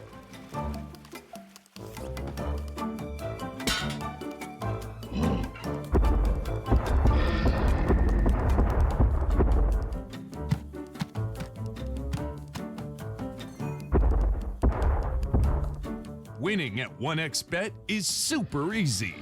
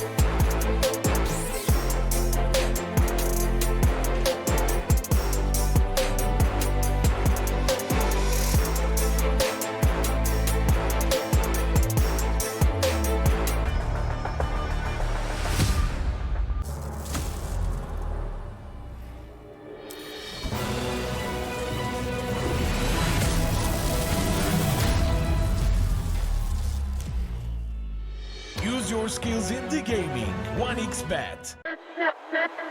Respect from 1xBet. Respect from 1xBet. Respect from 1xBet. Respect from 1xBet. Respect. From 1xBet. Respect from 1xBet. Respect. Respect from 1xBet. Respect from 1xBet. Respect from 1xBet. Respect.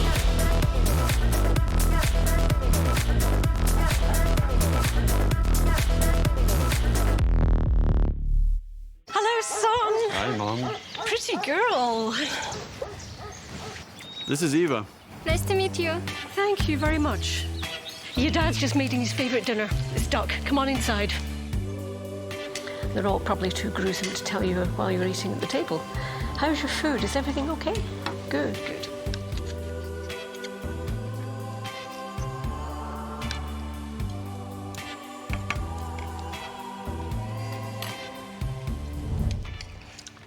You seem to know each other. Yeah.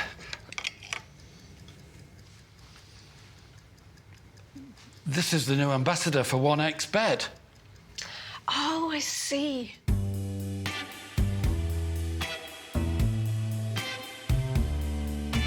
Everyone felt good when Eva Elfie became the new ambassador of 1xBet.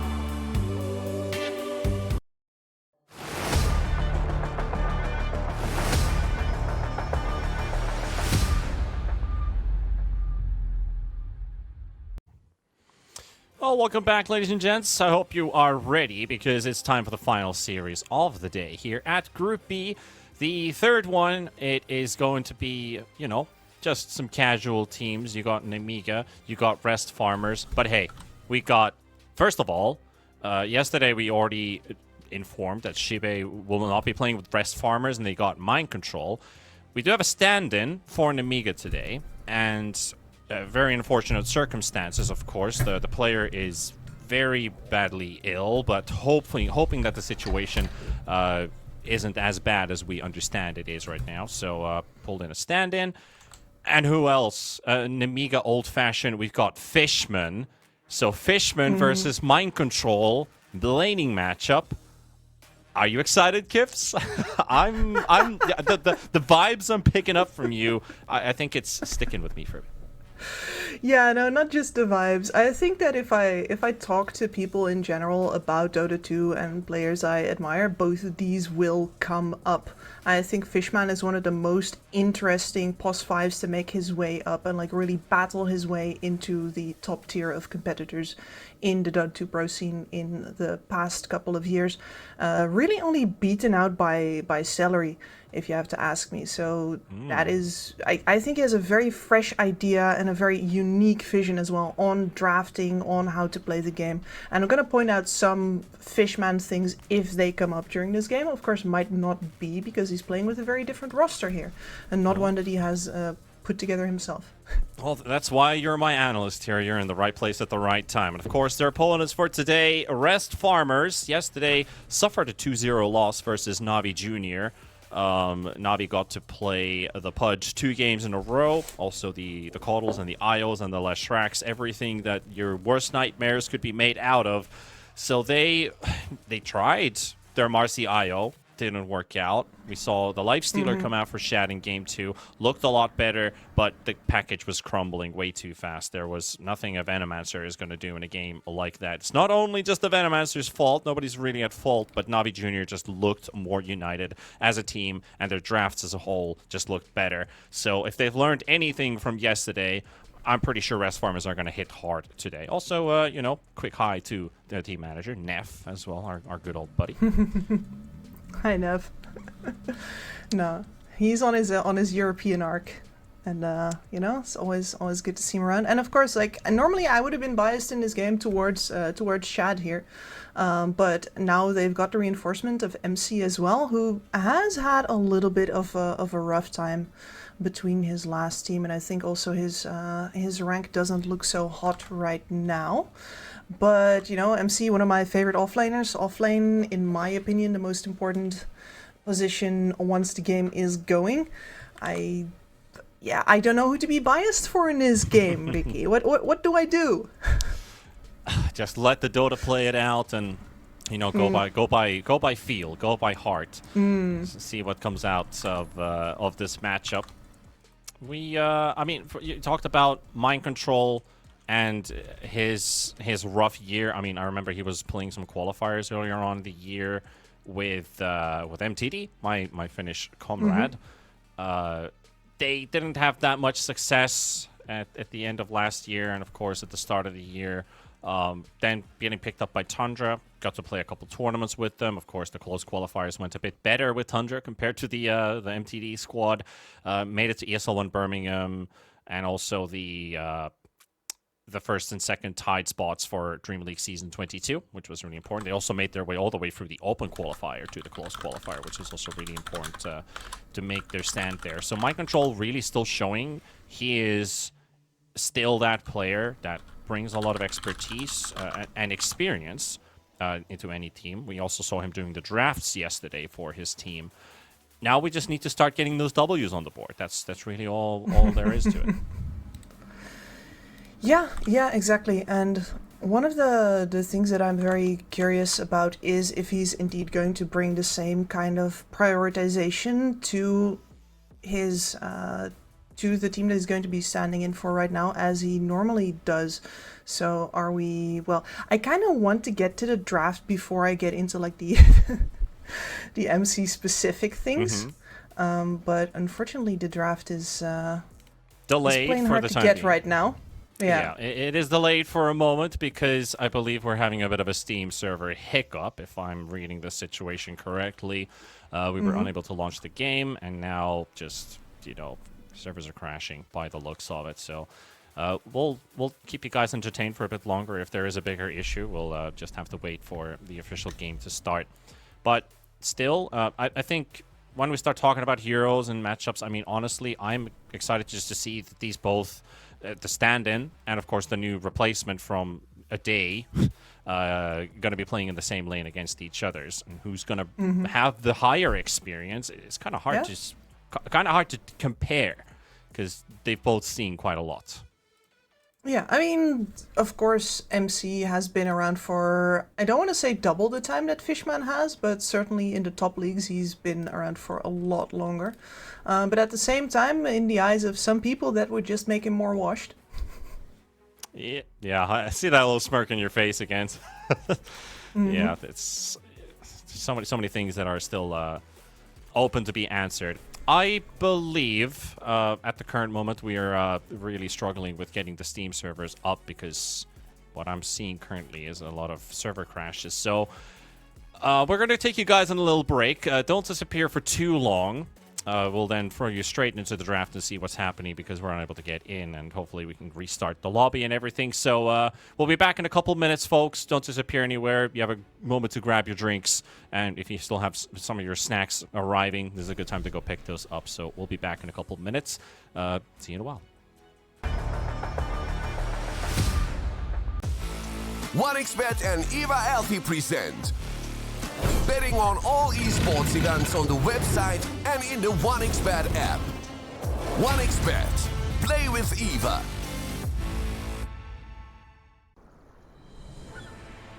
What if Kunka knew that he could not only play Dota but also place bets? Better the best black hole.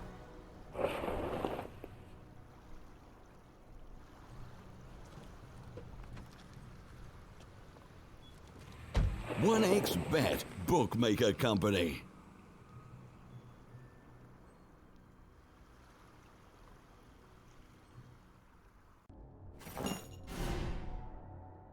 Chances of breaking items in a tournament match are non-existent.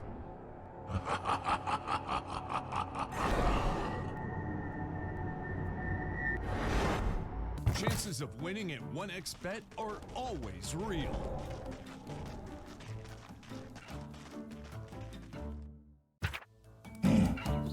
Join with me. At your service. Stealing Aegis from Roshan is very difficult.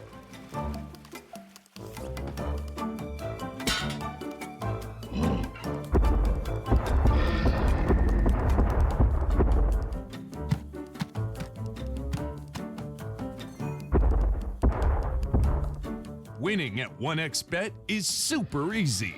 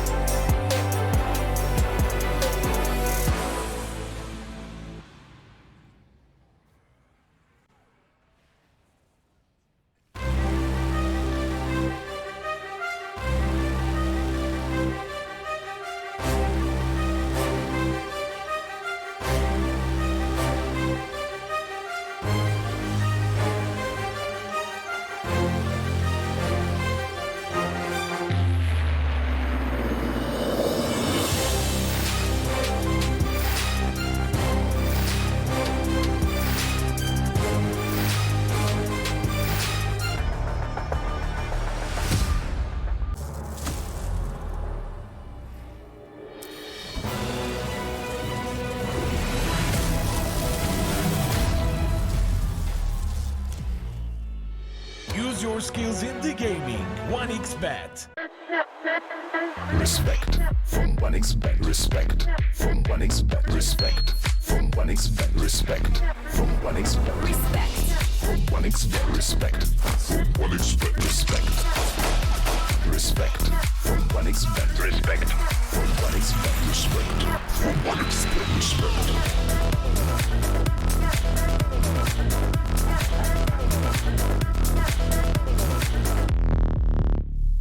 Hello, son. Hi, Mom. Pretty girl. This is Eva. Nice to meet you. Thank you very much. Your dad's just making his favourite dinner. It's duck. Come on inside. They're all probably too gruesome to tell you while you're eating at the table. How's your food? Is everything okay? Good, good.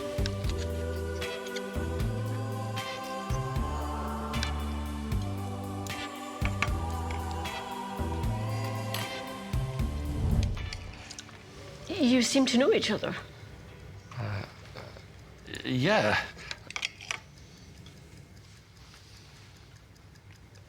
This is the new ambassador for 1xBet.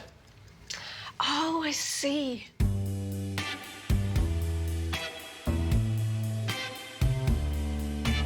Everyone felt good when Eva Elfie became the new ambassador of 1xBet.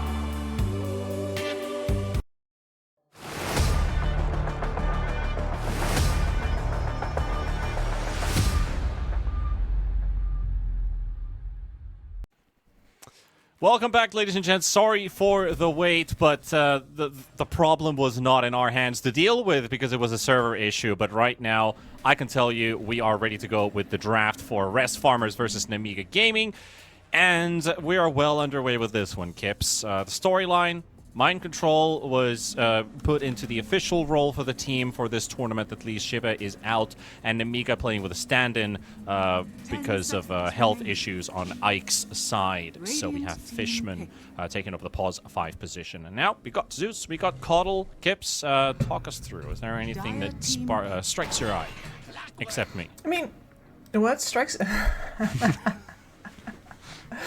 No, what strikes my eye right now is that today is clearly the day of the Kotal, but everybody has different answers to it, and Rest Farmers immediately moving in for the Zeus and now the Clockwork.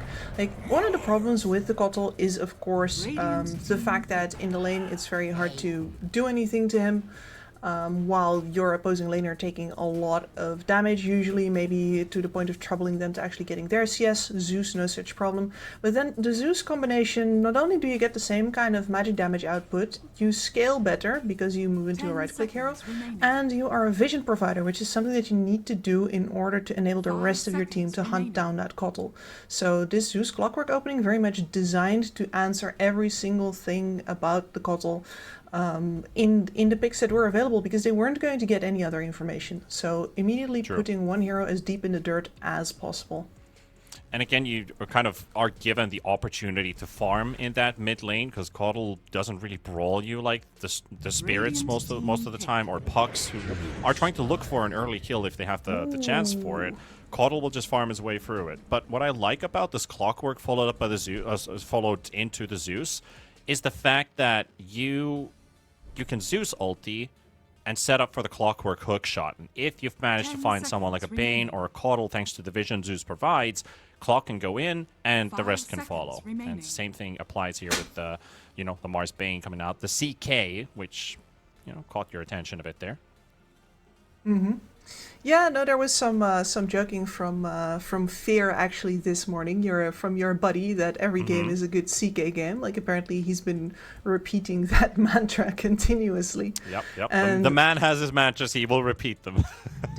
Yeah, I mean, listen. If you're right, then you're right. And this is the picks that are coming out here from Rest Farmers. I do think. Quite a lot more on like the cutting edge, I want to say, than we're used to seeing from this tournament in particular. I feel like a lot of these teams play it safe a lot, but coming out with the Zeus pick immediately, slapping down the CK because you assume that you're seeing two cores with the Kotal and the Mars on the field, and then now the Venomancer into the second support position, which means that this Clockwork has got a lot of the utility and a lot of the engagement to do this game, as well as putting extra pressure on the CK to play fast. Now, I do like that because CK very much a Shad special. This man has played a lot of CK, and I am pretty excited to see him do the thing, but quicker than, you know, a couple of patches back. Also, you know, seeing Fishman and Bane name a more dynamic duo. Like this guy's happy to get his Bane pick through. I mean, I've been casting Fishman Bane games for like 6 years now. It's like, yep, something's just never changed. It feels like such a long time.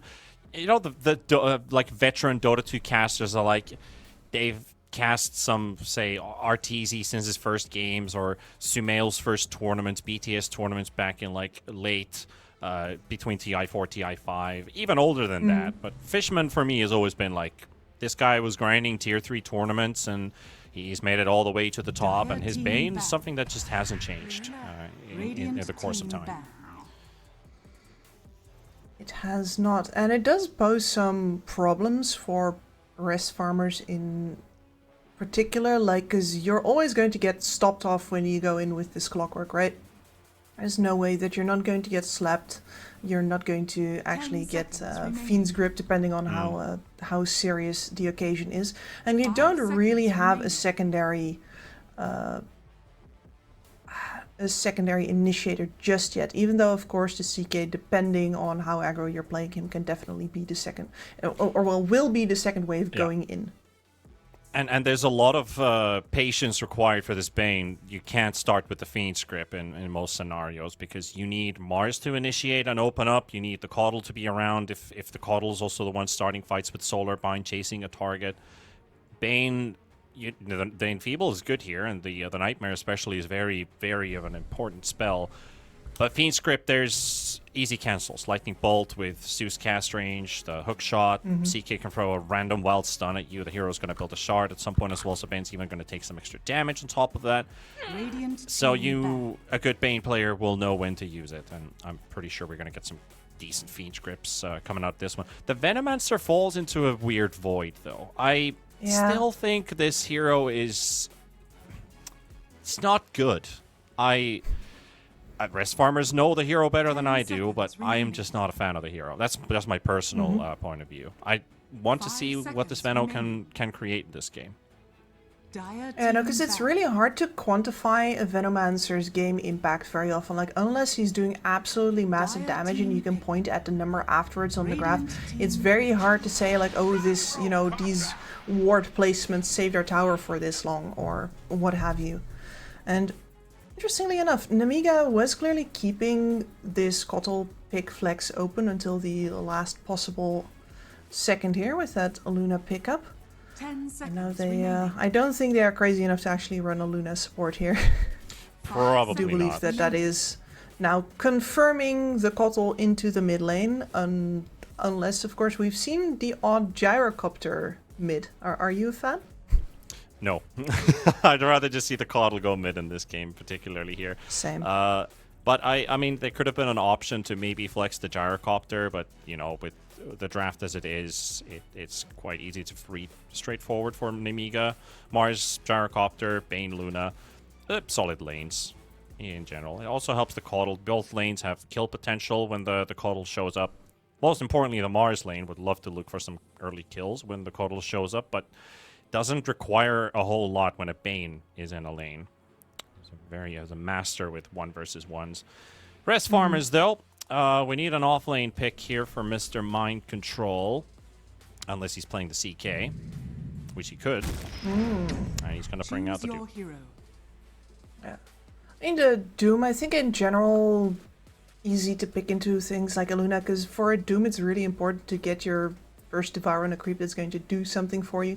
And on lane versus the Luna, it's very easy to say, oh, the regen is good, oh, the movement speed is good, oh, the armor is also good. Like, every single thing helps versus the Luna. You don't have to just look for the armor creep or what have you. So I do think that makes it a lot easier to pick up a Doom here. And the amount of damage over time that can be done here is quite significant, which is something that a Bane does not protect very well against. People just walking you down. I mean, you literally just have to nightmare them to stop them off. But it's not like you get to turn or anything. It's just, you're gonna get chipped down. Well, let's see what what the form is going to be for rest farmers here. I'm most importantly, most closely going to be keeping an eye open on Shad and his performances. Yesterday was not his day. They got ran over in game number 1, 6-26 in 31 minutes, 1-3 on the Marcy. And game number 2, of course, it was a bit more kill heavy, 22-40, but still a 3-8 lifestealer. So I'd like to see Atlantic open up the game a bit for Shad. Hasn't had the easiest laning matchups, hasn't had the easiest games. And with a CK, well, it's a hero that just fits into almost any matchup right now. It's kind of like the old Kunkka, where you're happy to pick a Kunkka into like 90% of the hero pool existing in Dota. CK kind of, I can buy Fear's theory. I'll always buy Fear's theories, but in this case, I think we're 100% of the same line that any game is a good CK game. Let's see if ads can make it happen for us. Good old ads. Yeah, Atlantic, because he very definitely stable. has. Yeah, but I think he does have the biggest role to play in this game here. He was picked up very much all the way first. It is his goal to control the tempo here, make opportunities for that clockwork, follow up on him. He is the DPS. I'm wanting to see this Zeus pushed, well, maybe not to the limit, but certainly no sitting back, hands in your pockets. You know, I'll press R if you, call for ult if you need it. Not that Zeus. He can stay home. Not that one at all. They're doing a long wraparound here, and again, Amiga, they have already placed down the cliff ward, so by the time the smoke runs out, it was a pretty late smoke, so vision on vision, and the quick turnaround, so that reveals the ward location for both teams. And since the Zeus is not going to start with a lightning bolt right away, just use the classic sentry to deward it. Bounty's 2 for 2, and off we go. Good luck, Junior. Yeah, I was trying to get some pre-game banter vibes out of both of these two teams. It was like Mind Control versus Fishman, which is honestly the lane to watch here in this game, which is the top lane. Mind Control giving a lot of respect to Mr. Fishman. So, to see the good vibes, out there. It's like, hard worker. A lot of respect is what he said. And Fishman has been on that grind, because if you compare it to, as oldies will remember the Synderen teams, where every time they got results, the top teams would promptly steal some of the players that Sind has spent time scouting and educating away, and then he could start all over again. Like, Fishman has had a lot of that happen to him as well, and he has been in it time and time and time again, and that is hard, man. It's really hard, because you have to not take it up with any of the players that left you, because yeah, technically all of them got a really good opportunity. You should be happy for them, but it always puts you 2 steps forward, 1 step back, and he's just been doing that for years. Some players spend a bit of a longer time on the grind compared to others. These two are living examples of hard work and perseverance, getting you at the top level of Dota. When to stay there. Mind Control was still playing around with the Bulgarian stacks, like 2015, almost 2016, but it was then picked up for Liquid. About the time when, GH was also discovered that, hey, this guy's a pretty mean +4 player. GH went pretty fast, though. Yeah, he had a more rapid line of success. Here now. Fishman fighting all the way to the end. The creep wave is in the mix as well, so the battery assault doesn't get full connections, but Mind Control takes the first blood, and Pablo gets enough healing out from that fairy fire. So Pablo walks out, Lucas dropped low, and the first kill and the only kill goes for Rest Farmers. Yep, and MC holding the point on that Devour until it was very clear that he was not in fact going to be using it. And using it to secure the kill on Fishman with the point in the Infernal Blade instead. So Yeah, we watched the mid. This is where the rest farming is taking place, by the way, on the mid lane that we just got a glimpse of. Yeah, this is literally rest farming on both sides, not just the Zentic. Coddle has his camps open as well, so no camp blocking sentry. Full access to his CS. Meanwhile, mind control though, oh, the only one without double digits, double melee lane versus double range lane, presents its own difficulties. And it will usually translate into exactly the kind of gameplay that we saw before, where the double melee lane has to hard commit to an actual engagement hero on hero instead of just trading for the creeps. And they're going to be looking for kills, they're going to be looking for over positioning specifically from Fishman, I think. Because if you ever go on the Luna, you just get nightmared and everything ends, whereas here, Pablo. Let's go out, but Pablo's going to charge in. He's already soaking up the early damage from Fishman. Lucas just continues to right-click through. Pablo still has that Lotus picked up from the 3-minute mark. But this is how the lane is going to be. Clockwork really needs to throw his weight around, and yet MC keeps on checking that camp, but there's nothing in it. Has been blocked up by Dire Sentry. No creeps for you, and so no points into the Devour at all. Nope, not a single one. We do see the Scorched Earth max out come out early to have at least some kill threat at level 6, because if you just pick up your Devour, you're not really doing too much to this Luna. You'll get far, Max sure, Devour but is... Yeah, Max Devour is a trap. Don't do it. Meanwhile, the Gyrocopter feeling a bit uneasy here with the poison stings and all. Down to 60 HP on the Gyrocopter, leaving the Mars alone for a bit. Hansken, Gale level 2. He is under the tower, though, so they can't get the most value out of it. They'll keep on holding onto it for a bit longer. And the Venomans are really showing the impact here, where a lot of supports just straight up lose the 1v1 versus the Gyrocopter. No questions asked, nobody gets to stand versus the Rocket Barrage. But, you know, that does mean that the Gyrocopter is standing on top of you, very close by, and you just get to trade hits. As it turns out, as those poison stings stack up. And Gyrocopter cannot actually afford to stay that close, especially not when Shad's here. Going down to the top lane, Lucas will get the kill on Mind Control with the help of Fishman. Setting up for the Nightmare and maxing out their damage output will take MC down.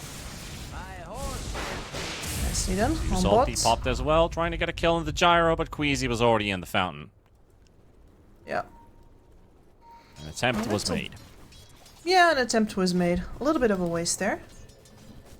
Gonna have to wait 2 minutes again for that to be active. That means he won't have the Zeus ulti for the 6-minute rune, but also doesn't look like supports are too interested in it. Meanwhile, Mixa does go down. Houndskin did get the Venomous Gale to connect, helping Shad with the extra damage output. And Nikki Cool, does he have control over the runes? It's an illusion. Fishman will just take it away. No need for a bottle here. Just deny it away from the Zeus. And the Zeus, of course, hoping for an AD rune or a haste in order to make an early rotation, pad that bank account to get to the phylactery that much faster.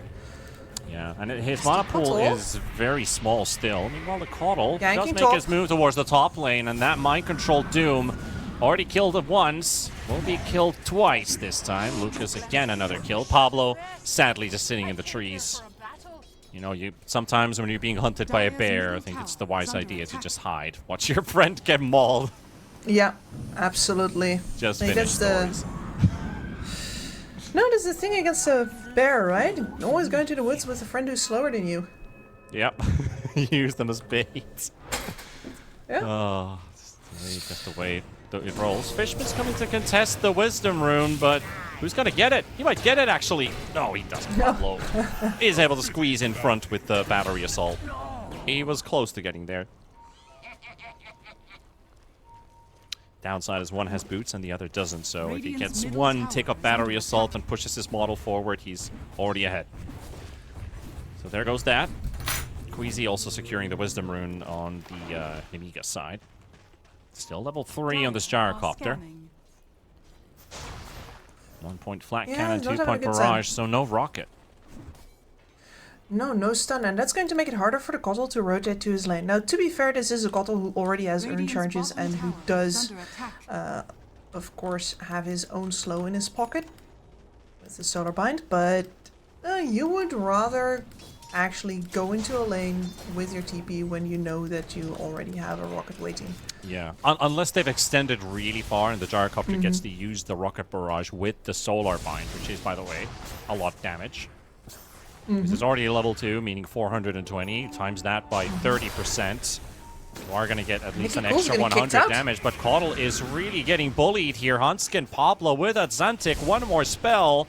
Not quite enough. The magic wand heal is there. Now Hanskin the turnaround. Nikki Cool loading up the Illuminate Blast. And Hanskin is history. Absolutely. And they do need to fish for these skills if they want to make sure that they can make more incursions into the mid. If they want to hunt this Kotl, then the mid tower needs to go down for the radiant. But that was not the opening kill that they needed.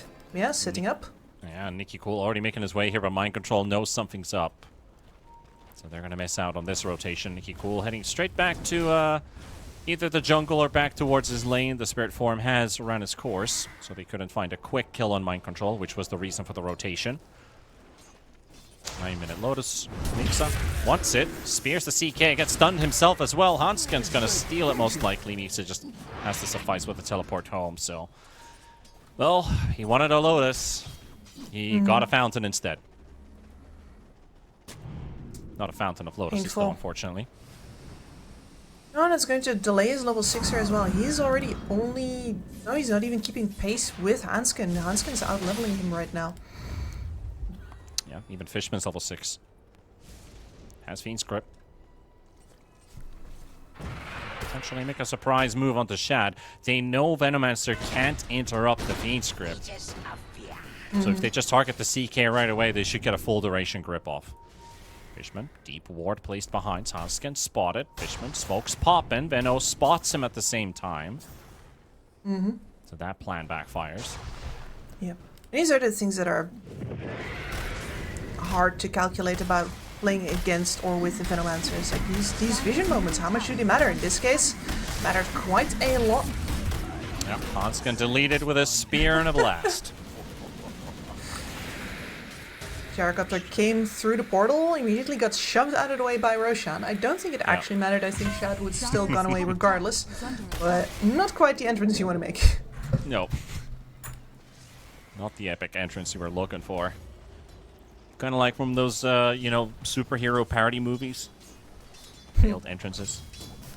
Yeah, do we still do parody movies? I feel like that's really a thing for, like, you kind of date yourself with that. Yeah, exactly. Yeah, like, you're right. I do miss those. Look at me. I'm a millennial. Scary movie, am I right? Oh yeah, scary movie. That's the one. That's the age-old classic. I think we used that same reference the last time we talked about movies. Oh no, help me, my ankle's broken. Oh, there was another one. First they're gonna eat her, and then they're gonna eat me. Oh no, not that. But that's not a parody. That's an actual serious movie. That's the stuff they were parodying. Anyway, the thing I was going to say is that I've been watching MC very carefully here because he has been, well, has that been a good quite movie? A lot. Suffered these things. It has ups and downs. The arc tends towards the positive right now, so I think we're entering the hero's journey here. All right, so maybe an IMDb score of like 1 point. Oh, sorry, not 1 point, 6.5 or something like that. But still waiting for the real moments to show up as Shad gets blown up and the Fiend script to follow up on the clockwork as Fishman able to zone himself away from Pablo. Not just one, but make it two. Shad again, just not catching a breather from this constant pressure. Already moved away from this lane once. At the moment he shows back in, he's gonna get killed. So Nikki Cool picking up that one.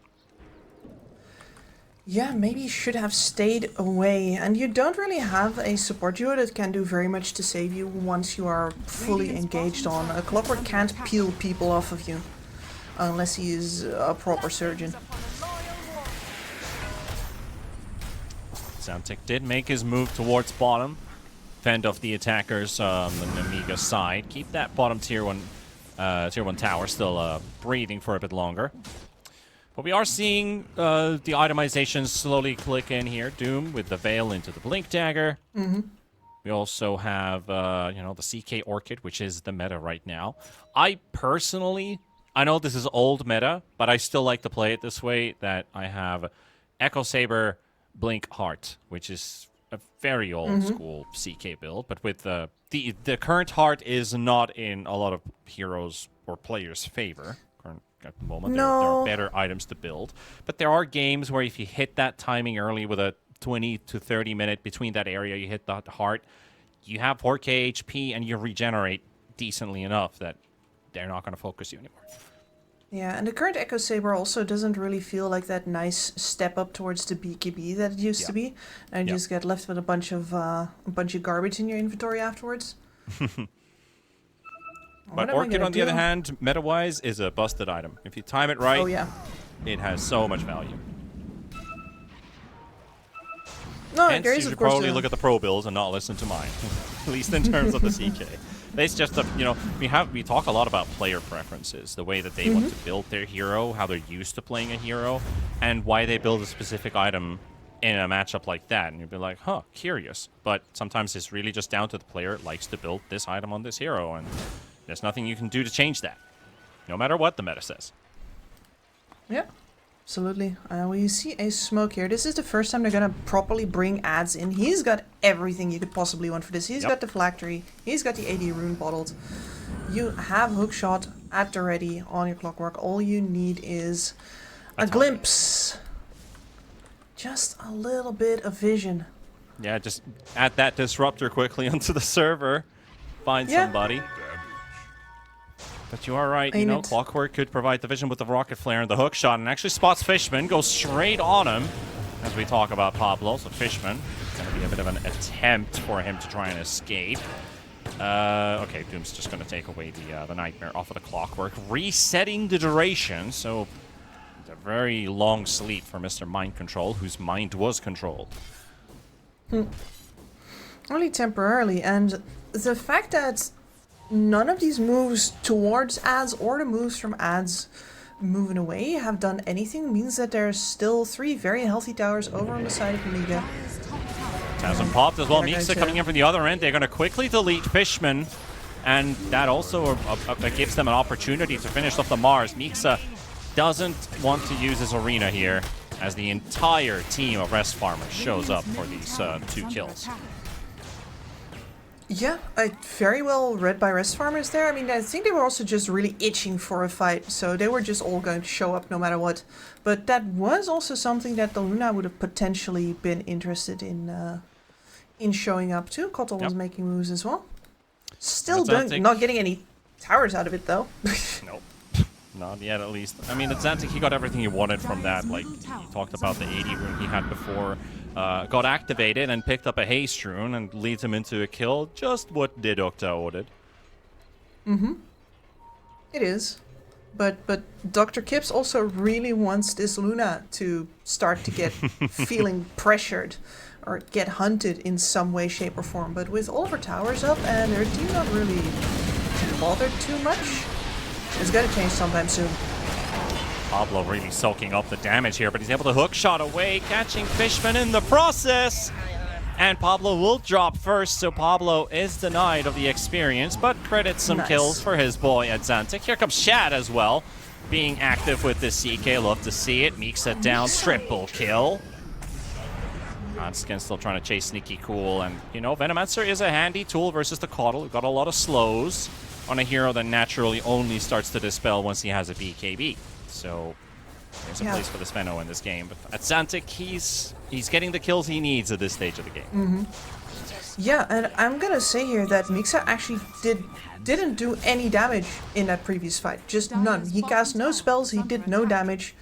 It was like he wasn't there. And to be fair, his position on the net worth chart doesn't exactly give him a lot of grace. He had to play back a lot to avoid dying versus the CK, but it also means that he now, well, does not have a game yet, and might never have one if that Blink Dagger waits for itself. These two, they love each other. It's Pablo and Fishman at it again, but this time they're gonna get the successful result as at Zantic. One more second for the lightning bolt. And he reads him wrong. He hits a creep instead. Mixa on his tail.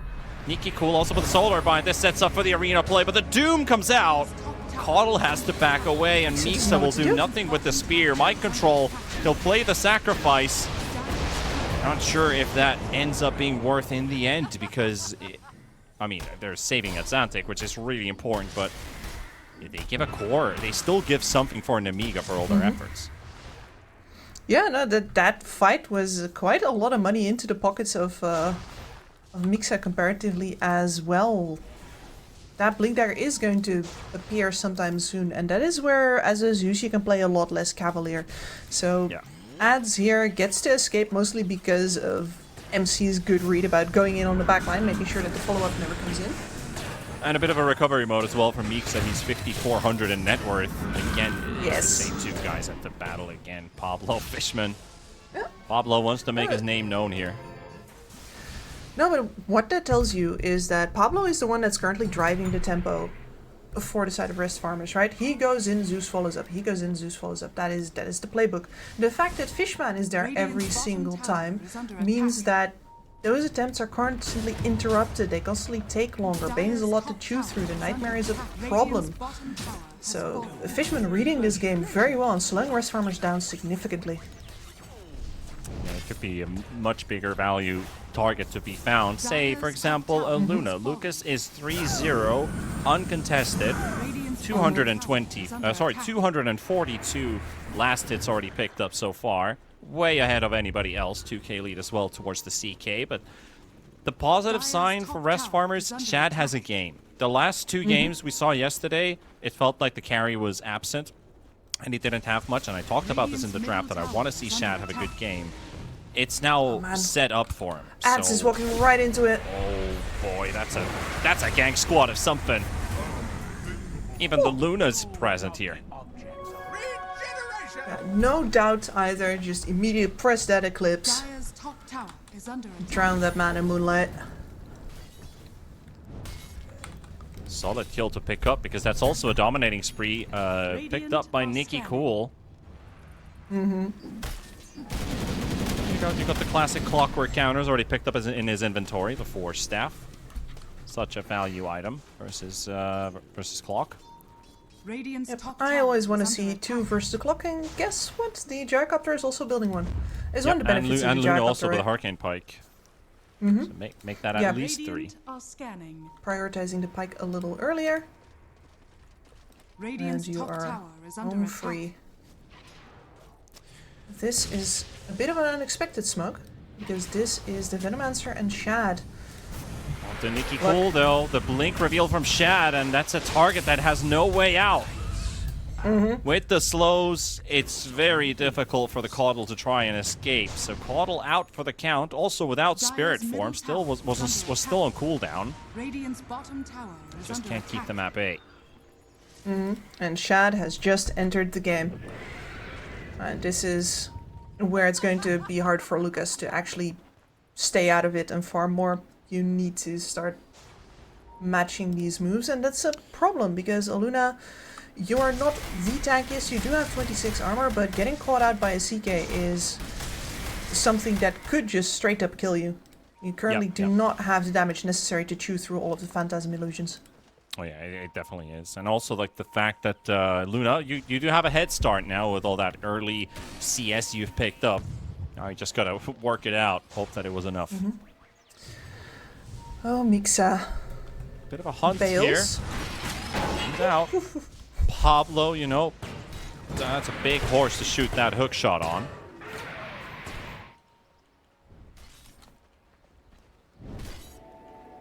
It's sometimes a problem with the different layers of engagement. Like, you actually need to talk about who goes first. And it's better to iron out this wrinkle right now on a hero that had already escaped than that you do it somewhere on, you know, the Luna. Yeah, yeah.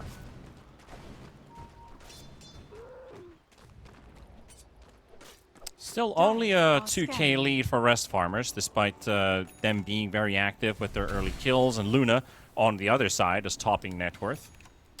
But, you know, kills are even 9-9. Couple objectives taken here and there. Of course, there's still the tier 1 still on the top Radiant side. and of course the tier 1 in the bottom dire side. So mirror towers still up. I see some posturing on the bottom side. We've only seen one Doom so far in this game. Just to save the life of Xantic. Also, I see a bit of a curio in this game, which is the Venomancer Pipe. Because the funny thing is, Zeus is in your team instead of the other team, where you'd think Pipe is actually okay in this game. The 10% does bring you a long way. Oh, actually in the river at Xantic. Never mind. Doesn't look like they're going to go all in for this one. Hook shot though, Pablo will intervene. Queasy brought out from the cogs. They'll secure that kill. Another solar bind dropped on top of Pablo. Mind control, can't quite catch Sneaky Cool. Already ready for the follow-up. Now, the way that MC has been hovering on this top side, this is one of the things that I was going to bring up. Like, this is a man who, you know, if Alliance invented split pushing, then the Liquid team that MC won TI with is the team that perfected it. And the map position of this man is... Chad, huge trouble for him. He gets the Phantasm off just in time, but the Spear's gonna take him out from play. Mixa getting a bit of vengeance there. Doom also gonna go down. Fishman secures the kill. 2 cores down. And there, at the same time, it drains out that economy lead that they were slowly building on the side of Rest Farmers. Nemiga will take it away. But they're not done yet. His, it's Pablo. Is good. Hook shot, unfortunately, hits a Warpine Raider. He's going to get finished off as well, making it a third. Into the Roche pit they go. That's going to be Aegis. Easy peasy. Yep, that is going to be Aegis, and that is going to be... a lot of the map is going to get lost very fast now for Rest Farmers. They have managed to keep away the storm mostly, but this Luna is now going to have the full Kanda finished, I imagine? Very soon? Very soon and on time, yeah, like the level 19 soon.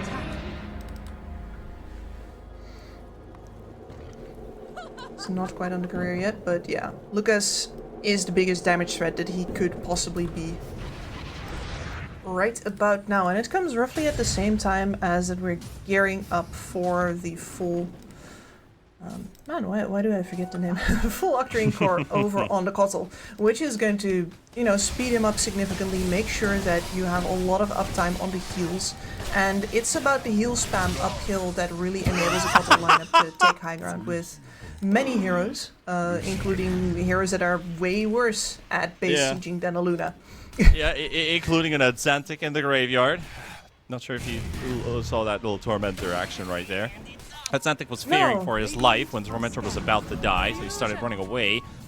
And he backpedaled a couple times, wanted to add in a lightning bolt into it, and that killed him. Radiant's middle tower is under attack. Yeah. He had it coming.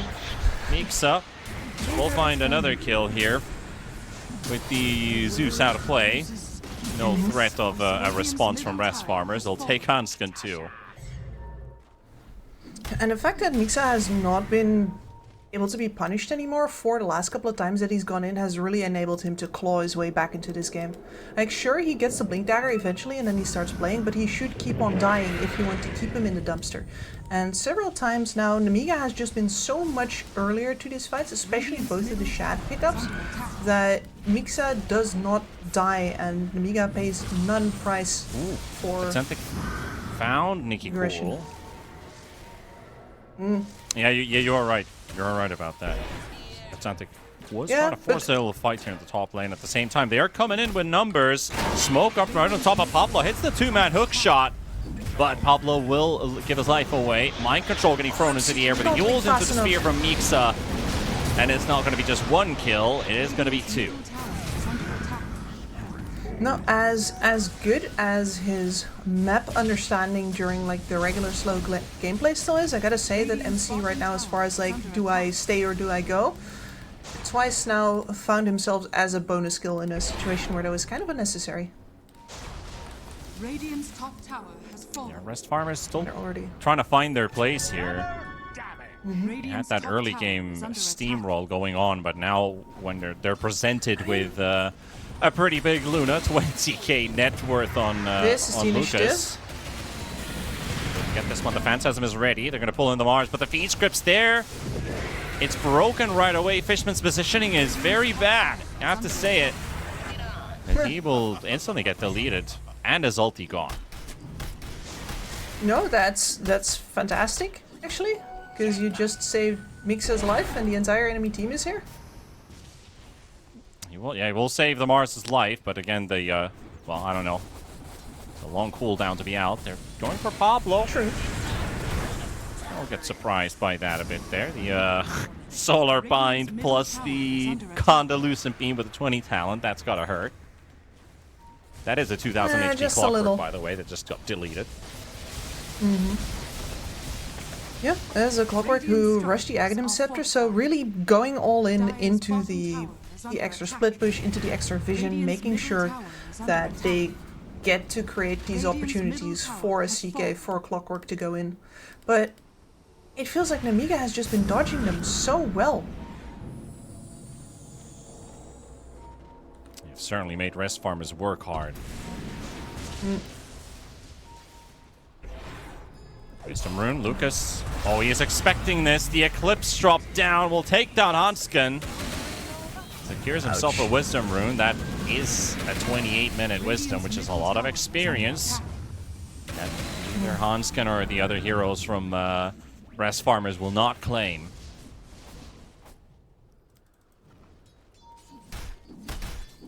So They even left Fishman over on the other side of the map while they were doing that, giving him some extra EXP and some extra last hits before calling him back in with the Kotl. Bottom tower is under attack. And Amiga optimizing the squeeze.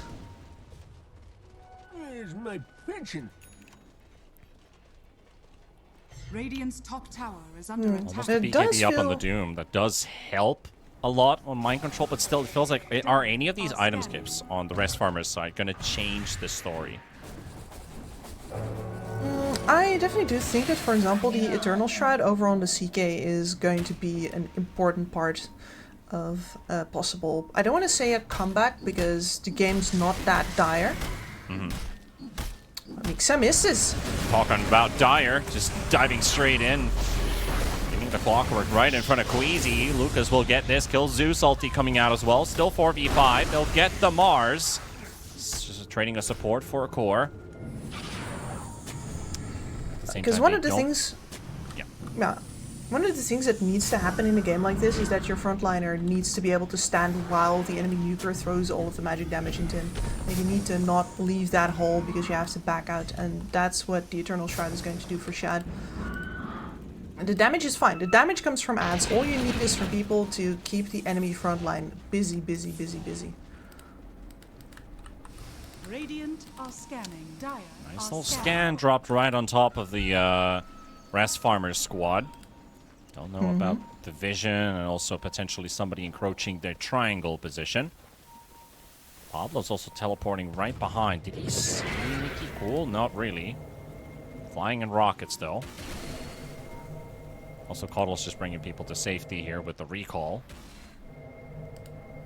And they're smoking up from behind here. Sneaky, sneaky, This is a very sneaky move. I like this. But will it pay off? No, because they're aiming wrong. Queasy says we go left, and he is correct, but by now... We get the Luna here. There's the recall. Mixa going in. Mixa? No arena for 5 seconds. He thought he had it. Yeah, At the he just same stood time, there. He just stood, indeed, he just stood there. Trying to, I don't know what he was, maybe he was a taunt. No, like he was pressing R and nothing happened. Yeah, maybe he was just taunting them, like, here I am, standing like a hurricane. Dire's middle tower is under attack.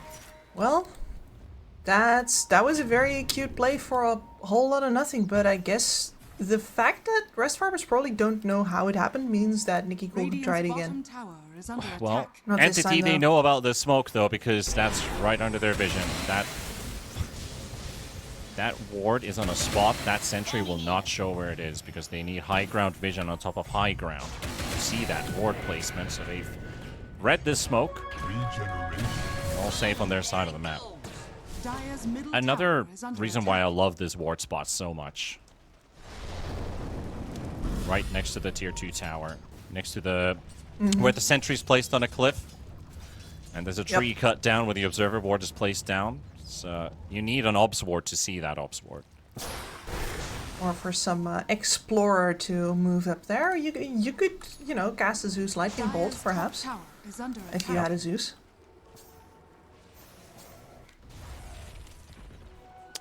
Sometimes it is a sneaky ward that just goes unchecked. In this case, it does because it shows the smoke.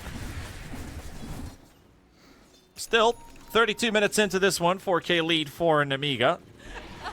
Has been balanced out a bit with that previous engagement from Rest Farmers, but outside of that, Luna is still unchallenged, unkilled. 6-0. Yep. By now, 1.5 items ahead. Just would really like to have that Aegis in the pocket before challenging it. And let's face it, when you're this far ahead, you're level 24 right now. Why not just wait for your level 25 as well, right?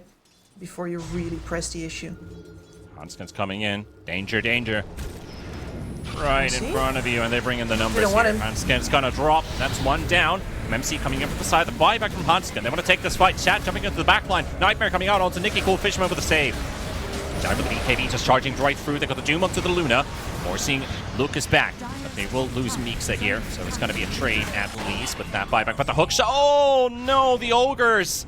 The bloody Ogres in between. But Fishman's still going to get caught by the stun. They'll make sure they get at least a second. Luna turning things around. The Doom has run its course. And look at that. Look at the damage. Can Lucas clean them up? The pipe soaks up so much from that. But Mind Control, he's 2 hits away from dying. And he's out for the count. Also Pablo hitting the backline, keeping Nicky Cool busy. Also Queasy getting blown up by Shad. And Luna isolated, stuck. Luna's got nothing left. And there we go. Shad with the help of Pablo. The Rockets will do the last hit. And bloody hell, Pablo still throwing blood grenades at Fishman. Huge. Slow down the Bane. Basically just pulling it down to a halt. Caudle trying to make a run for it, but that's a 3-second stun. And the hook shot. That's a second hook shot in this fight. Pablo will get it. They got everyone. No, Pablo's work in that team fight, separating out, because once the Luna turns, right, you can't fight the Luna, but she will in fact chase you because she feels stronger, whereas her backline is not healthy. You watch her move away from the BKBs here. They're waiting it out, especially the Doom. Sacrifices need to be made. There's something weird happens here as well. Mixa dies, discovers that he doesn't have buyback, immediately buys a BKB. Here, 3, 2, 1, Lucas turns out of the shadows, and very good split there as well from Rest Farmers. Yep. At least for Shad. No, like Shad standing over on the side there is absolutely huge. His go here, and then the cogs in between as well makes it absolutely it is impossible to come to the rescue of this Luna. She is on her own, and she put herself into that corner, and Rest Farmers just keep her there. Even Too like eager. Pablo not getting that first hook shot to connect, but then the second one hits right on the mark as they're chasing Nicky Cool with that stun already connected from the CK. And as you said, the cogs blocking the Luna really was a game winner there, because if the Luna got to hit some targets, there would have been a lot of damage still being dealt. They could have maybe saved the Caudle in the back line. But since the Luna was completely out, it's like, yep, she's in the corner, and she's cornered, and she's not getting out of that one. So big win for Rest Farmers. Huge, because this was the only way that they were ever going to get a Roshan, right? If you confront Namiga in the pit when they're already there, you've got the Caudle blasting everywhere, you have the Mars Arena to deal with, you have the Luna Eclipse as well. There is no way in hell you win that fight. An important win for Rest Farmers, because we know how strong this Luna is gonna be, and already is. That this CK still has hope and still has chances of carrying his team to victory. Much needed for Rest Farmers. Namiga, though, probably gonna approach this next team fight slightly differently. No, but you have a problem here, because this Eternal Shroud over on Shad is one of the things that made that fight possible. You can see them, yeah, they're waiting out to Doom, but they're also waiting out to BKBs. And just because the BKBs are down now doesn't actually mean that Shad is a target They might spot Once Atlantic. again, He's on from the the back. stairs to the high ground. Mixa coming in the heavenly jump right onto the edge of it. He's got a Nimbus to protect him, but he will lose his life for it. Meanwhile, Fishman, no Fiend script goes off, and the Bane is out. He's got for 50 seconds. DK Cool coming into the fight as well from the other side. Mind control, getting thrown into the air. The Illuminate Blast is being loaded up. Mixa coming with the spear. The BKB will be forced down from the Doom. Rockets flying in from every direction. Shad jumping in as well. He still has the Aegis as well. The hooks are from Pablo. Going to be connecting onto two. They're going to force the Luna away with the BKB. With the Doom also connected onto her. She's going to have to teleport away before that damage is going to be overwhelming to deal with. Meanwhile, Queasy taken down in the low ground. And Mixa trying to make a run for it. It looks like the Mars is going to be able to get out from this fight.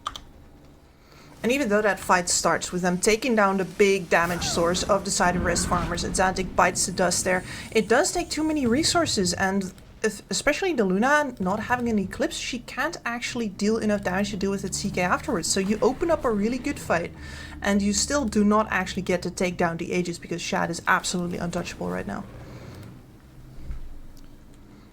A lot of problems being presented there, definitely on both sides, but at least with Shad having such a good game in towards the end, you know. Hasn't been the easiest open for his opening for his CK. There was a bit of a worrying moment that this Luna, if Lucas just wins those early team fights, that this game could be over in 25 minutes. But Rest Farmers they found an avenue to keep this game going, and now actually in a very comfortable position. Comfortable, but not out of the fire line just yet. Yeah. Lucas still. They got a fire suit in the fire. Yes. Well, here's another attempt at a pick-off. BKB on Mixa, he'll be able to get out. The Ogre Seal Totem picked up for good reason, so Mixa's able to get out, and that is his 9-second BKB. He'll survive. He'll be down for the count for a bit longer. That should open up that mid-tier 2 tower to be taken. Shad hoping somebody shows, though. No, his position has been very predatory this game, always flanking, moving in and out of vision, making sure that he can leverage the fact that he has a blink dagger as much as possible. Seeing if he can find that Kotl.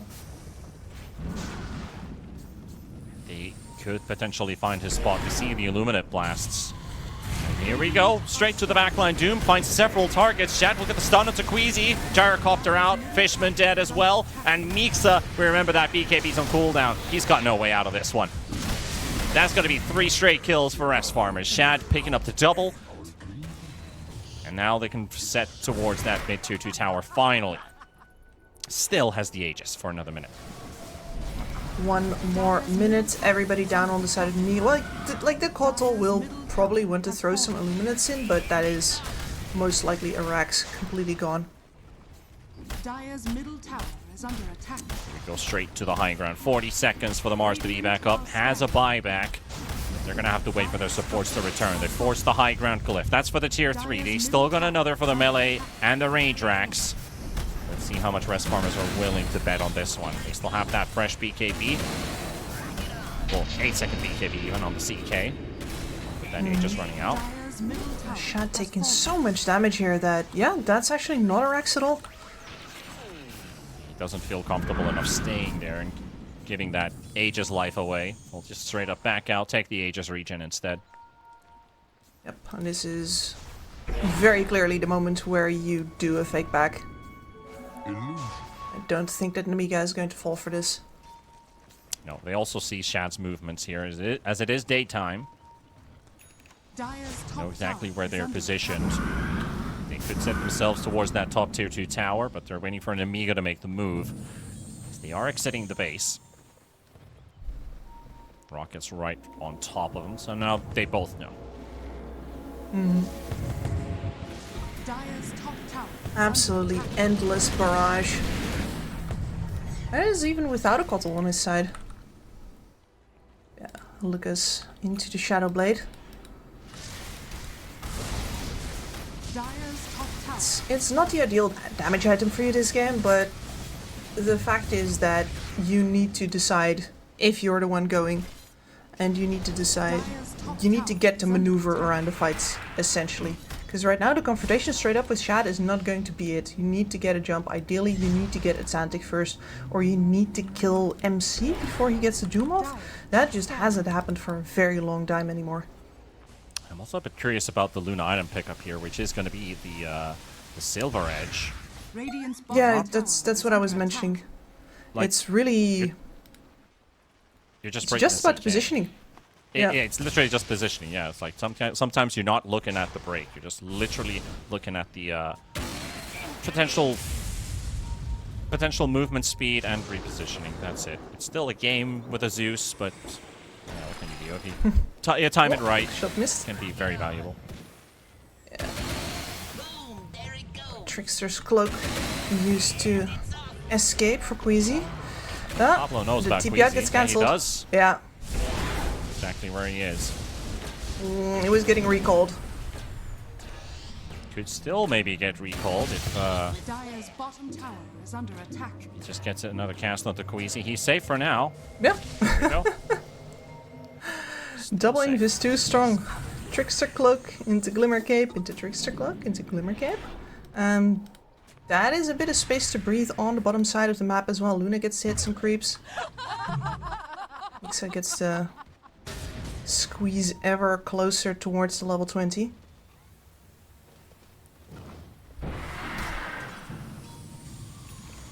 And we have the level 25 coming up for the CK here as well. I think you just go DPS here. The illusion duration is not going to do this much for you. Indeed, it is the sheer amount of AoE damage that's going to come flying at them. I love how he's put the heart in Q on the CK. Most likely to, I don't know, either replace the boots or probably not the shroud. Could also remove the armlet with that heart. Yeah, I was thinking about the armlet. Similar stats, yeah. But first the overwhelming blink.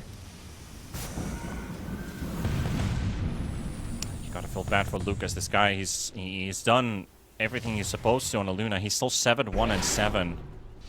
He's at risk of losing this game with his team. Rest Farmers, they clearly chose violence coming into this first series. Bit upset from their 0-2 defeat yesterday. Charging straight to the front, Nikki Cool. There's some targets around. Mind Control, Hanskin, and the tree smokes are popping. Mind Control goes straight and finds Fishman. With the Nimbus, the Force Staff save is there, but Fishman's like 100 HP from dying, and the Clockwork will make short work of that. Queasy gets blown up. Arena's not good enough. And Luna's also left all by herself. There's nothing you can do. Just getting Force Staff, Cog pushed. Nothing that she can do. That's also going to mean Mixa found. Oh my goodness, Pablo. I know overclocking rockets are good, but he also lands that single rocket flare to find Mixa, and suddenly they've got themselves a multitude of kills. And it really just feels like Rest Farmers get to decide exactly how they want to fight, where they want to fight. They have so much vision, the flares constantly pressuring. If you're an Amiga, yeah, you do just have to walk in, and the amount of damage that gets dealt by the Zeus here before the engagement had even started means that the Luna, yeah, you do not have your BKB popped at that point. Of course not. We hadn't even started yet, right? Nope. Well, fight was over pretty quickly. Great jump by Mind Control. Started the whole sequence. Reaction and there, now, well, creep wave, and there, that's a dieback. Nikki That is a dieback on the Bane, and they can't do much to Pablo here. Hauling in support, but Manats is tanky.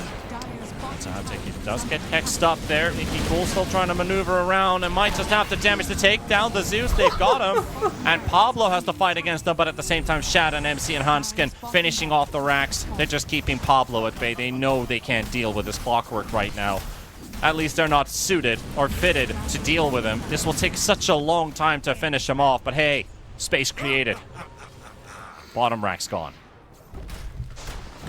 Very odd situation here, where clearly both Rest Farmers as well as Namiga are very happy with to take the fight in top, because Namiga cannot defend that bottom racks, not with that many heroes down. So they see that as an opportunity to get a couple of kills. And Rest Farmers just see it as an opportunity to absolutely guarantee themselves an in on the base. But here now, are they aware that they're trading Roche for the second set of racks? And if so, are they just taking it? Because I would probably take it at this point. Well, Roche falls, and so do the middle racks. I mean, that's 2 lanes of racks secured for rest Leave farmers. the cheese on the floor. Oh no, not again. Okay, Jarek got to fix it up. Thank God. Thank God for that. Yeah, but he cancelled his TP. He cancelled his TP. If there were still enemies in your base right now. Yeah. It's all good. It's all good, Kips. They got it. And they're back. Got it. Okay. Mixa might find Hansken. Close one. Where Seal Totem and the Blink Dagger both used in unison to try and catch somebody.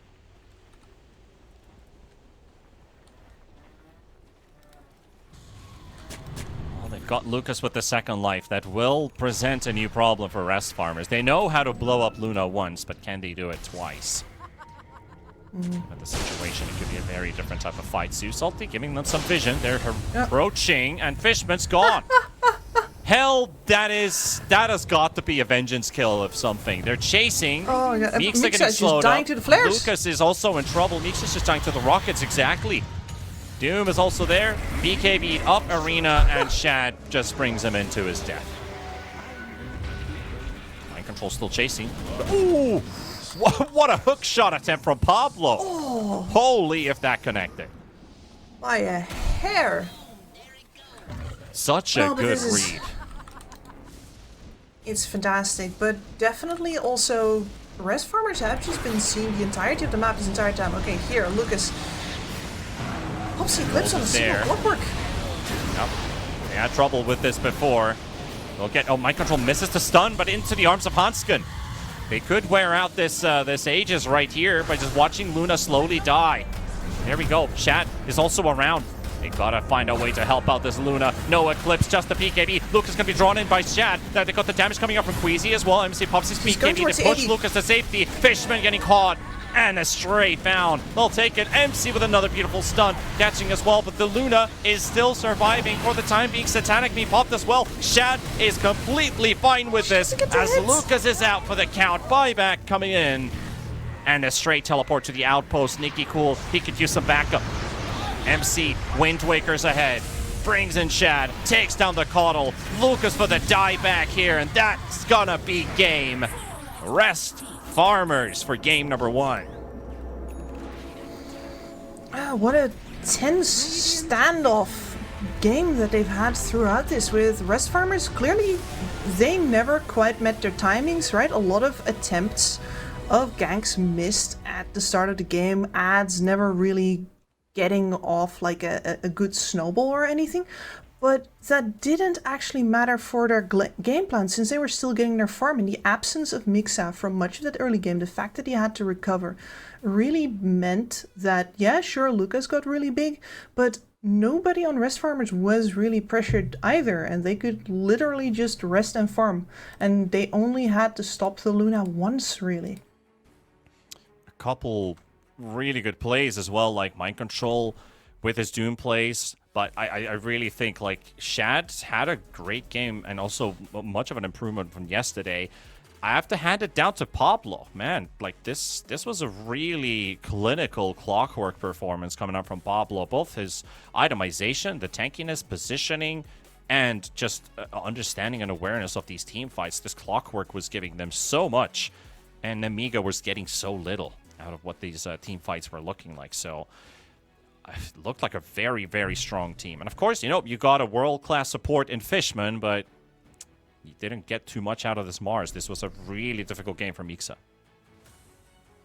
Yeah, and maybe then in the end it comes down to that pesky Venomancer pick that we didn't quite know how to credit for. Like the Mars not having a lane, and then the Venomancer contributing to the overwhelming amount of vision, and therefore the overwhelming amount of choices that rest farmers had in the mid to late game. True. That is what really shut the door.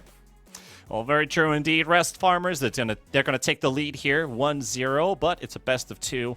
And of course, the second game, that's going to be after the break. Rest farmers and Amiga Gaming, who's going to take the series in the end? Is it going to be a tie or a win? We'll find out in a bit.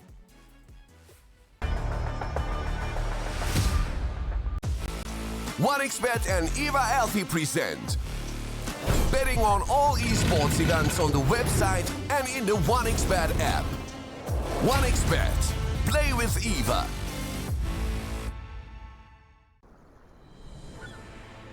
What if Kunka knew that he could not only play Dota but also place bets? Better the best black hole.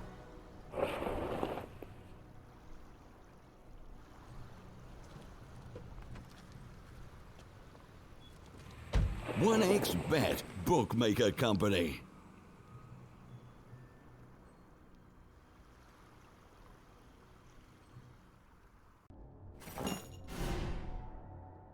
Chances of breaking items in a tournament match are non-existent.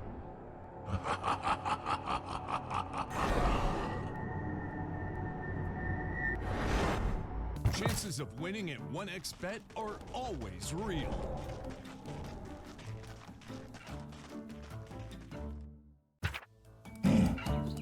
Join with me. At your service. Stealing Aegis from Roshan is very difficult.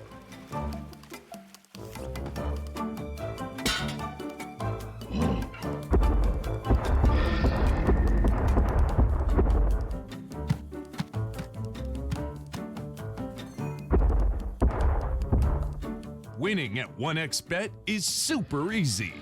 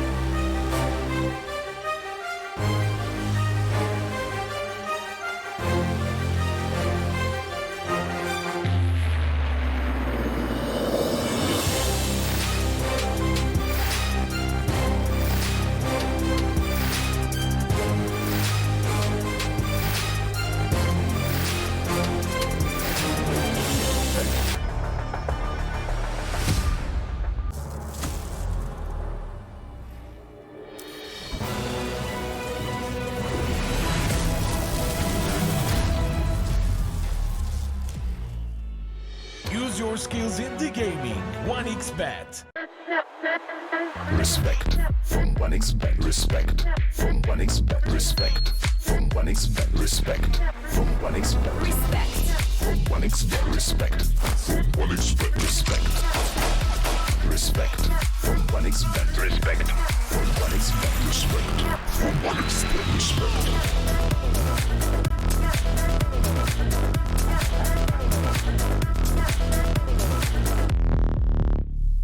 Hello, son. Hi, Mom.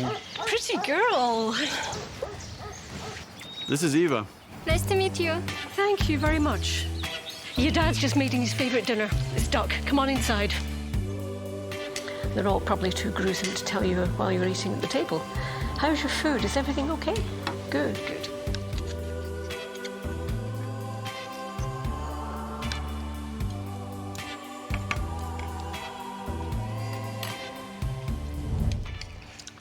You seem to know each other. Yeah.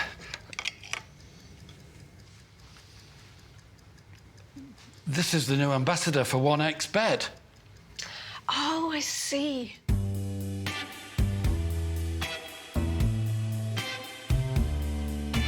Everyone felt good when Eva Elfie became the new ambassador of 1xBet.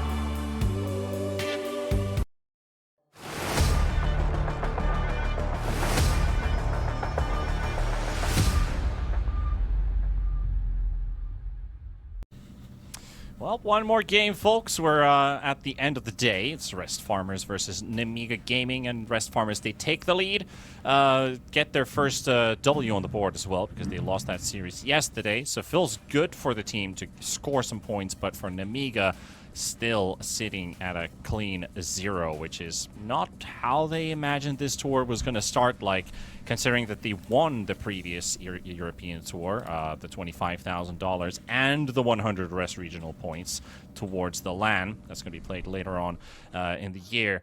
So Namiga, when I talked about them yesterday prior to their series, was that they need a bit more points to technically secure a spot. If they land another top 3 or top 2 finish even, it might just be enough for them to get enough points to qualify for it. But now they're looking at the bottom of the group, which is not the place they want to be. Absolutely not, no. I mean, at least today I can forgive them a bit for being not quite on their game, because having a medical emergency on your team is always a bit scary, and it's going to be hard focusing when your literal captain is not there to give you directions, because he can't be there. So, you know, I'd hope that what we're seeing from them today is not a reflection of how they're going to feel throughout the rest of the group, especially if this just gets resolved, gets right on back in there, and we continue, you know, with really only the first match having been a bit of a whoopsie. 10 seconds remaining. Always can forgive one game, and of course, if they are able to tie this one, it will be a very important point up for grabs. Then again, let's see if we are banning out any heroes from our previous match, where of course we did see a very, very good Shad CK on the server. Can't say much about Mixus Mars. Of course, if they change the draft a little bit, they could still consider picking the Mars for themselves, but execution has to be a tad bit different. Their side lanes were struggling a bit. Atlantic was making these early moves with the Zeus, which was fun to watch, that him, Pablo, Hansken, rolling around the map. They're trying to shut down Nikki Cool. And then there's this phase of, okay, they lost a couple fights, or at least it looked a bit indecisive what direction this game is going to go in. But Shad gets to farm. He gets to participate in fights. We're still waiting for Lucas to show up. And by the time Lucas does show up, we do get this instant shock of the level 19, level 20 Luna with the Conda. And that was about it, right? Because then it looked like Rest Farmers were just claiming control of the game. Their team fight was so much more polished. They had more control, more ideas, and at the same time, vision was really the key. Absolutely. And over on the other hand, for Namiga as well, they were constantly forced to pop that Eclipse on whoever they could find, just because if you have a Mars without a game, it is extremely hard to get an opening into a fight without him dying if you take the time for just, you know, the Kotl to whittle him down. Yeah. Like they had to pop that Eclipse early, and that means that after that the Luna and the rest of the team are pretty much out of burst damage, and it's all about, all right, now do we not get peeled apart? And unfortunately, up versus a Clockwork, Pablo did a pretty darn nice job. I was saying, like, you can't really peel with a Clockwork unless you're a surgeon, but Pablo. he did some rocket surgery. Yeah. Yeah, he definitely showed us the keys to winning with the Clockworks. Just beautiful plays all over. And excited to see what he's going to be playing this time, because we have the Disruptor, which is going to be brought up here for the Rest Farmers, and the Beastmaster for Namiga Gaming. This is a Misa classic. He likes to play this Beastmaster a lot, mostly the Drums of Slum build-ups. And Rest Farmers are going to ban out the Luna. Don't want to let that Beast-Luna combo go through. Radiant team, Dire team. Yeah, I definitely do think that I don't want to say that they got lucky, but clearly the amount of vision that they had really enabled them to pick the kind of fights that they wanted, which in turn, you know, Lucas kind of impatient to finally leverage all of that net worth that he'd spent so long building. Yeah. But at the same time, if you mess up that fight, you lost the game. I want to be very clear about that. If you lose that fight right there at the Roche, Lucas gets an Aegis and he demolishes your base. That was just it. We're done 15 minutes earlier. So I can see why you'd ban that. Enchantress. I see the Hoodwink paired up with Namiga Gaming. Potentially their offlane duo can still put that Hoodwink into the 5 position if they want to. But then again, if you think about Fishman, you'd rather put Queasy on Hood. 10 seconds remaining. Yeah, perhaps. Are you going to pick another Bane though here? It feels like a little... 5 seconds remaining. You're not going to do too much, especially not versus an Enchantress. I actually think that is a little bit of an anticipation as well. It's like, oh, by the way, my creep's going to take your Nightmare off. Thanks. Well, if it's not the Bane, his top 2 Disruptor, that's out. Radiant picked up by Rest Farmers. Grimstroke, then. We have seen pretty successful Grimstroke Hoodwink combination, as long as you have the cores to go in for you. Also, I mean, it's not really targeted towards anybody right now, but an Undying could have found a gap in. 10 seconds remaining. We know that he likes to play a decent amount too. 5 seconds remaining. Fortunately, they banned out the Chen, which he has a very high win rate on, by the way. 43 games, 79% win rate. So very solid numbers on the board. They're going to turn the DK. They're going to Mirana. What do you think about this? Hoodwink Mirana as the support duo. In Mirana, a follow-up hero as well, right? If you look at the Grimstroke, for example, I'd say the difference is that a Mirana is a little harder to catch. You get an actual... I mean, I say you get an actual stun out of it, but the Grimstroke Inkswell is really very good as well. Your gameplay is mostly follow-up. I think if I had to guess when you'd pick a Mirana over a Grimstroke, that a Mirana farms easier and is more free in her item build-up. Which means that you can build, I don't know, you can build Greaves this game if you would like. You could build a Pipe this game if you would like, anything like that. Get yourself that Solar Crest up. A lot of options for a Mirana that are simply not open for a Grimstroke. Yeah, there's plenty of magical damage on the side of Rest Farmers with the Disruptor and the Zeus. You're going to need something physical into the mix. You can't just go full-on magical and hope for the best, because that also... can fall flat very early. Easy to itemize against it, and also the thing with magic, if you go full magical, you don't do building damage, which also sucks. I think the only one would be Viper with a shard, which is magical that does damage to buildings. Yeah, and yet I would still call Viper a right-click hero as well. A physical damage dealer. But I like the idea, you know, Mirana having the itemization for an aura for the team. We're going to bring out the Darkseer here. This is going to be a Mind Control classic.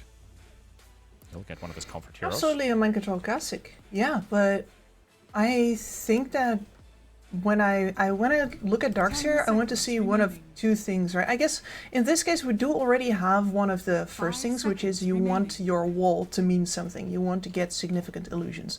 You will get those off of the DK. That counts. it's not the main carry, and you can pick something on Amiga right now that maybe works around it. But the other thing is, of course, that right now you do not have a buddy for this Darkseer to put an Ion Shell on and, you know, go wild, create chaos. No, you know, Tusks, Weavers, a lot of these heroes with good reach that you want to bring on in. And another core that you could do this with is normally your mid laner, bring him in, put the Ion Shell on. But Zeus is not actually going to go around hugging his opponents to death. Oh, yeah. So I do feel like we're missing that aspect to the Darkseer draft right now, for sure. 5 seconds It is remaining. missing something to really click, but I think it is a decent pickup at least. They are banning out the Bloodseekers and the Medusas. I'm just going to leave a couple options open here. I mean, I kind of like the Faceless Void idea for an Amiga. Oh, sorry, it's banned out. Never mind. So, yeah, I would have liked the idea. It's not in the pool. Good idea. But then again, you know, the Nagas, Morphlings. Not going to get the Luna this time around, as it was banned previously by Rest Farmers. Also the CK banned away from Shad. Let's see what they really want here. I feel like a Wild Pudge could maybe work for Amiga Gaming. Not that much for Rest Farmers, probably. Alright, so they banned the Anti-Mage. Are we... Morphling? I mean, Morphling does sound a bit like it. Morphling, Zeus, Darkseer, though. I feel like team fights are kind of hard to play with a lineup like that. Maybe you need something a bit beefier here. 5 Wraith seconds King? remaining. I guess Wraith King could maybe work for Rest Farmers. There goes Sven. Okay, so that's a beefier frontliner, melee damage dealer. Sure, yeah, that will work. Yeah, you have, and tanky enough that several enemy heroes will probably have to focus fire and wail on him, which is where you can do things like turn with the Vac 10 wall. seconds remaining. And Because also, you don't really have a way to force them together right now. yeah, and with the Disruptor, like if you get a good Static Storm out there, Sven, easy to just go up to them and hit people. But that is also a team filled with potential BKB builders, which they aligned appropriately, considering the Disruptor is out there. You got the Beastmaster, the DK, and now Lucas with the Lifestealer. Lifestealer Sven matchups, well, usually Lifestealer is better than the Sven, but it really depends on how the fight starts, because Sven could delete heroes quickly out of the game, say Hoodwink, for example, one big piece of crowd control, which would help the Lifestealer deal damage. Lifestealer also, but the Aghanims takes away Sven's damage capability, leaving it all down to Zeus, really. And of course, Hanskin could be the true carry with the Enchantress later on in the game, as we usually see. Enchantress is rocking the damage charts with a lot of damage in the end. Who do you favor, though, Kips? What do you think?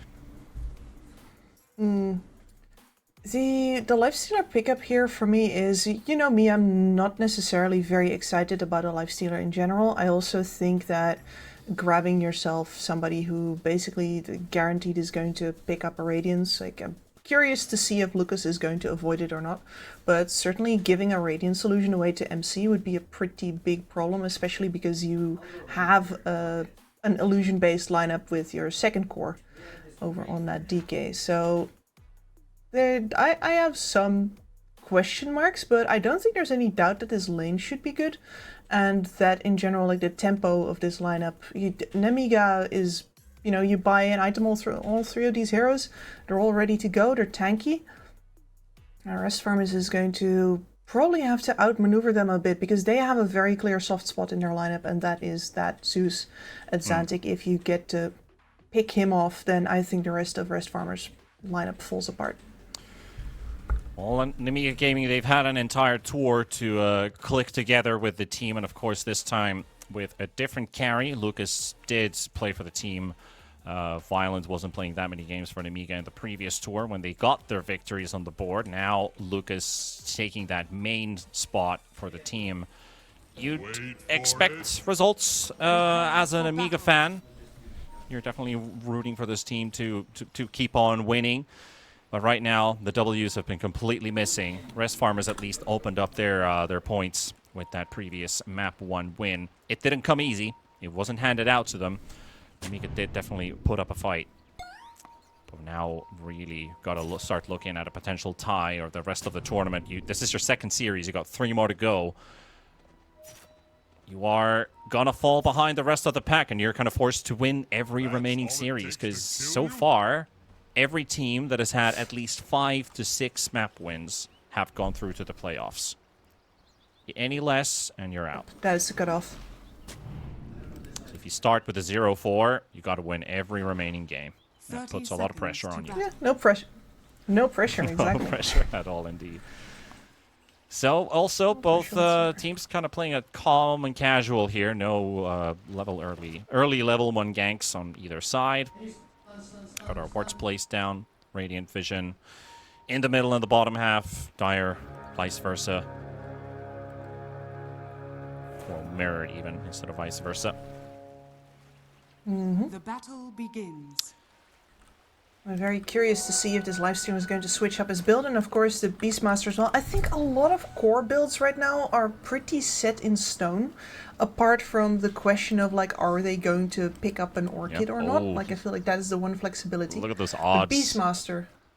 It's the first time we got a tie setup. Yeah. It's the first time today. Clean. No, but the Beastmaster, of course, one of the few heroes that still has 2 completely divergent paths available to him. And if you go one, you usually do not go the other in short succession. I'm very curious to see if Mixa, you say he favors the Drums of Slump. I think that if you want to play fast in this game, then that is a great build for you to go. But of course we do still have the option of the Helm of the Overlord, which I think is a little less so. You are up versus Sven. Sven is really good at taking away your creep. So the mid matchup's going to be a bit different here with, you know, we've seen so many coddles. It's kind of been like mid has not been the lane to watch today at all. We finally got ourselves a matchup that at least there's a potential for it. But we talk about deaths. Well, it is Pablo. Continuing where you left that previous game off of with the help of Mind Control. They'll take down Fishman's Morana. No leap, just the level 1 Starstorm. Yeah, and this is the most fraught time for a Darkseer, of course. You gotta guarantee yourself the level 2, the level 3 in order to actually get yourself a lane. If you do not get to do that, then you're usually playing catch-up for the entirety of the game. But a Morana Lifestealer, they have no capabilities whatsoever of actually forcing kills. Yeah. There are no disables here that can make that happen. It's literally just about the harassment and about how much Pablo wants to risk. But ultimately, any kills that come out in this lane would be like the one we just saw. Pablo and MC laying the damage into Fishman. Of course, you gotta hope that the focus level, even with these late evening matches, I mean, it's almost 11 p.m. here, local time. They set themselves up, they play Dota, they keep themselves warmed up, they burn their focus. At least it's a best of 2 instead of like BO3 or BO5, which can be very draining from a player perspective. I mean, I still don't envy them, the amount of focus they have to put in, even though you and me, we've been sitting here for almost 8 hours casting today in a row with just short breaks in between. We've had some pretty long games today as well. Teams have really been showing up on the board. But I have to say, Group B has proved to be, I think, one of the most entertaining ones that we've had here at the Rest Regional. It certainly looks to be very close. Because anyone can win. These are really good teams that are playing up against each other. It's not like we know that there's a team that's going to struggle against the rest. There isn't a team like that in this group. No, I mean, if anything, I would have tipped Namiga to be the very clear winners, but yesterday's results versus Nightpulse already showed that that was not the way that this was going to go down. And now we're all adrift. Yeah, we're definitely adrift here. CS being picked up by everyone, though. Even the Darkseer, she would potentially expect to maybe have a much more of a harder time in the lane. Usually you pick Sven into the Darkseer, but this time they have both Sven and the Darkseer in the same team. Or Troll. There is a potential for some amazing vacuum into Sven cleaves. yeah. We haven't seen that in a long time, but that doesn't mean the threat is not here, and teams have gotten better at playing around it. But, you know, if you have, say, 3 melee cores and you need to cut down a hero, you might just group up a little bit. There's potential for grouping up on both ends. And Mika having a lot of melees. Yeah, but AoE punish is definitely on rest farmers. Yeah. It's more single target oriented, isn't it, on the side on Amiga? Meaning they don't need to cluster that much up. They have good, like, brawlers, let's put it that way. Like, the DK is good at a single target. Not necessarily going to kill a target later on, but is capable of standing his ground. Same with the Beastmaster. Yeah, they're dropping very low. Fishman is at 2 HP. The blood grenade's not enough to kill the Mirana. Pablo's still got the faster feet and will walk straight into him, but Pablo will get traded as well. The blood grenade and the Starstorm will take Pablo down as well. Where are you going? Oh, and that is after on the top lane, Mixa just blocked Vision with a tree to make sure that Hansken could not get the final spear in time. He regened up a couple of HP with Might his still get tango. it. Walking straight to the Enchantress, the Hoodwink on the low ground, but Hansken, he'll let him slide this time. He'll just go straight for the Watcher. He'll scout the stacks. And, you know, this is for her to enchant. Meanwhile, Nikki Cool getting punished in the mid lane, with Pablo making a rotation there with a quick glimpse play. For Enchantress, that's incredible. Pick whatever you want. Radiant's bottom tower Entire is under pile of attack. gifts. And this one, stun misses. Yeah, waited a bit too long there with the stun. Probably had the wrong unit selected at the time you're supposed to pop the stun. But, you know, the 6-minute rune spawns and no contention coming out from the DK as he's just respawned. Pablo will scout the illusion for Adzantic. So last time Adzantic didn't get his bottle refilled, this time he will. It's not the best rune for him though, so he's not exactly going to make a huge rotation with it, but he's got the Zeus ulti and he'll take down Mixa with it and almost a Hoodwink in the process, just 130 HP short. Yeah, and it is time to start buying those raindrops. It's not fun, but you gotta do it. What if they don't, Kips? What if they don't? Well, then I wish Adzantic a very Merry Christmas and a Happy New Year. Yeah, I was waiting for, like, you're going to shove them down their throats or something. But, you know, No, Fishman, he doesn't need to be reminded. He's already got his. And now it's his job to remind the rest. Lucas having gone into the Orb of Corrosion on the bot lane here, by the way, knowing that if they do walk after this Darkseer, the wave's gonna have pushed. So he's going to be doing a lot of walking after and hitting. That's where the Orb of Corrosion really pays off. Bit of traffic here. Zeus is farming the stack currently made for Mixa and his Wild Axis, but Shat's coming in with his ulti, level 6, and he'll use the Centaur for his assistance. He'll take down Mixa. Trade coming out from Nikki Cool with a stun on the Sven. Fishman on the other side misses the arrow. Was suspecting Shat to run a straight line away, but no, sir. Sees that one coming. Anskandel. He'll soak up some hits here. Enchant on the DK plus the stun from Sven. The Acorn shot. And a missed breeze fire. A lot of spells being missed on both sides. But mostly on the Namiga end. Missing the breeze fires, missing the arrows. And they farmed the whole stack, and Huntsman gets a kill on Mixa.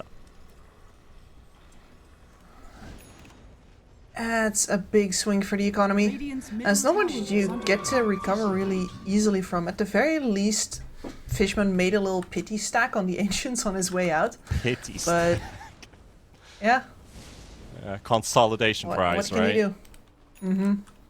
Exactly, but the question really is, if this lane gets any worse, are you going to bring people in from the other lanes to defend it? Because if you don't, then you're most likely going to lose that stack too. Very likely. Yeah, Beastmaster sitting at 2,000 net worth. Darkseer doing a slight bit better with 2,700. But it is both carries and both mids that are relishing in the money right now. However, Hoodwink losing his life here to Pablo. Fishman trying to trade against Hansken. already has 2 points in Nature's Attendance, so he's gone for the 0-3-2 build on the Ench just to get that extra heal, plus the slows and the creeps. Pablo keeps on the hunt. And to the Zeus ulti. Yeah. They were just counting that one down. A little bit more of a bop. And that leaves Mix in a position where they don't even really need to bring in Pablo here. He's mostly there to make sure that, you know, the backup gets glimpsed away. But Mixa is already dead again to the duo of Hansken and Shad. That's starting to be a problem now, especially when Mixa, he still doesn't even have his item queued up. So, but whatever it is, whether it is the Agnum Scepter or it is going to be the Helm of Dom into the Helm of the Overlord, we're going to be waiting for him a while. Mimiga is going to be waiting for him a while. And every single time he dies, it's going to be taking that much longer.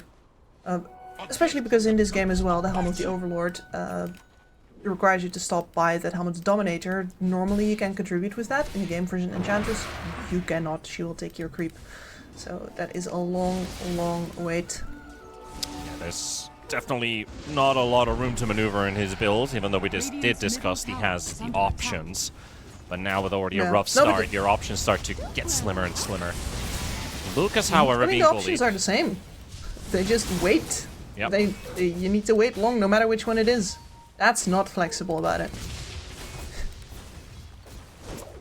This cart is rolling around. Pretty cool, yep. There's another cart going in. Another one sieging and another one following Pablo. We'll find him. Also, at the same time, the arrow will connect Fishman's taken down. Pablo's dropping at the same time. We'll find a trade. Lucas will be happy to pick that one up just as Shad pops his ulti. There's a Lifestealer inbound. Only drops him down a half HP, but Lucas is still on the run. Shad will not have another stun available on time, so he'll let him slide for now. Now he's chasing Nikki Cool. So, you know, it's like playing a game of tag, right? Shad sees one guy, he's a bit too far away, he'll pick another target, and that also runs away. Nobody likes to be around Shad. No, not right now, but he's going to come in for the hug soon enough. There will be a search for him. He will eventually buy either a Blink Dagger or an Agnum Scepter. And at that point, you'll have him going from man to man, chopping everybody down. Because this game is starting to look like his Sven game now. He is getting loose from the rest of the pack. Lucas is Fishman. not ready. Yeah, Lucas is not quite ready to start participating yet, and at the same time being pressured by Mind Control and Pablo. They're also quite deep in mid at Zantic, with the help of Hansken, trying to catch Nikki Cool, but just not in range for the Zeus Lightning Bolt. And also, did you look at that Zantic changing his item build a bit? I did not. What do we have? We have the Kaya instead of the Phylactery Kaya. and going straight for the Shard. The So Shard. sometimes I see some Zeus players optimize Yasha into Shard, but he's going Kaya instead. The spell cost will be handy here. We'll take down Queasy with that smoke. That was a very easy play for them. And I will also open up another tower. Sven's already got the catapult under the top tier 1. Top tower is under attack. On a roll here, 6k lead. I think that's going to be 7 now as this tower falls. Radiant's And a top courier tower from has Lucas. Yeah, fallen. sure. Let's take everything, okay? Why not? They got Not the a Darkseer. Top tower is under attack. That's something. finally. Yeah, that's something. But he already has the mech and the arcane boots. We're going to get to a game right now where, you know, on Amiga, you're not actually going to have damage on any of your heroes individually to take down an enemy hero because of the presence of an aura like that mech, which means that you have to group up, which means that the Darkseer will punish you. Yeah, this is taking forever to try and kill Hansken, and that opportunity arises for Rest Farmers to turn things around, take down the DK, and even force the Marana right on the edge of a kinetic field, just to get Azantic a double kill. Little bonus. They are so far ahead. Like, the supports Yep. in total are almost 8,000 net worth, while Marana and the Hoodwink are barely at 4. They have double the net worth just on supports. It's nuts. Yeah, let's And that not talk about the really- 9% win probability on Amiga either.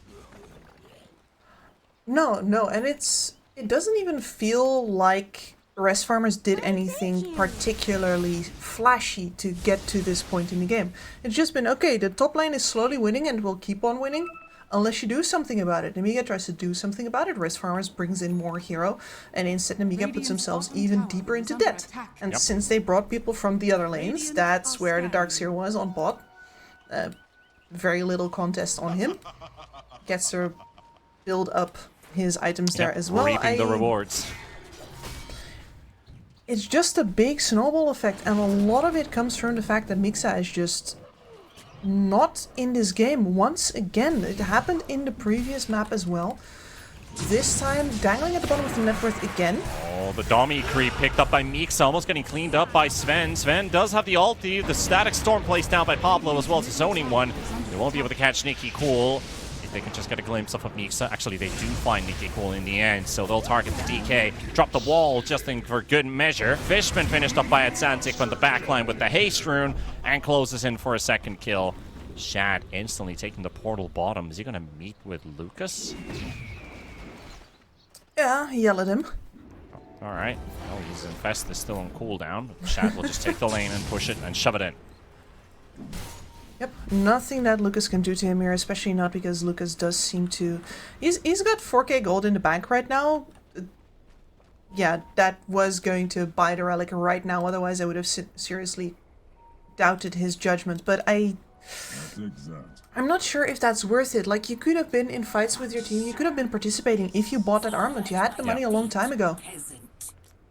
And really, the way Rest Farmers are just applying the pressure and the way that they're playing this, I'd see from game to game, the games we've cast at least, every time there's a Beastmaster picked up, if he doesn't get to level 5 with the level 3 axes and farm his own triangle, he's never getting back into the game, and this feels exactly like that. It's not Mixa's fault, but I mean, that's what Rest Farmers really found that pressure point to push. And it has made the whole deck crumble. Yep.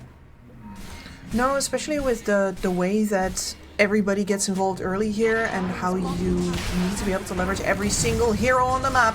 Oh boy. Having even one that can participate. I think he lives. They're trying to respond with this and bring in the numbers as well, but the arrow connects onto the Ancient Granite Golem instead of the hero they wanted to kill, which was the Enchantress. Fishman trying to do his absolute best, but Nikki Cool's going to be going down. They're going to trade 1 for 1. Lucas still hammering away onto mind control. The wall's going to be dropped down as well. Take down Mixa. Here comes Sven with the ulti onto Lucas. Goes straight inside of Fishman, drops him out, and they will clean everyone out of the way. Queasy's got nothing to give. They're so low on the side of Rest Farmers. Pablo with a bloody blink dagger just going in deep looking for that kill onto the Hoodwink. And they all survive with barely anything left, but it's enough for Rest Farmers. 15,000 gold ahead now. Yeah, I mean, you're really paying the price for the fact that they just don't have the burst damage to actually punish anybody for getting low. And Rest Farmers juggling the damage beautifully right now. Even though this is a pretty disastrous engagement here, right? You get caught by the bushwhack here. Everybody's on top of each other. The fact that the focus firing is off, you laid so much damage into Shad. He actually gets the walk away reset. You don't kill anybody here. And now your backline has already been chipped at by Atlantic. And Shad comes back in with the ult. I don't even see a way that you play that fight differently in order to get a hero down and maybe get to hold position when Shad comes back in. I think I don't see it. It is a very minor detail, but I think it plays a huge role is the arrow not connecting onto the Enchantress. Yeah. Because then they had to they got the sharpshooter to connect on her, so they could chase and even kill her, but all that time was spent not on a hero that could have been stationary and just kill him right away, because right now they're taking another fight. Rest Farmers just charging in. Take down the Mirana, take down Mixa. He's given up. He's just standing still. Pablo, nice static storm. Baits in the DK and the Lifestealer. Lifestealer does get out with the rage, but Shad has already finished up a triple, and they're going to set their sights toward the Lifestealer. Buyback coming in from Mixa. Atsanti cleaning him out, and Fishman's going to call it. No. The fastest game of the day. It is over. Rest Farmers will take a clean 2-0, but Namiga, it's 0-4 in the first 2 days. very, very painful, and it didn't look even close here either. The way that they almost frictionlessly slip out of the game here, it's I said it before, it's not even like we're seeing any particularly super fast plays from rest farmers. Right. Like they are rest farming. I mean, the basics are right. They're applying the pressure where they have the strength. They're putting their leverage in, but they're not overcommitting. They're not running after Namiga in any way, shape, or form. They're just playing, we're strong here now. We're going to walk forward. Can you do anything against it? And Namiga crumbled every single time. Yeah, they really found the weak points of Namiga, just, shutting down the Beastmaster, shutting down the DK. And Lucas doesn't have a game to play because, well, he's forced to fight with an early Radiance. OOC, that's all he had. So I guess you can, at that point, if you have to force the Lifestealer into the fights that early, it's a do-or-die situation. So rest farmers, well played. Just clean, flawless execution. And like you said, it didn't really feel like they even lifted a finger. They made it look so easy. And that will credit them the 2 points, tying them up with Monte in the middle grounds, as you can see the Group B situation. But as mentioned, Namiga, last tour's victors, they're at the bottom. They're at the bottom, and right now I think they have a whole lot of reconstructing to do, even once their position 5 comes back in. You gotta look at what happens to your team that you just crumble so easily. There's something not quite, and maybe they just weren't invested, or they didn't really estimate that any of these teams might put up a big fight. But certainly now, if you want to get anything else out of your time in this tournament, you need to make a change. Also looking at towards tomorrow, the third day of, and also the 8th day of this entire group stage, third for Group B, the halfway point. We are starting things off with Yellow Submarine Namiga, following up with Navi Junior, Night Pulse, and ending the day with the Rest Farmers and Monte. Kips, based on today, what would be the team to watch tomorrow? On my eyes, I'd say Namiga, because I'd want to see them win, or at least get some points on the board. But what do you think? So for me, it really depends. If you want to see some sparks fly, if you want to see plays made and plays fail, I think Navi Junior versus Night Pulse is like some of the future of Dota playing against each other here. We're going to see Niku versus King versus Satanic, some really young players going up against each other. So that one I think is going to be the more flashy game. But then if you're talking strategic gameplay, I think Rest Farmers versus Monte is, in any other group, would be a candidate for the top spot matchup. Now I'm not so sure, but certainly the macro plays are going to be on point in that one. Yeah. It is Warwick and Kami and V2 of the boys on the Night Pulse side. We're gonna have to wait until the final day of the group stage to get the youngster battle, but that's already marked down in our calendars. No worries. The Night Pulse matchup, I think I would really love to watch some more Kami Dota, see how this guy fares. 24 years of age. Some of these Kyrgyzstani players that I did not know about until this start of this tournament. So I would definitely also say that second series is something to keep an eye open for. And of course, the top battle, it is the top tied teams, Navi Junior versus Night Pulse. But that is for tomorrow. I do want to say thank you to all of you people watching out there, to our lovely production here at Relog, who make our job so easy. And of course, Kips, it's always a pleasure to cast with you. You're always great to be here with in the casting booth. But tomorrow, a whole nother day of Dota. See you guys at 2 p.m. CST for some more Relog Rest Regional. Until then, guys, take care of yourselves. Good night, and bye-bye.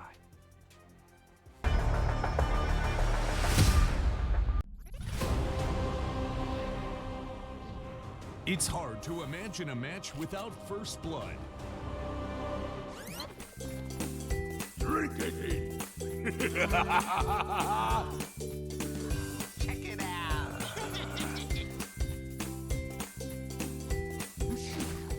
There are more chances you'll be paid at 1xBet. One chance. One dream. One match. One energy. One fight. One aim. One action. One hope. 1xBet.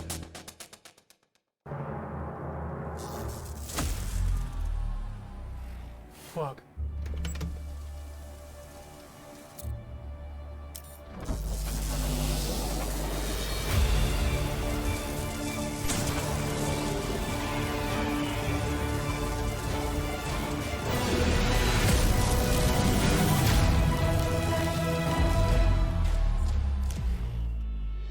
Use your skills in the gaming. 1xBet.